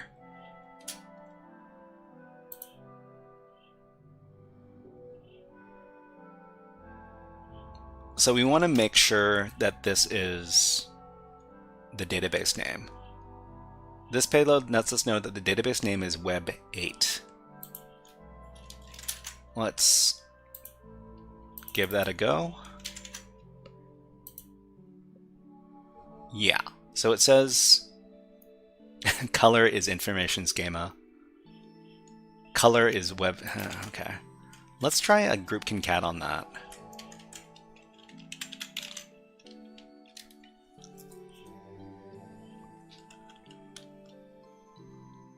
So Hanky has I got a lot of column names, really.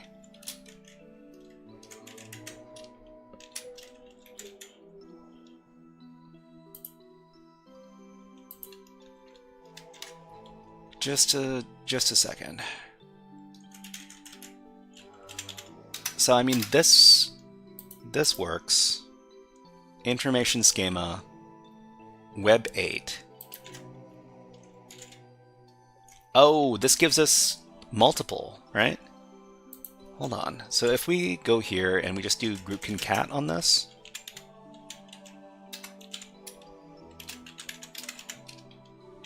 it should give us all the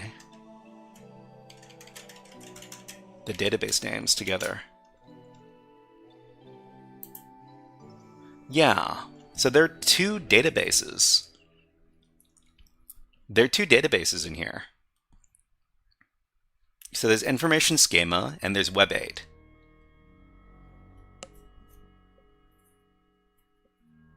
Oh, you know what? I think I know what the problem is. We were looking in the wrong database.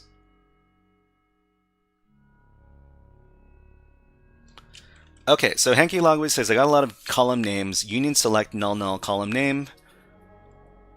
Null from information schema.columns. So let me give it a try. Let me give it a try, Henky.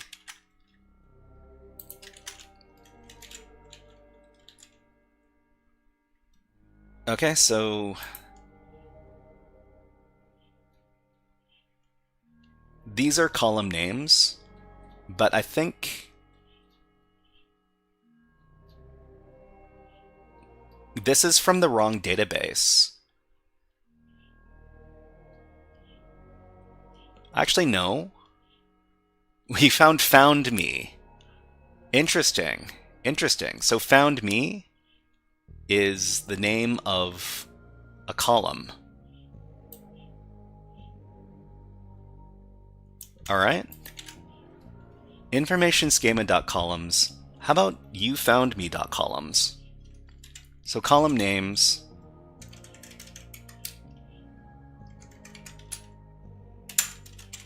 What was the other table name again? Was it you found me?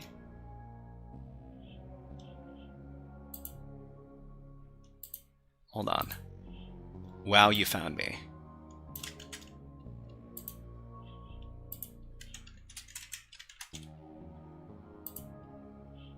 That didn't go through.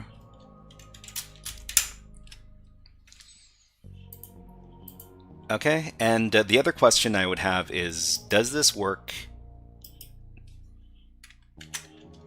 Does this payload work if you just use a regular number?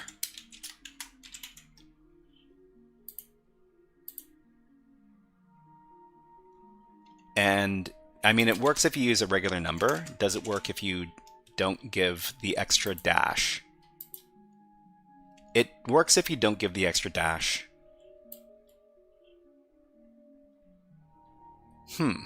I mean, this is good information. Thank you very much, Henky Logwig. Okay, so we got the column names, and we've got a lot of column names. Actually, wait, maybe we want to group concat this.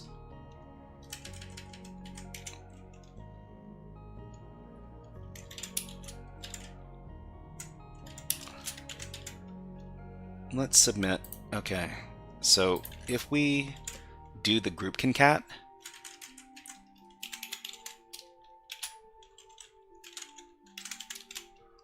let's see if it gets us everything on the same. Okay, so this is actually more useful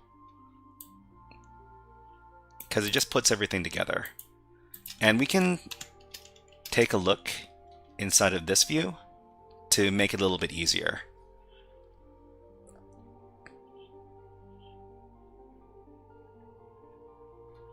But it's still.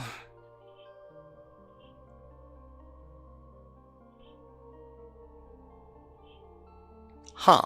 You know what is funny about this? I don't see that funny column name in here. Alright, we've got ads. Here are some ads. We'll be back in just a little bit. But in the meantime, enjoy these birds. We'll be back in about 30 seconds.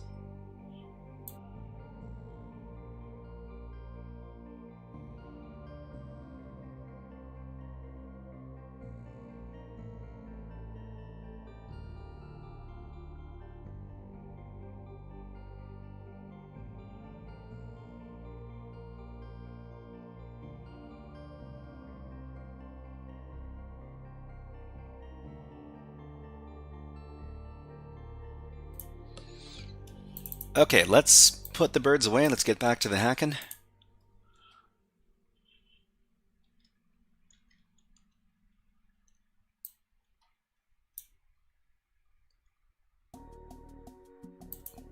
This is kind of weird. There was one column name that was kind of suspicious that we don't see in here. Hold on. Let's go back.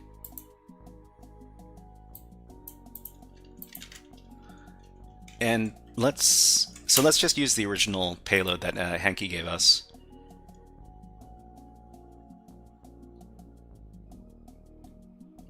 So these...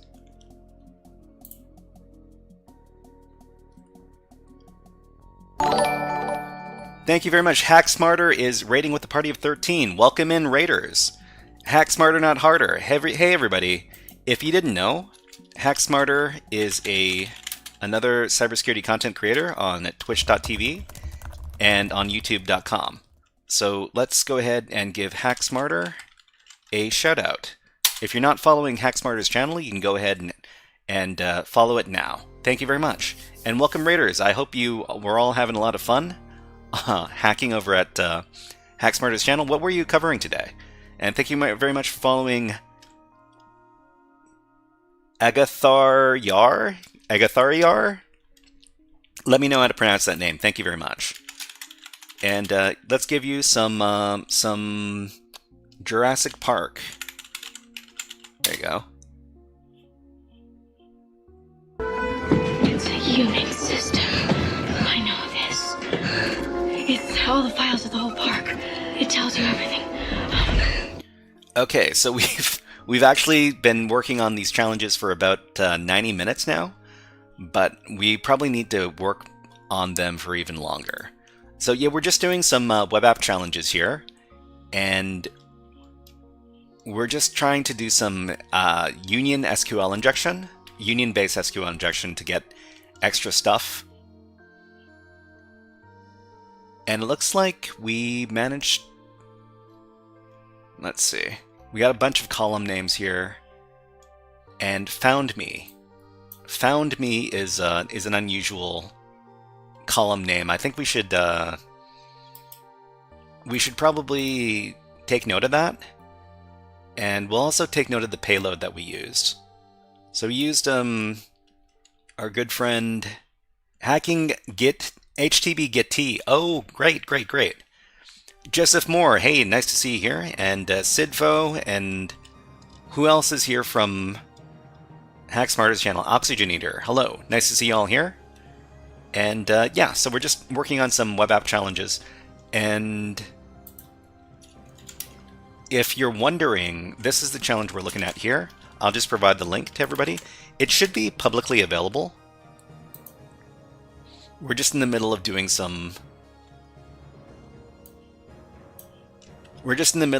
our SQL, our union-based SQL injection attacks.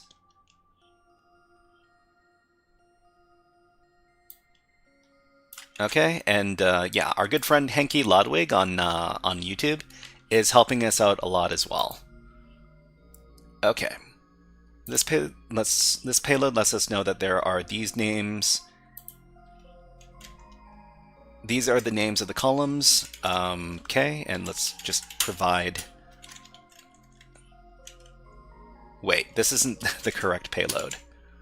We're just doing a little write-up at the same time. Because if you don't document the stuff that you're doing, then you will regret it. Okay. So this one over here, this is going to let us know the names of the columns. And I think there's a limit to group concat, and that's why we didn't get all of the column names when we used the group concat function. Because there's when we use the payload, we got all of these column names, but this isn't the full set of column names. Anyways, let's go back. So now that we know that this is a funny column name that we need to enumerate, we can just skip straight to using the select statement. Just a second, I need to change up my music.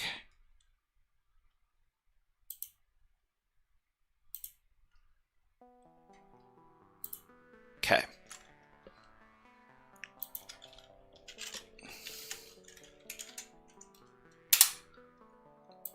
So the table name is Wow You Found Me.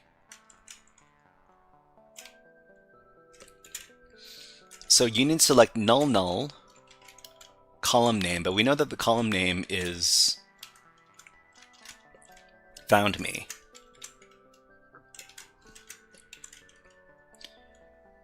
From information, no, from the table name you found me, while you found me. Okay, let's see if this works. If it works, we'll get the flag. 0 results, didn't work. So union select null null from while you found me. Is the name of the table is while you found me, right?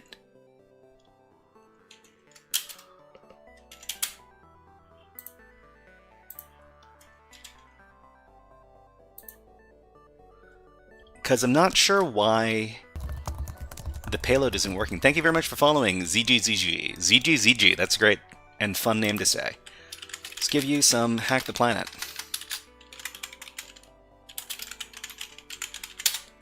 Hack the planet! Hack the planet! Shut up and get it. Okay, so let's go back. Let's go back to what we know works. So this is what we use to get... That's a live I need. Hello, nice to see you. Massimiliano. Massimiliano. Hello, nice to see you here. Welcome to the stream. Okay, so...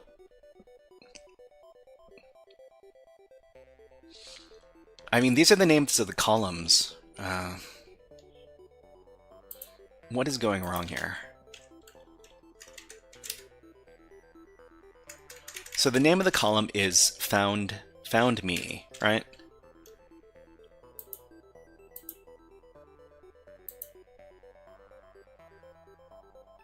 And the name of the table is Wow You Found Me.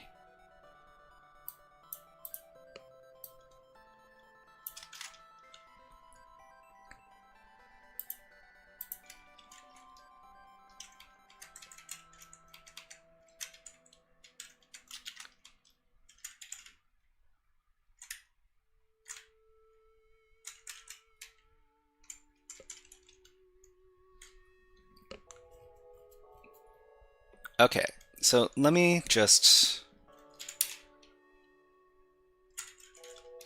make sure that the name of the column is correct.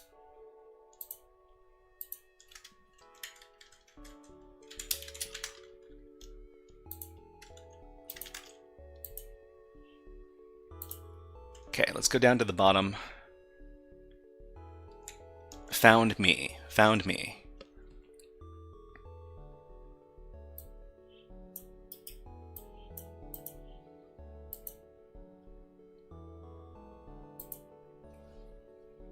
Wow, you found me and found me.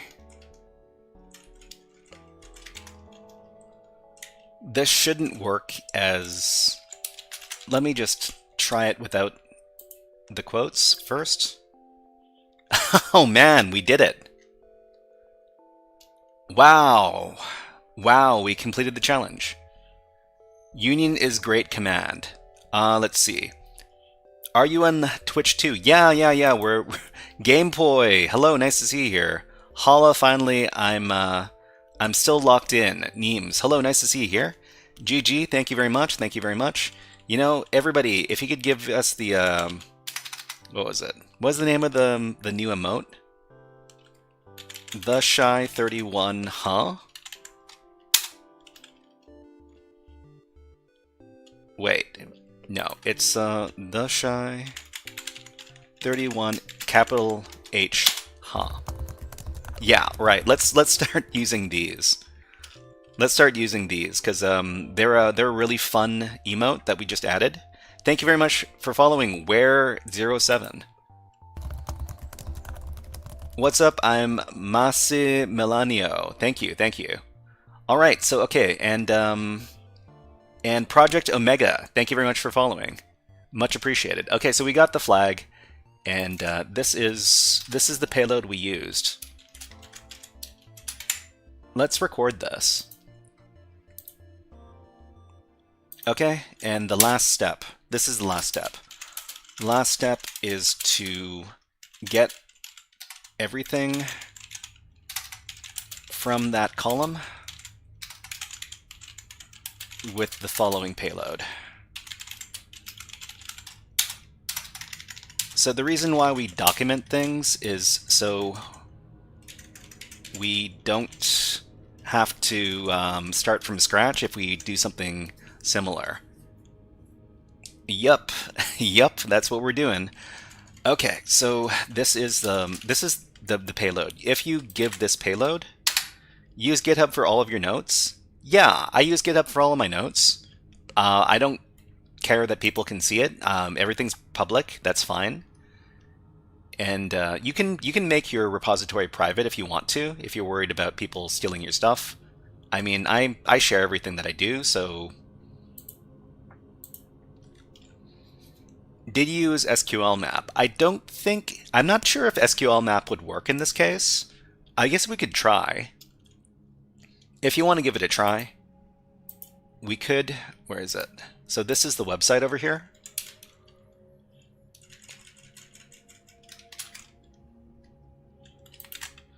You could try using SQL map to automate this, but I think it's important that we do this manually before we try using the automated tools. So let me go ahead and submit this, and we can call this challenge done.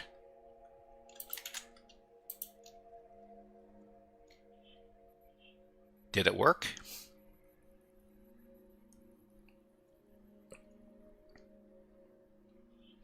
I can't even tell if it worked.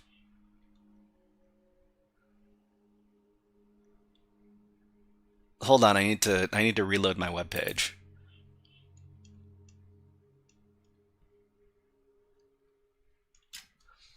But that was that took a bit of all exploded. Yeah, did we explode the website? It seems like it's having a hard time.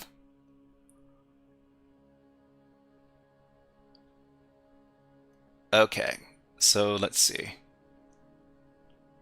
Too powerful, yeah, maybe. I mean, CTF Learn it's not a super responsive website at the best of times, but sometimes it just kind of breaks. All right, you know what? I think to wind down after all of those web app challenges, I want to do some network hacking challenges, Jews, because I don't feel good unless I've compromised some network challenges. So let's do something from Docker Labs. So dockerlabs.es is a Spanish language hacking website, and we like to do challenges from the website. They're very easy to deploy on your system. In this case, we're using Kali Linux. And we're going to be doing some medium level challenges just for fun. And I guess this one is called Apollos. Let's go ahead and download the challenge, and then we can start hacking against it. So where 07 says, for someone who starts from zero, do you have any repos with all this site and stuff? Yeah, if you're starting from absolute zero, I would recommend the starter pack. So the starter pack, we've got a few different links here, and the first two links are for our education for a certification called A+.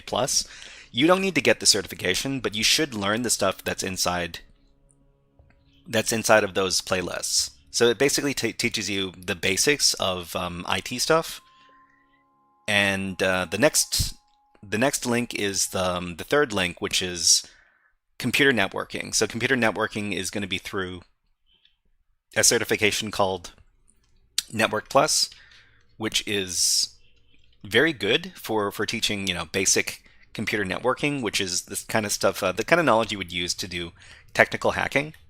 You don't necessarily need to be a computer networking master. It's all free, yeah. This stuff is all free. And the last list is my own list for solving easy CTF challenges, which are little cybersecurity exercises. So yeah, make use of that. We also have a bunch of free resources on the GitHub. So the GitHub educational resources over here.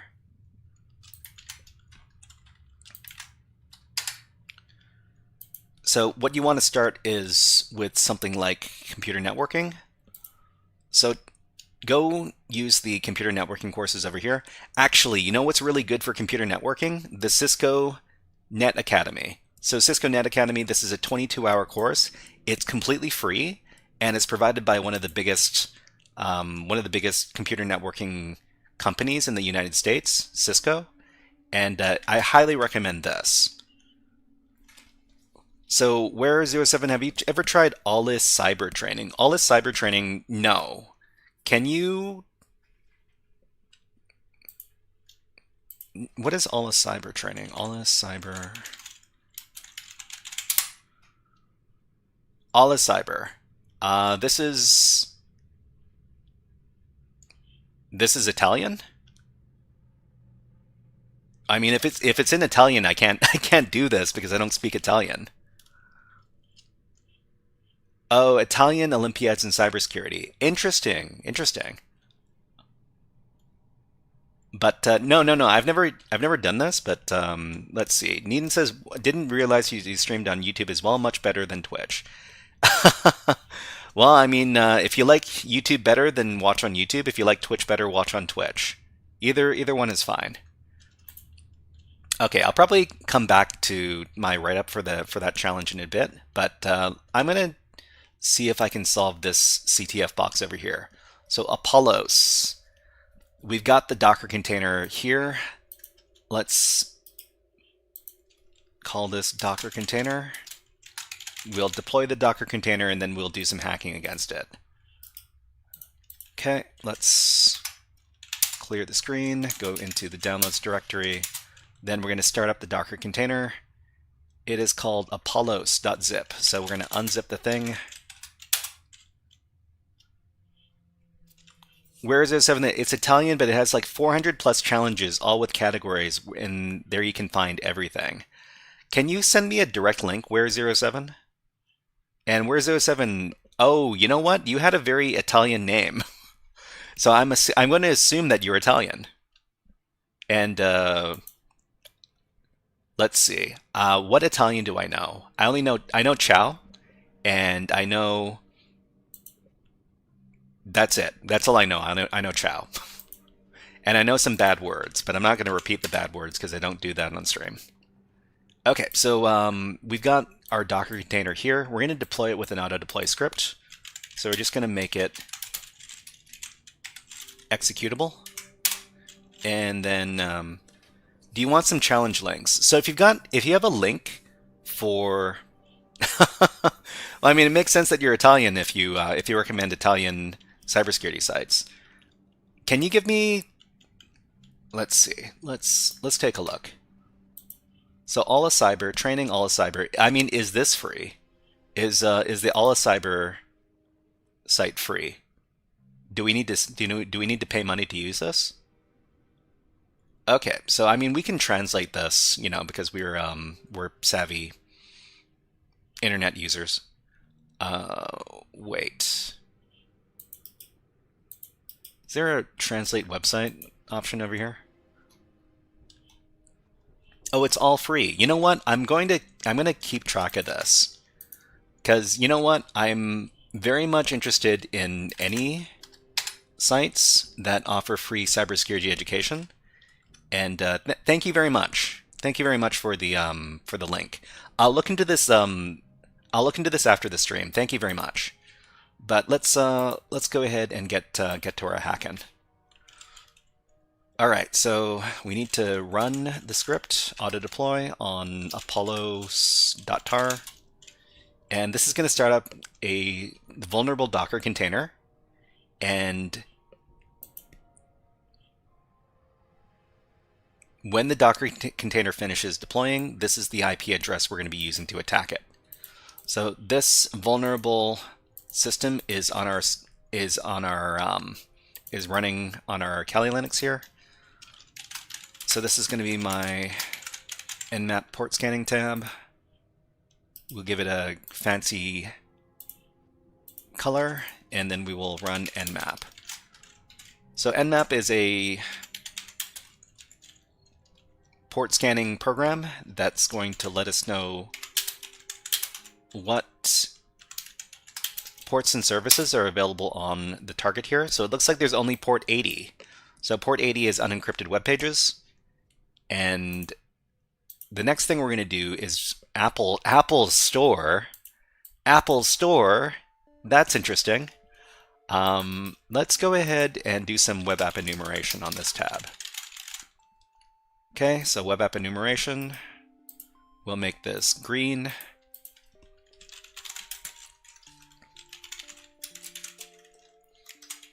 And let's go ahead and do our enumeration here. So let's see. Oh, we've got directory listing. That's great. So we got a vendor directory that we found. We got an uploads directory that we found. We got index.php and an image directory.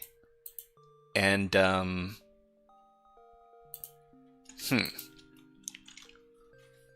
sorry if I'm bothering you. What is your favorite category? My favorite category is network exploitation, or sorry, network hacking, which is the stuff that I'm doing right now.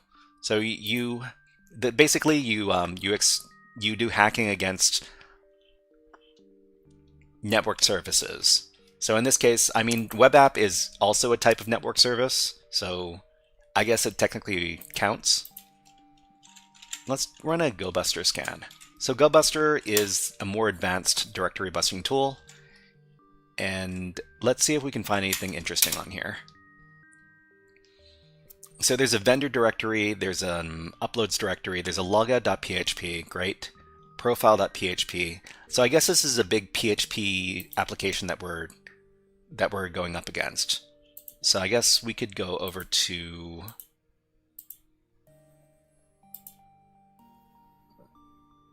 too many pages open.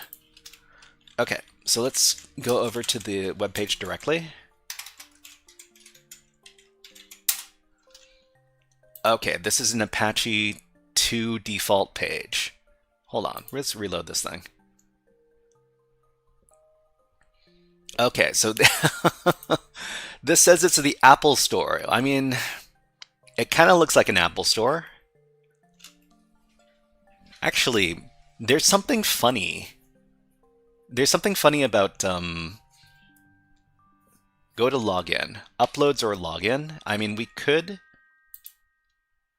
The website is in Spanish. That makes sense because we're using this from Docker Labs. We also want to take a look at any potential HTTP comments.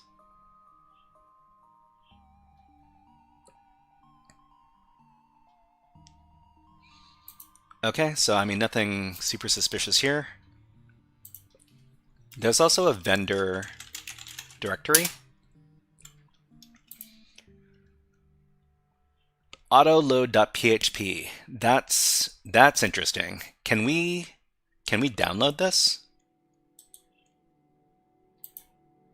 So autoload.php. I wonder what's in there. So we got a bin,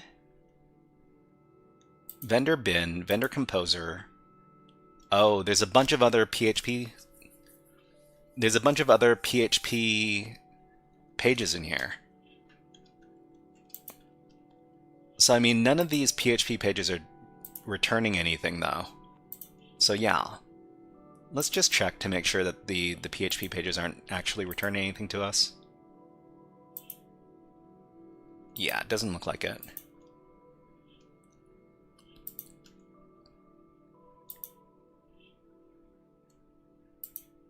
Okay, and yeah, doesn't return anything to us. Firebase. What is Firebase? PHP JWT. PHP JWT. Firebase. So this was PHP JWT, a simple library to encode and decode JSON Web Tokens, JWTs, and PHP. I'm guessing that this is being used by the application. And why are there private keys in here?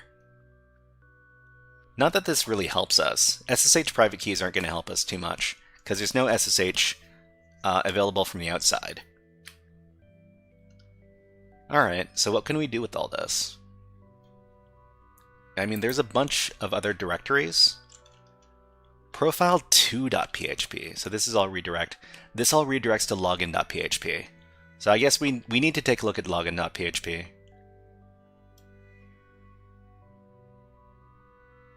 And there's also register.php. We might be able to register an account on the application. Let's check out register.php. And you know what, Game Boy? Welcome back to the stream. I haven't seen you in a while. Have you been super busy? Okay, so we got registration, login.php, username and password. Oh, you know what? So let's register HackerFrogs, and with the password HackerFrogs. Okay, register. Okay, so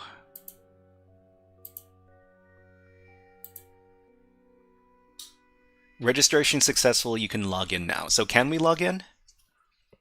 Always miss the live stream. I mean, you're located in a pretty inconvenient place for watching my stream. So Henky Ludwig says, that's JWT, so critical if you're using it on the application. So, I mean, we can try logging in. So our username is HackerFrogs, password HackerFrogs. Oh, we sign in from a different place.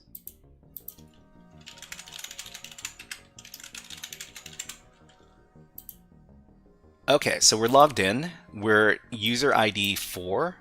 Our email is supermail@mail.com. That's kind of funny.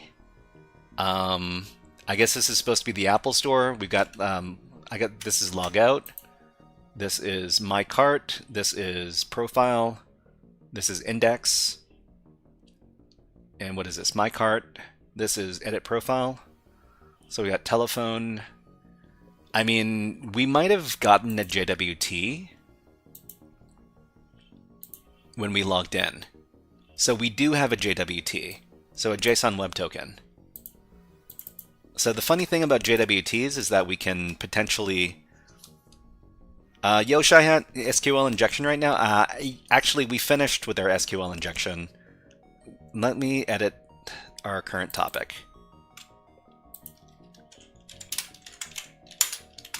Docker Labs, Apollos, this is network hacking. Okay. And Edwin, hello. I hear JWT and all I think is James Webb's telescope. Not in this case. Anyways, let's take a little break. We'll be back in about 60 seconds. But in the meantime, enjoy these birds. This is my favorite bird video.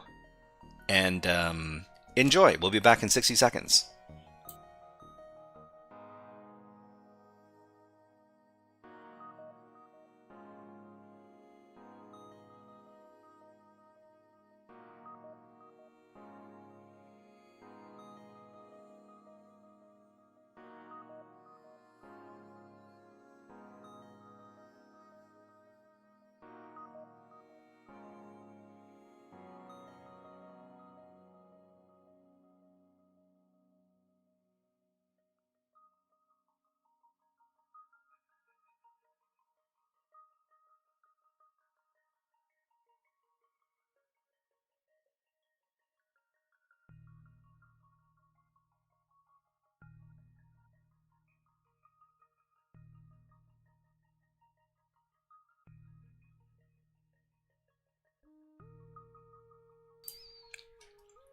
Okay, well, let's put the birds away. Let's get back to the hacking. Okay, so we found out that there's a JSON Web Token that is being used as a session cookie. Actually, we don't know if this is the session cookie or not, but it does have some information in it. So We can find out more about these JSON web tokens by going over to jwt.io or a similar web app. These basically let us encode and decode JWTs. So I'm just going to paste in the JWT we got. And let's see. So user Gale. Okay. Enter the secret used to sign the JWT. We don't know what that is. We could probably try to brute force the secret out of the JWT, and if we do so, then we can write our own JWTs. So what we would do is we would,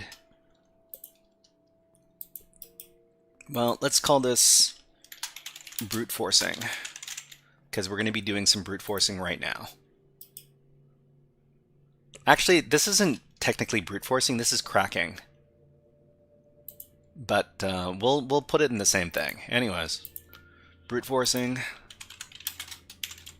Let's echo, try from the vendor, maybe RSA not changing. Try from the vendor, maybe RSA not changing. I mean, maybe. I'll try doing some cracking first. Rolando Kiros. Thank you very much for subscribing on YouTube. Okay, so we're gonna call this jwt.txt. Gonna put in this jwt. Then we're gonna try to use John the Ripper to crack the password out of the JWT. Okay. Okay, so maybe it didn't work, but we also found a funny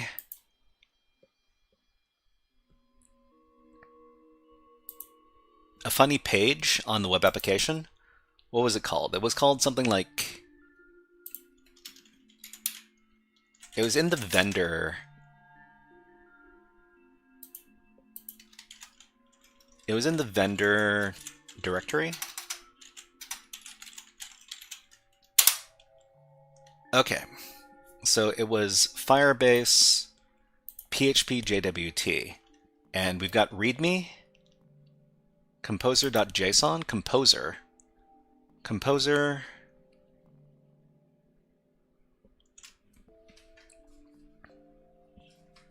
Then we've got salts.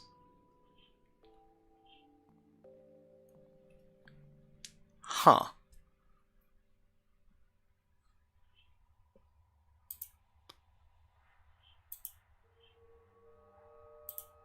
Source, right? Source jwt.php. I mean, this is gonna render. I think it was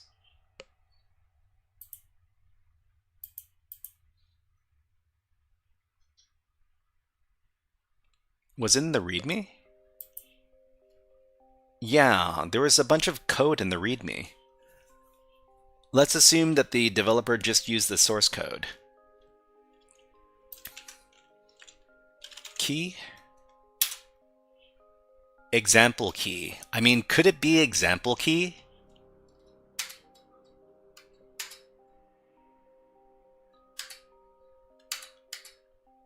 I mean, example key would be pretty gnarly.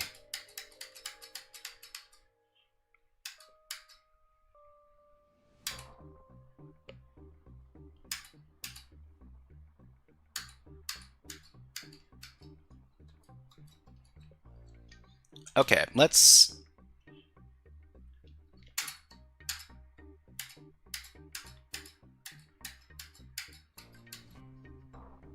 Oh, you know what? There's another word list. So there's a word list specifically for JWT secrets that we could use. So locate seclist. In seclist, I think there was something called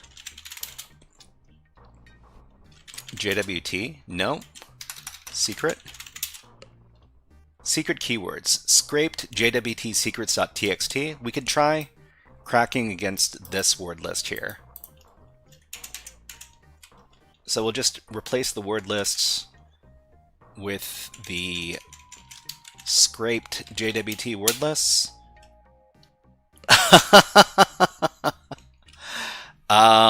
Okay. Your 256-bit secret, that is really not secure.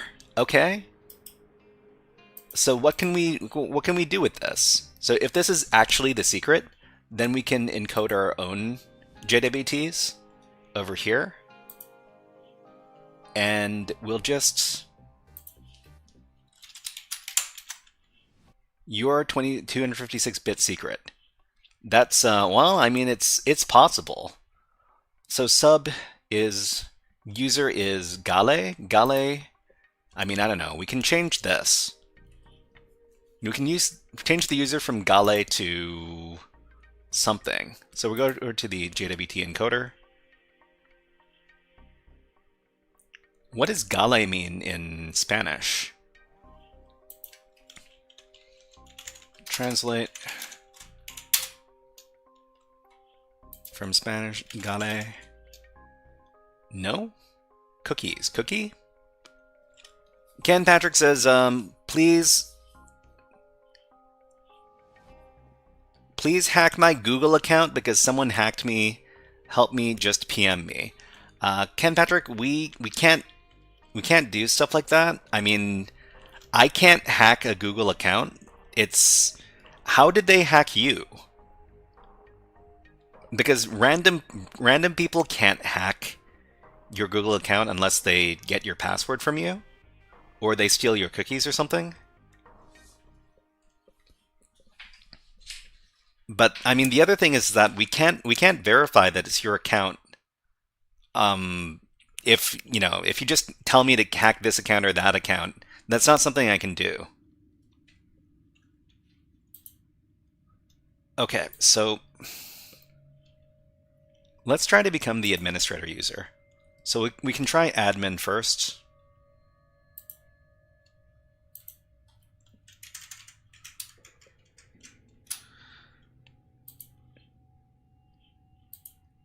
The sub number also, we're not completely sure about.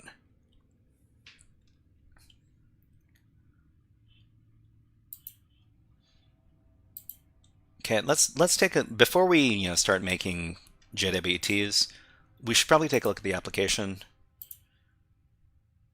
Okay, so we got ID. We've got our ID.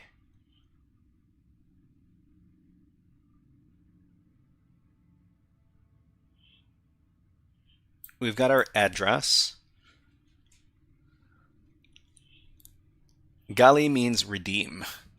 I mean, I'm not sure about this. I guess we can edit our profile. Oh, we can't edit our profile. Huh. So edit profile, the link doesn't work. We can also check my cart. Checkout.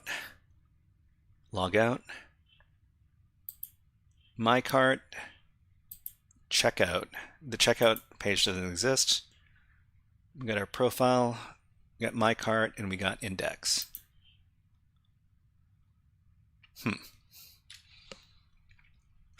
Okay, let's create a new token. So the token will be admin, and if we do that, let's see if we can trick the application into accepting this cookie. Okay, reload the page. And who are we? Are we still HackerFrogs? We're still HackerFrogs. Hold on. Let's see if the cookie stayed the same or if it changed.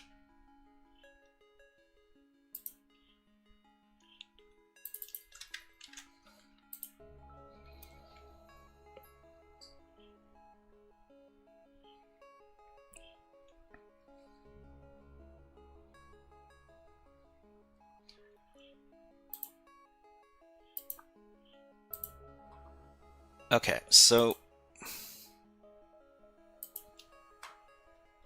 go back to the decoder. Try to put the name admin. I mean, admin...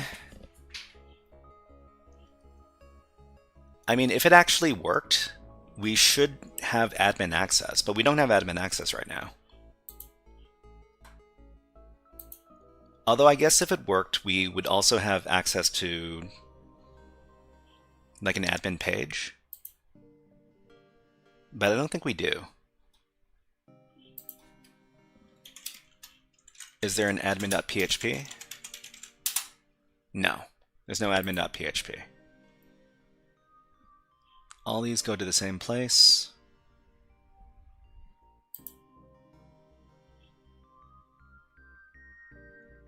All right, so let's try, instead of admin, we'll try administrator.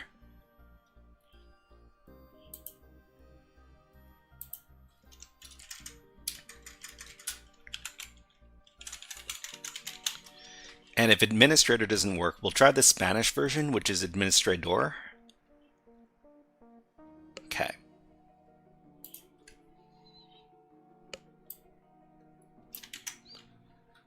Okay, let's go back.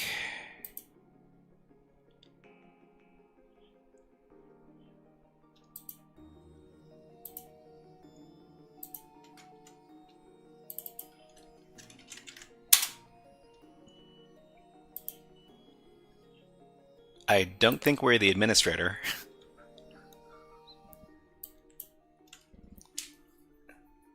Try with the big, okay, capital letter admin. Maybe that could work.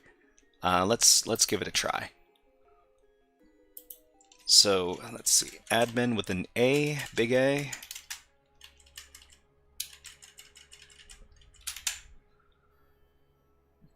Okay, and then copy that.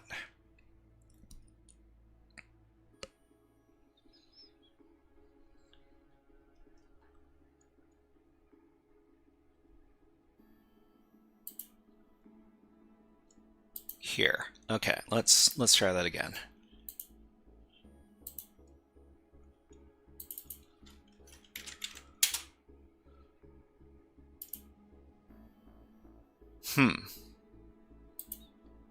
I mean, it looks like it's the same thing.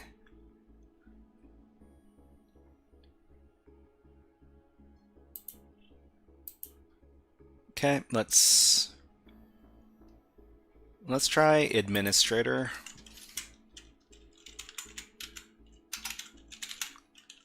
Actually, what happens if we don't give... What happens if we just delete the cookie? Okay, let's try deleting the cookie and we'll see what happens in the application. So delete this. Okay, then reload. You know what? This didn't affect anything.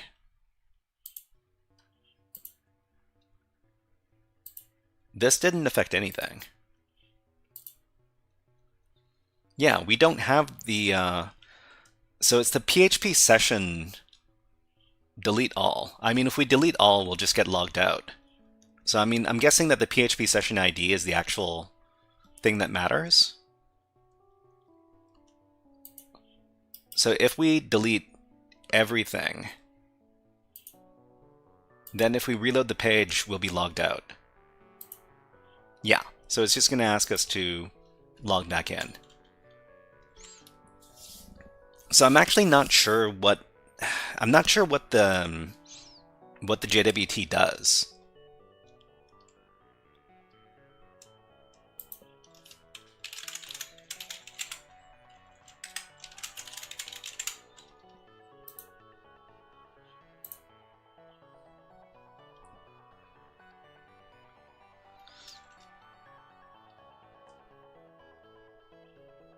My cart, edit profile.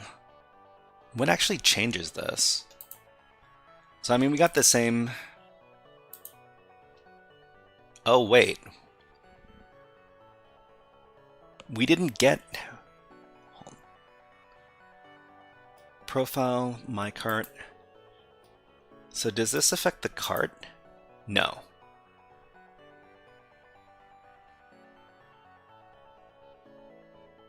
Index. One actually gave me the JWT.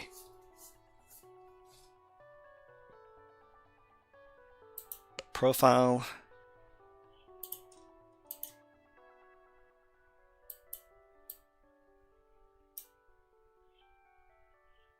My cart. Edit profile. So edit profile. There's no edit profile. Okay.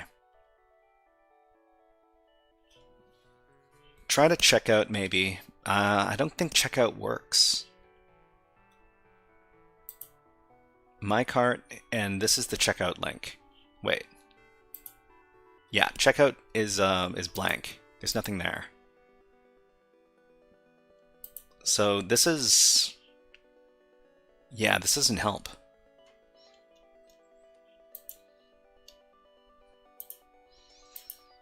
So vendor, my cart. Service status profile2.php. I didn't know there was a profile2. Let's try that.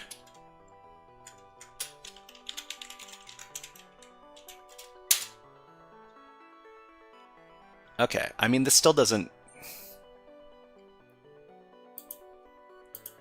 This still doesn't affect our JWT. What's the difference between profile and profile 2? I don't see any difference.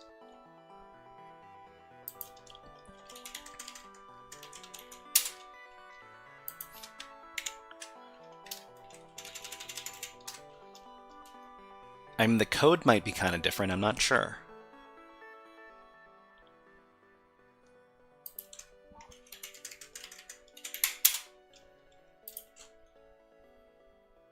It looks like the same code.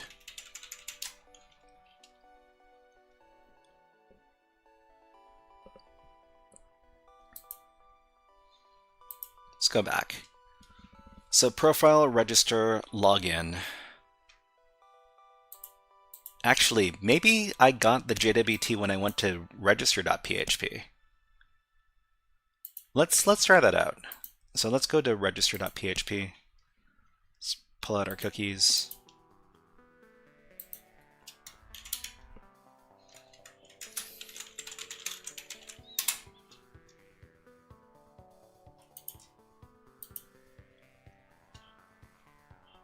Okay, so we'll put in something test register.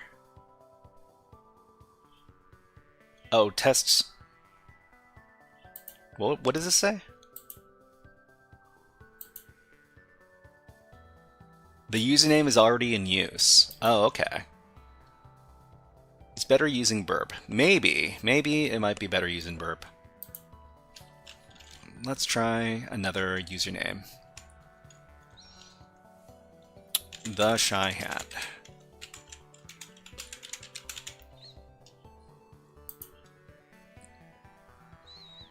Okay, so we didn't get a JWT. So we can log in here. The Shy Hat. The Shy Hat.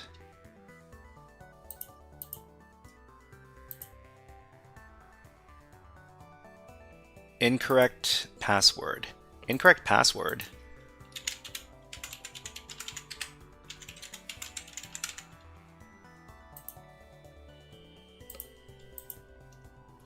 Oh, I misspelled my password.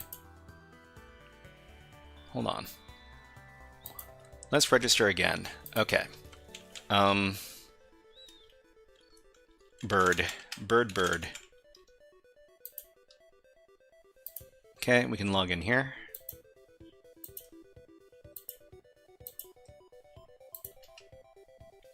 Bird. Okay, so did we get a JWT? We didn't. So we're user number 6. Supermail@mail.com. Is that Spanish? Yeah, the website's in Spanish.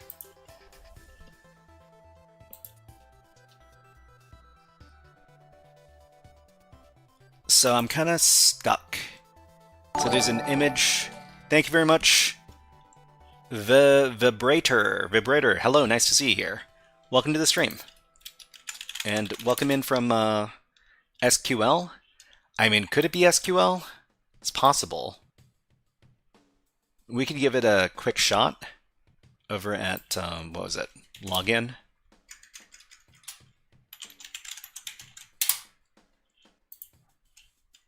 So we can give this.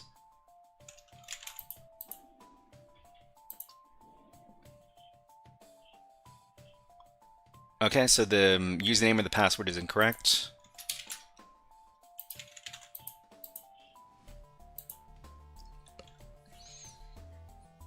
Actually, you know what? We can...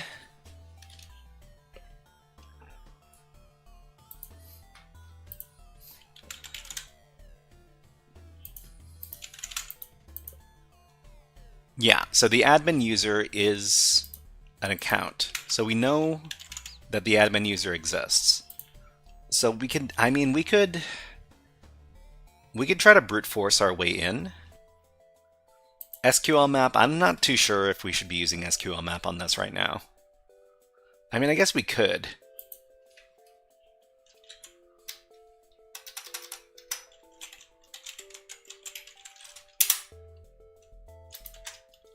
So what would we feed to SQL map? I guess this is a type of brute force attack. Just like this. You've not declared cookies while the server wants to set its own. Do you want to use those? Yeah, let's use those cookies. No parameters found for testing in the provided data. Get parameter in ID. You're advised to run with forms crawl 2. I mean, let's try that.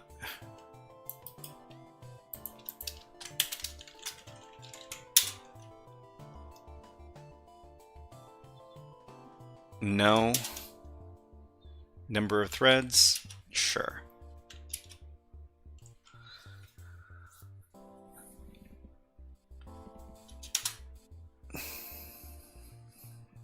Yeah, test that form. Edit post data. Default is username and password. Warning, blank fields detected.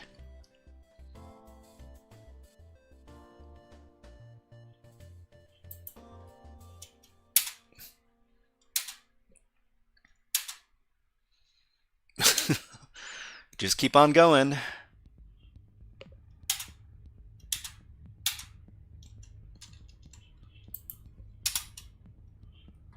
Okay, so it does not seem to be injectable.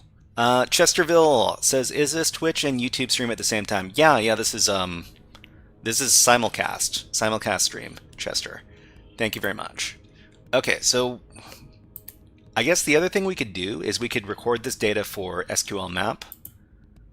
I don't think SQL injection is the way in, but if we were to try to do it with SQL map, we would probably need to. You just do batch if you want all the prompts. Let me just try to get a request file for SQL map. It's usually the better way to do it.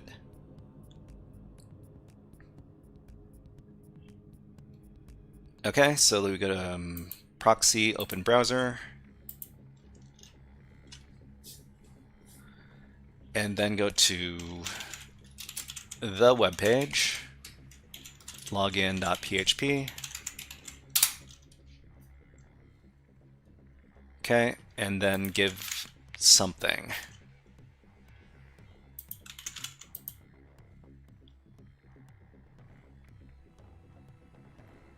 All right, and then let's go back to Burp Suite and then get that request. We'll save this, copy the file, request.txt,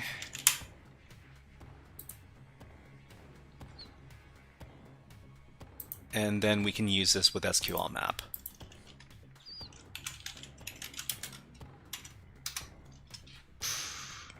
how do we use SQL map with request file again? Let me look up my write-up.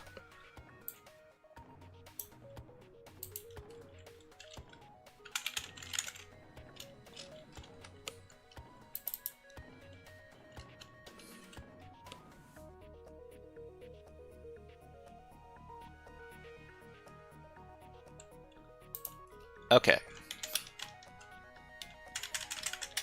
I've got the syntax. Our request file. Yeah. I just looked that up.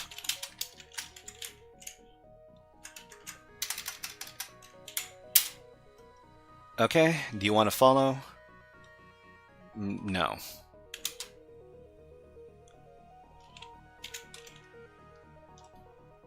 Password parameter does not seem to be injectable. All tested parameters do not appear to be injectable. Okay, well, I mean, we could try redirecting this time.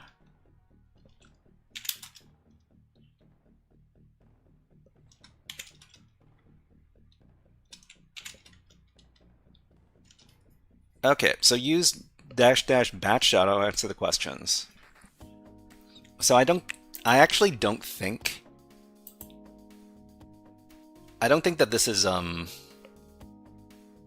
the way we're supposed to be doing it. So the name of the box is Apollos. Let me look up the name of the box. Apollos. So I'll do a quick search. Nope, nothing here. So there was something really special for Apple stuff. So there's a directory called something.store, DS store I think it was called.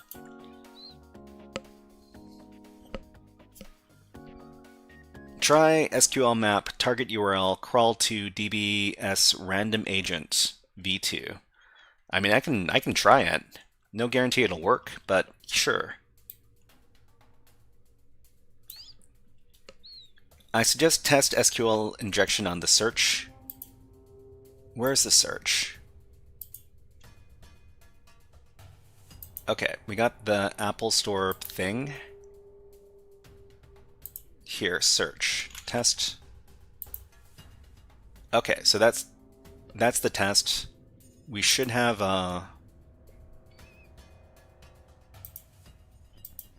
yeah, this one. Okay, let's record this. We'll just call this search.txt. And give this a shot.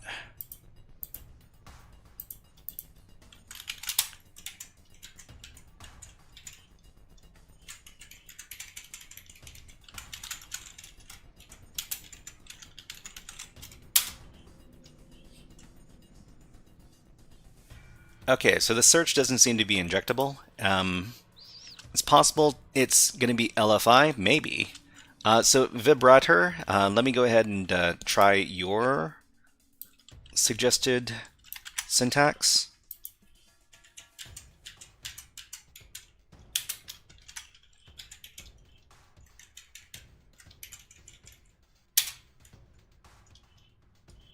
Let's do it with batch.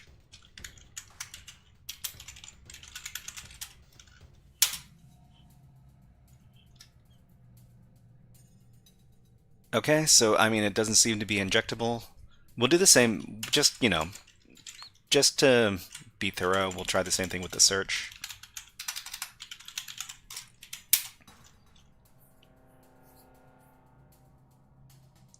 Okay, does not seem to be injected. Try manual. I mean, I don't know why you are all so adamant that it's going to be a SQL injection. It's possible it's not, and we should be looking somewhere else. Then again, there's not very much we can look at. It's either going to be SQL injection or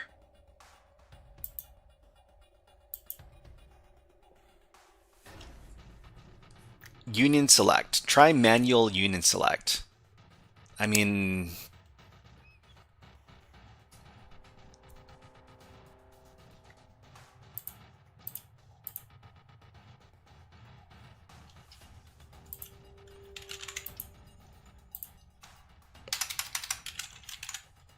Hold on. Let me try logging out. I'll try a brute force against the admin user. Where's my logout?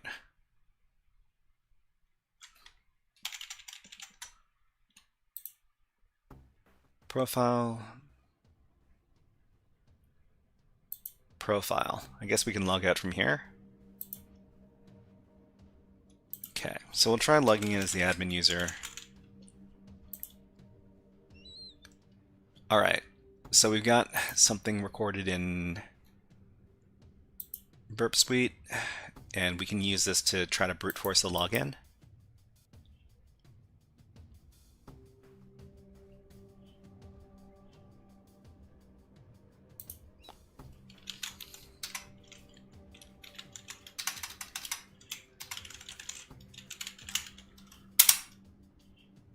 Okay, and what are we going to use for the brute forcing? I guess we could use...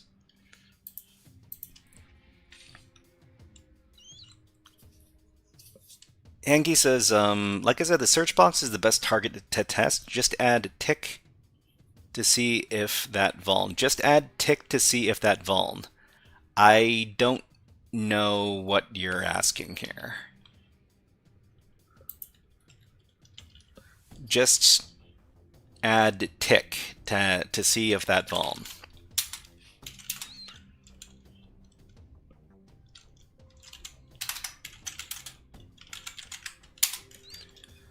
Okay, so if we want to brute force the admin login, we need to add a fuzz point. Search test. Search test. Let's go in.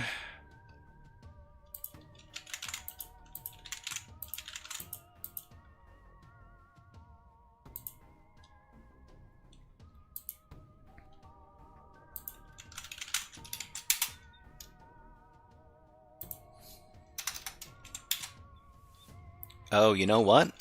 It looks like it's doing some filtering here.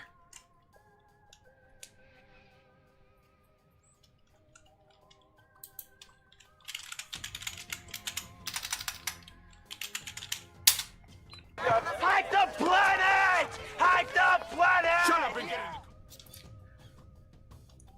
So it looks like...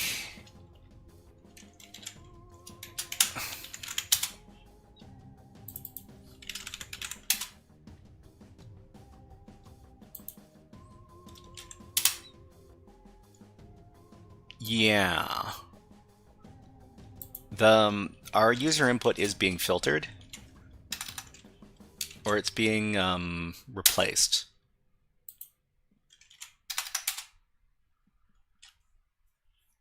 It's escaping the single quote. It needs advanced SQL injection. Advanced SQL injection, huh? How do we get around? So if we just do single quote or double quote, single quote looks like that, double quote looks like that. Is it escaping? How about double single quote? So it'll... Okay, so it really seems like it is SQL injection if this is the case. So to bypass the web application firewall, okay, well, I mean,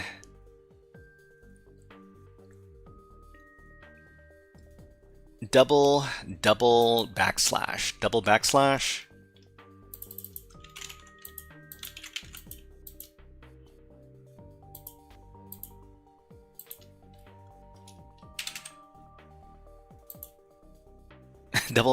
gives us quadruple backslash. I mean, okay, well, I guess this really does look like it's going to be SQL injection. How do we escape this? I guess we could URL encode.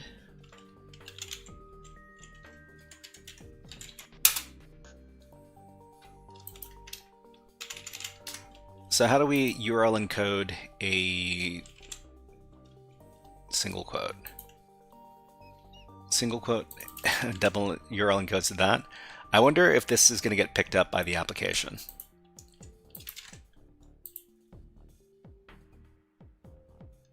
Okay, well, I mean,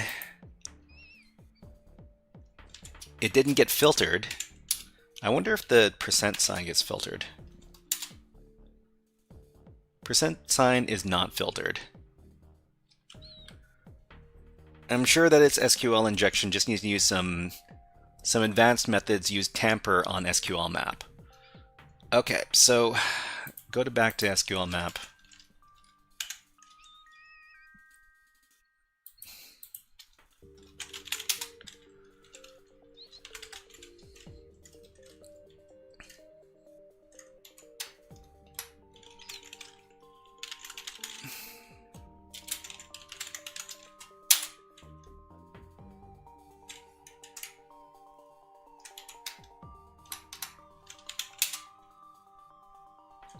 Tamper option requires one argument. So what are we tampering?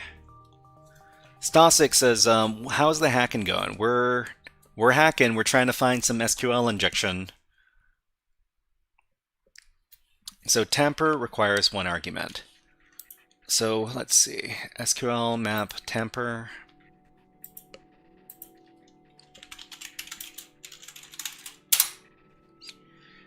Teach me how to use it.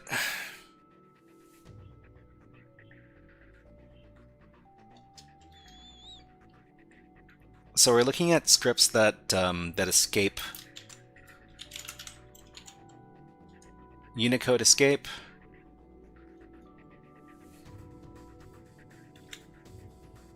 Gonifesh says, I love this stuff. Great, great, great. -P for search. -P. You can URL encode within burp.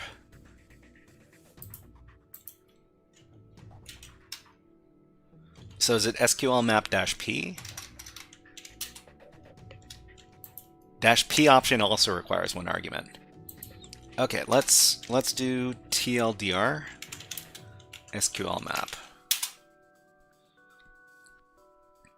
SQL map random agent, basic auth. This doesn't help us very much.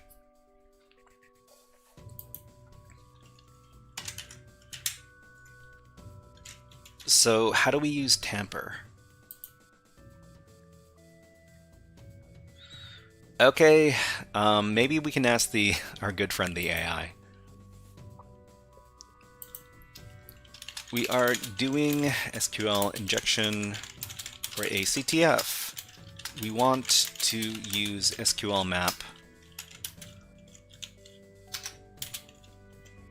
to tamper and escape special character filtering. What syntax should we use? Just implement the challenge before to manual injection. Okay, tamper equals what? Okay, space filtering bypasses, quote filtering bypasses. So tamper equals apostrophe mask, apostrophe null encode. Double quotes to single quotes, apostrophe null encode. Escape quotes with backslashes, escape quotes. So let's try escape quotes.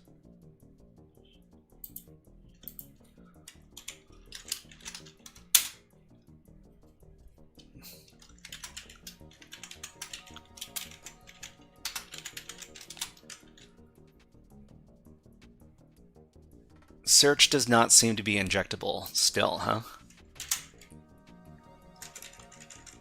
Let's go through this manually. So no, we don't want that. Number of threads, sure. Do you want to normalize crawling results? Yeah. You want to store crawling results inside a temporary file for yeah, sure. Actually, no, we don't need to. Do you want to test with this URL? Yeah. It is recommended to perform only basic union tests if there is not at least one other potential technique. Do you want to reduce the number of requests? Let's not reduce the number of requests. So it still says that it's not injectable. You can try to search order by number, increase the number by 1. Well, I mean, we need to find some way to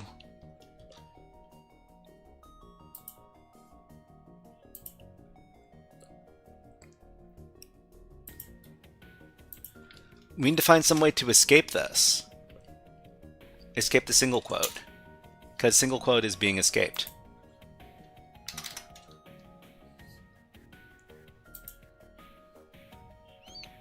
Okay, let's look for a technique. SQL injection escape quotes.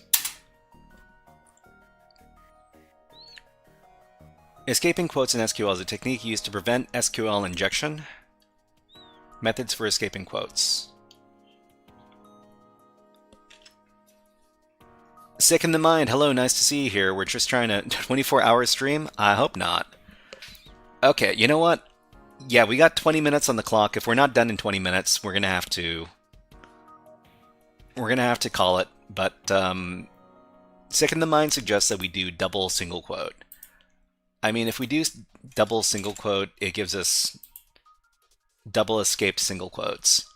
So that's not the way in this case. So you need to figure out what is going to work. How about triple single quotes? How about just for fun, how about quadruple single quotes? Yeah. %27. %27 returns, but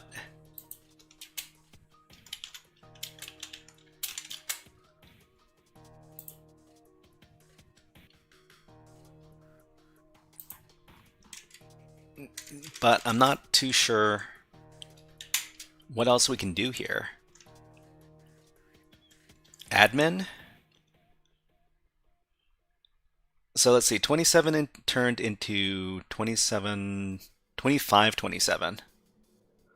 So it was double escaped in the URL. Oh. Hold on.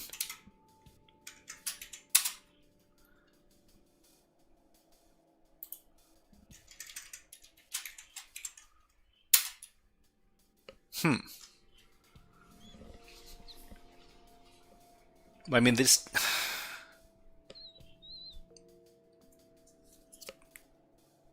So try URL encoding the characters in burp, maybe? I mean, maybe.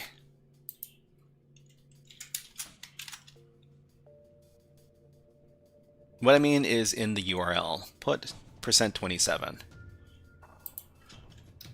In the URL, %27. I mean, %27... Okay.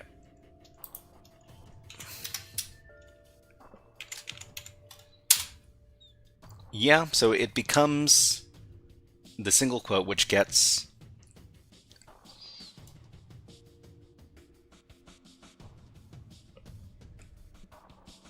Hanky Lodwig says, like I said, put it in the URL, order by 100.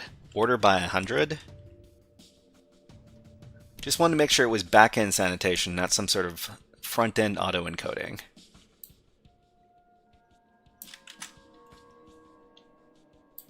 Okay, well, I mean, what happens if we put in this?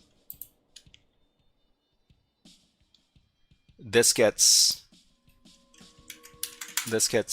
filtered. I mean, we could try looking at this in Burp Suite.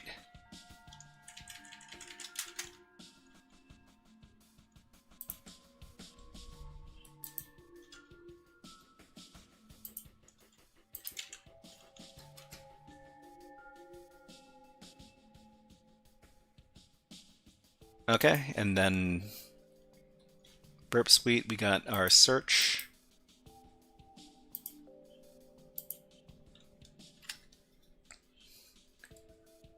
Remove the brackets. Remove the brackets.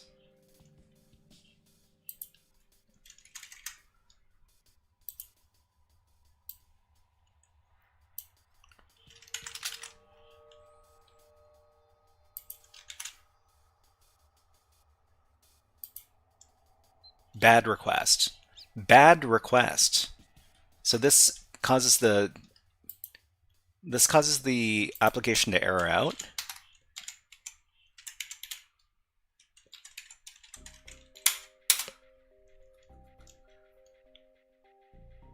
No?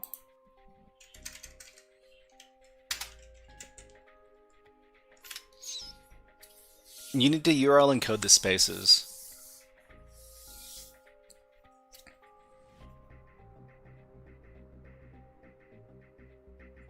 Next, the application errors out, positive to SQLI. Okay, your first line of the HTTP request must be 3 parameters. First line of the HTTP request.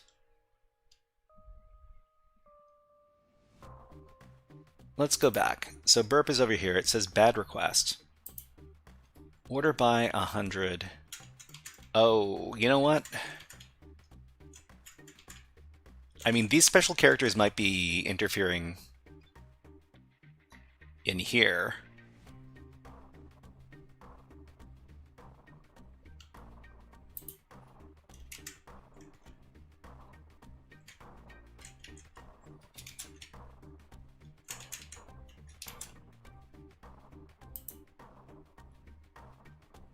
Bad request, okay. Spaces need to be encoded or use pluses. Okay, so here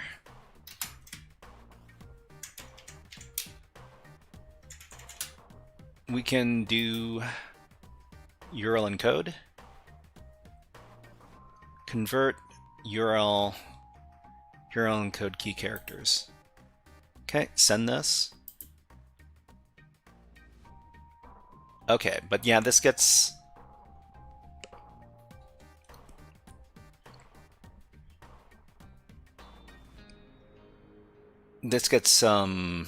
caught.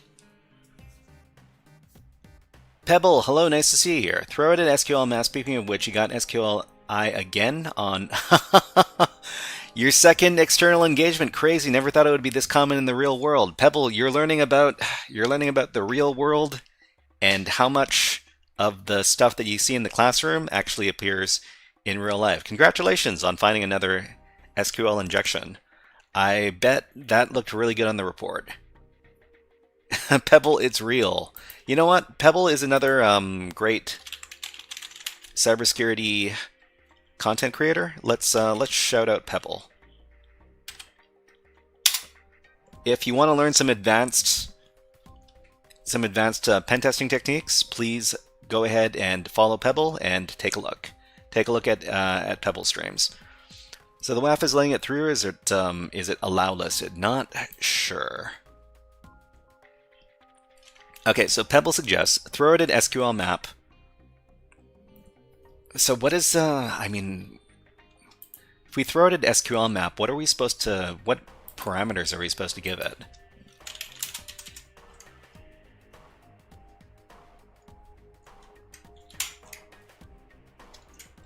So we could do tamper escape quotes. We could use some other tamper scripts. Replace spaces with plus signs. Replace spaces with comments. I always do risk level 5 risk 3. I mean, we could give it a shot.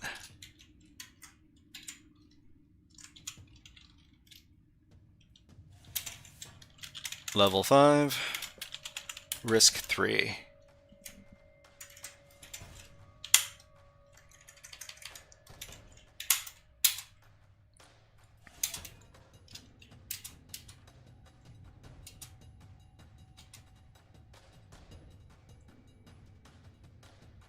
Use space to comment. Space to comment.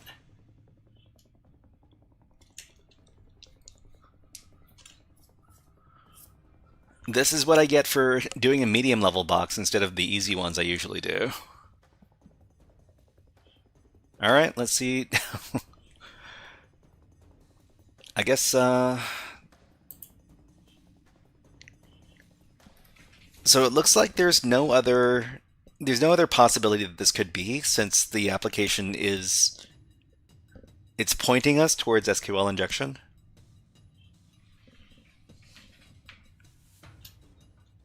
But one thing I want to take a look at is it takes time. Yep. Let's go back. What else is on the application? So I mean, it's supposed to be some sort of store. It's supposedly some sort of Apple store, but you know, who knows if that's actually true. Anyways, let's try.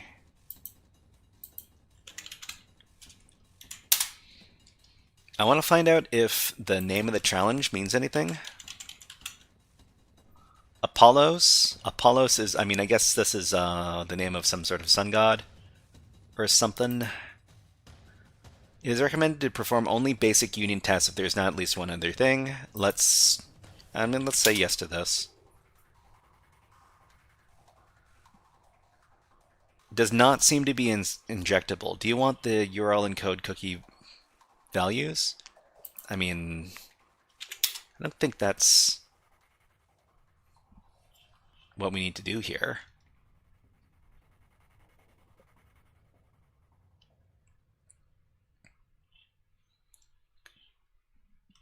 Okay, we've got 9 minutes to solve this. I mean, even if we manage to get the SQL injection going, but you know, we'll give it a shot. So, but yeah, this is some sort of shop.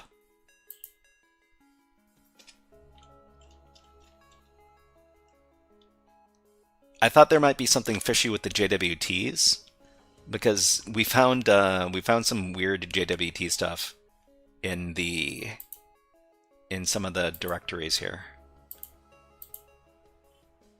So there's a my cart, yeah. So this is all part of the application. Regular old thing. The uploads directory. I wonder if there's anything in the uploads directory.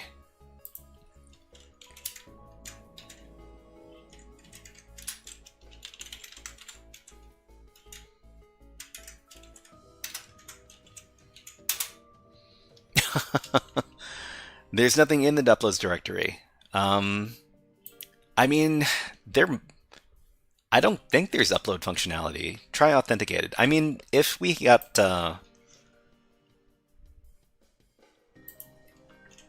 there is a registration. There is a registration capability on the box, so we can create our own user accounts. Try using union select like before, but adding null for the column maybe. Register.php and upload looks like a viable path for me. Let's see. John Connor asks, when is hacking useful? When is hacking useful? That's a good question. I mean, hacking doesn't necessarily need to be useful. It just has to be something that you're interested in.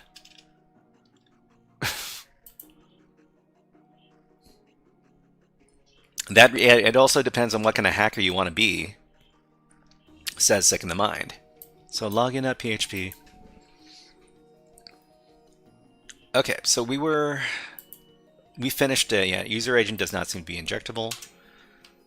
We could do escape quotes, and Henke also suggested what? Space to comment?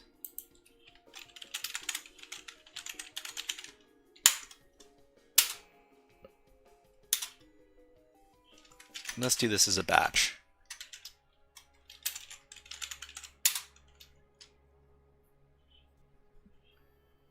Remove the random agent.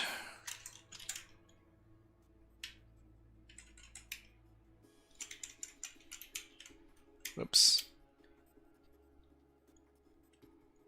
Can't do this. All right, let's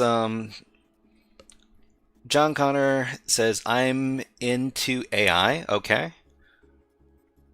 Hanky Lawa says, in my opinion, the challenge is using SQL to get the admin user password and then log in to open the upload page. That sounds like a pretty good guess. John Connor says, can hack without hacking. Can hack without hacking? Manipulation of a system is all it is. Are you saying that hacking is just manipulation of a system? I mean, yeah. John Connor says an understanding. Understanding? How do you do that? Backspace from left to right. Balmung says hacking mindset is useful in my opinion. It allows you to see things differently outside of CTFs and jobs. Its usefulness goes down to pranks and illegal activities. Let's see. Random agent doesn't seem like a feature that's a roadblock for a search field. John Carter says, I can pick locks. Hacking pin Tumblr locks. So, John Connor, are you saying that hacking is good, or are you saying that hacking is bad? Or are you saying that hacking is pointless? I'm not too sure what you're trying to communicate.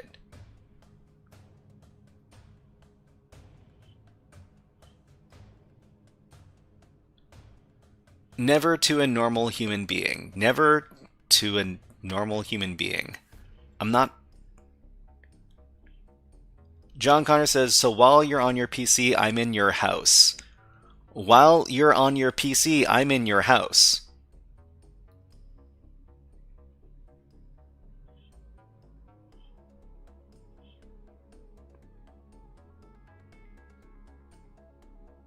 I have no... I really don't know what you're trying to say, John Connor. Could you... Why don't you let us know what you're trying to communicate here? Because I can't guess.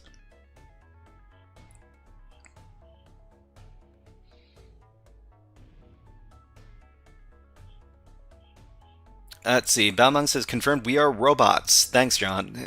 Robots? John Connor says, SQL requests, I'm in your fridge. Let's see. Hanky says, use -p search to boost the SQL map. I mean, I don't know.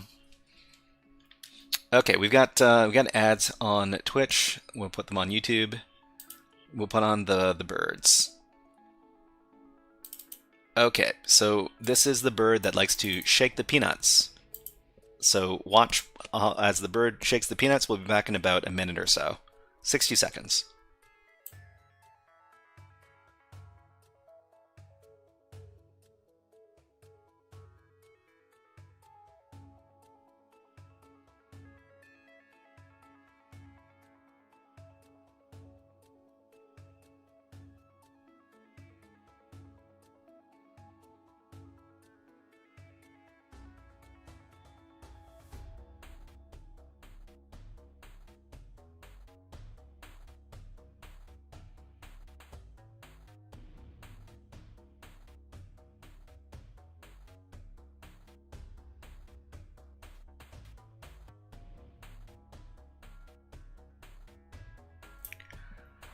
Okay, so let's see.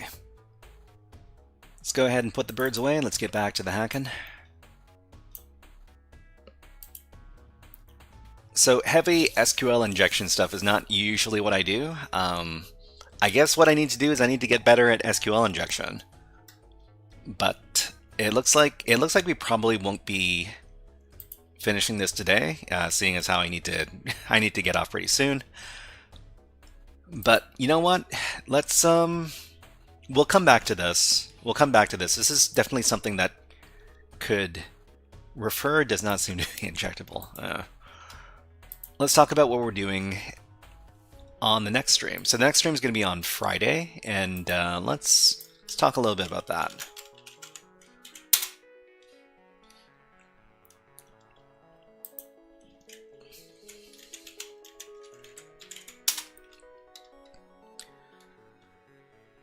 Can you share the room link? I want to stream on that. Yeah, no problem. So what you want to do is you want to go over to Docker Labs, and you want to look up the Apollos challenge. So just look this up in the search. If there's compensating controls that might make it harder for SQLmap to identify true positives. Yeah, I mean, I'm going to need to come back to this. I definitely want to learn more about SQL injection, like, you know, beyond the very basics. It's a very, very deep topic. So let's talk about what we're doing in the next stream. So let's see. This is week 36. It's 2 streams down, 1 stream to go. So we're going to be doing Variety Fridays on September 5th. We're going to be doing Human Resource Machine. That's more assembly-based gaming. We're going to be doing our Python stuff. You know, we might be finishing off the Temperance CTF labs over at hackmyvm.eu. MD Explains says, you're uncorking flagons of riotous mirth with fair maidens. That's, that sure is something. Thank you very much, MD Explains. Sick in the Mind says, I think it's register upload issue based on what I saw. I mean, that's a good guess. The thing is that we need to get access to the to an account that can. Well, I mean, we need to figure out where we can upload in the application first. But we'll come back to this challenge. Hanky Loudwig says, agree that you can modify the JWT and maybe it's the whole too. Are you popping bottles with models? Popping bottles with models. That's it's the first I've heard of that, but it's I guess that's being a baller or something. Anyways, we're going to be doing Python programming stuff. We're going to be doing some more binary hacking with the Nightmare Reverse Engineering course, and I'm not exactly sure. We might be doing the Windows command line module over at TryHackMe, and that's what we're going to be doing on the next stream. So as for this stream, let's see if we can find somebody to raid. So twitch.tv, and I guess the other thing we can look at is we can look at InfoSec streams. So InfoSec streams, are you rich, sir? Let me ask you very clearly and to the point, are you rich, sir? I'm not rich. I'm not rich at all. I guess I can afford a decent computer. That's about it. So we got Hetanis and we got BlazeBits. I don't think have we raided into Hetanis before? I don't know if we have. Let's see what Hetanis is up to. Okay, so let's see. Hetanis is doing what? It looks like they're doing. I mean, it looks like some sort of hacking. Okay, so everybody, we're going to be dudes always on the Linux admin course grind, trying to get your bank account. Is that what's going on? All right, everybody, let's set up the raid. When you arrive on Hetanis' channel, if you could give this, if you can get this this raid message. Let's see. The Shy 31. Hip Hop Hack, the Shy 31, like this.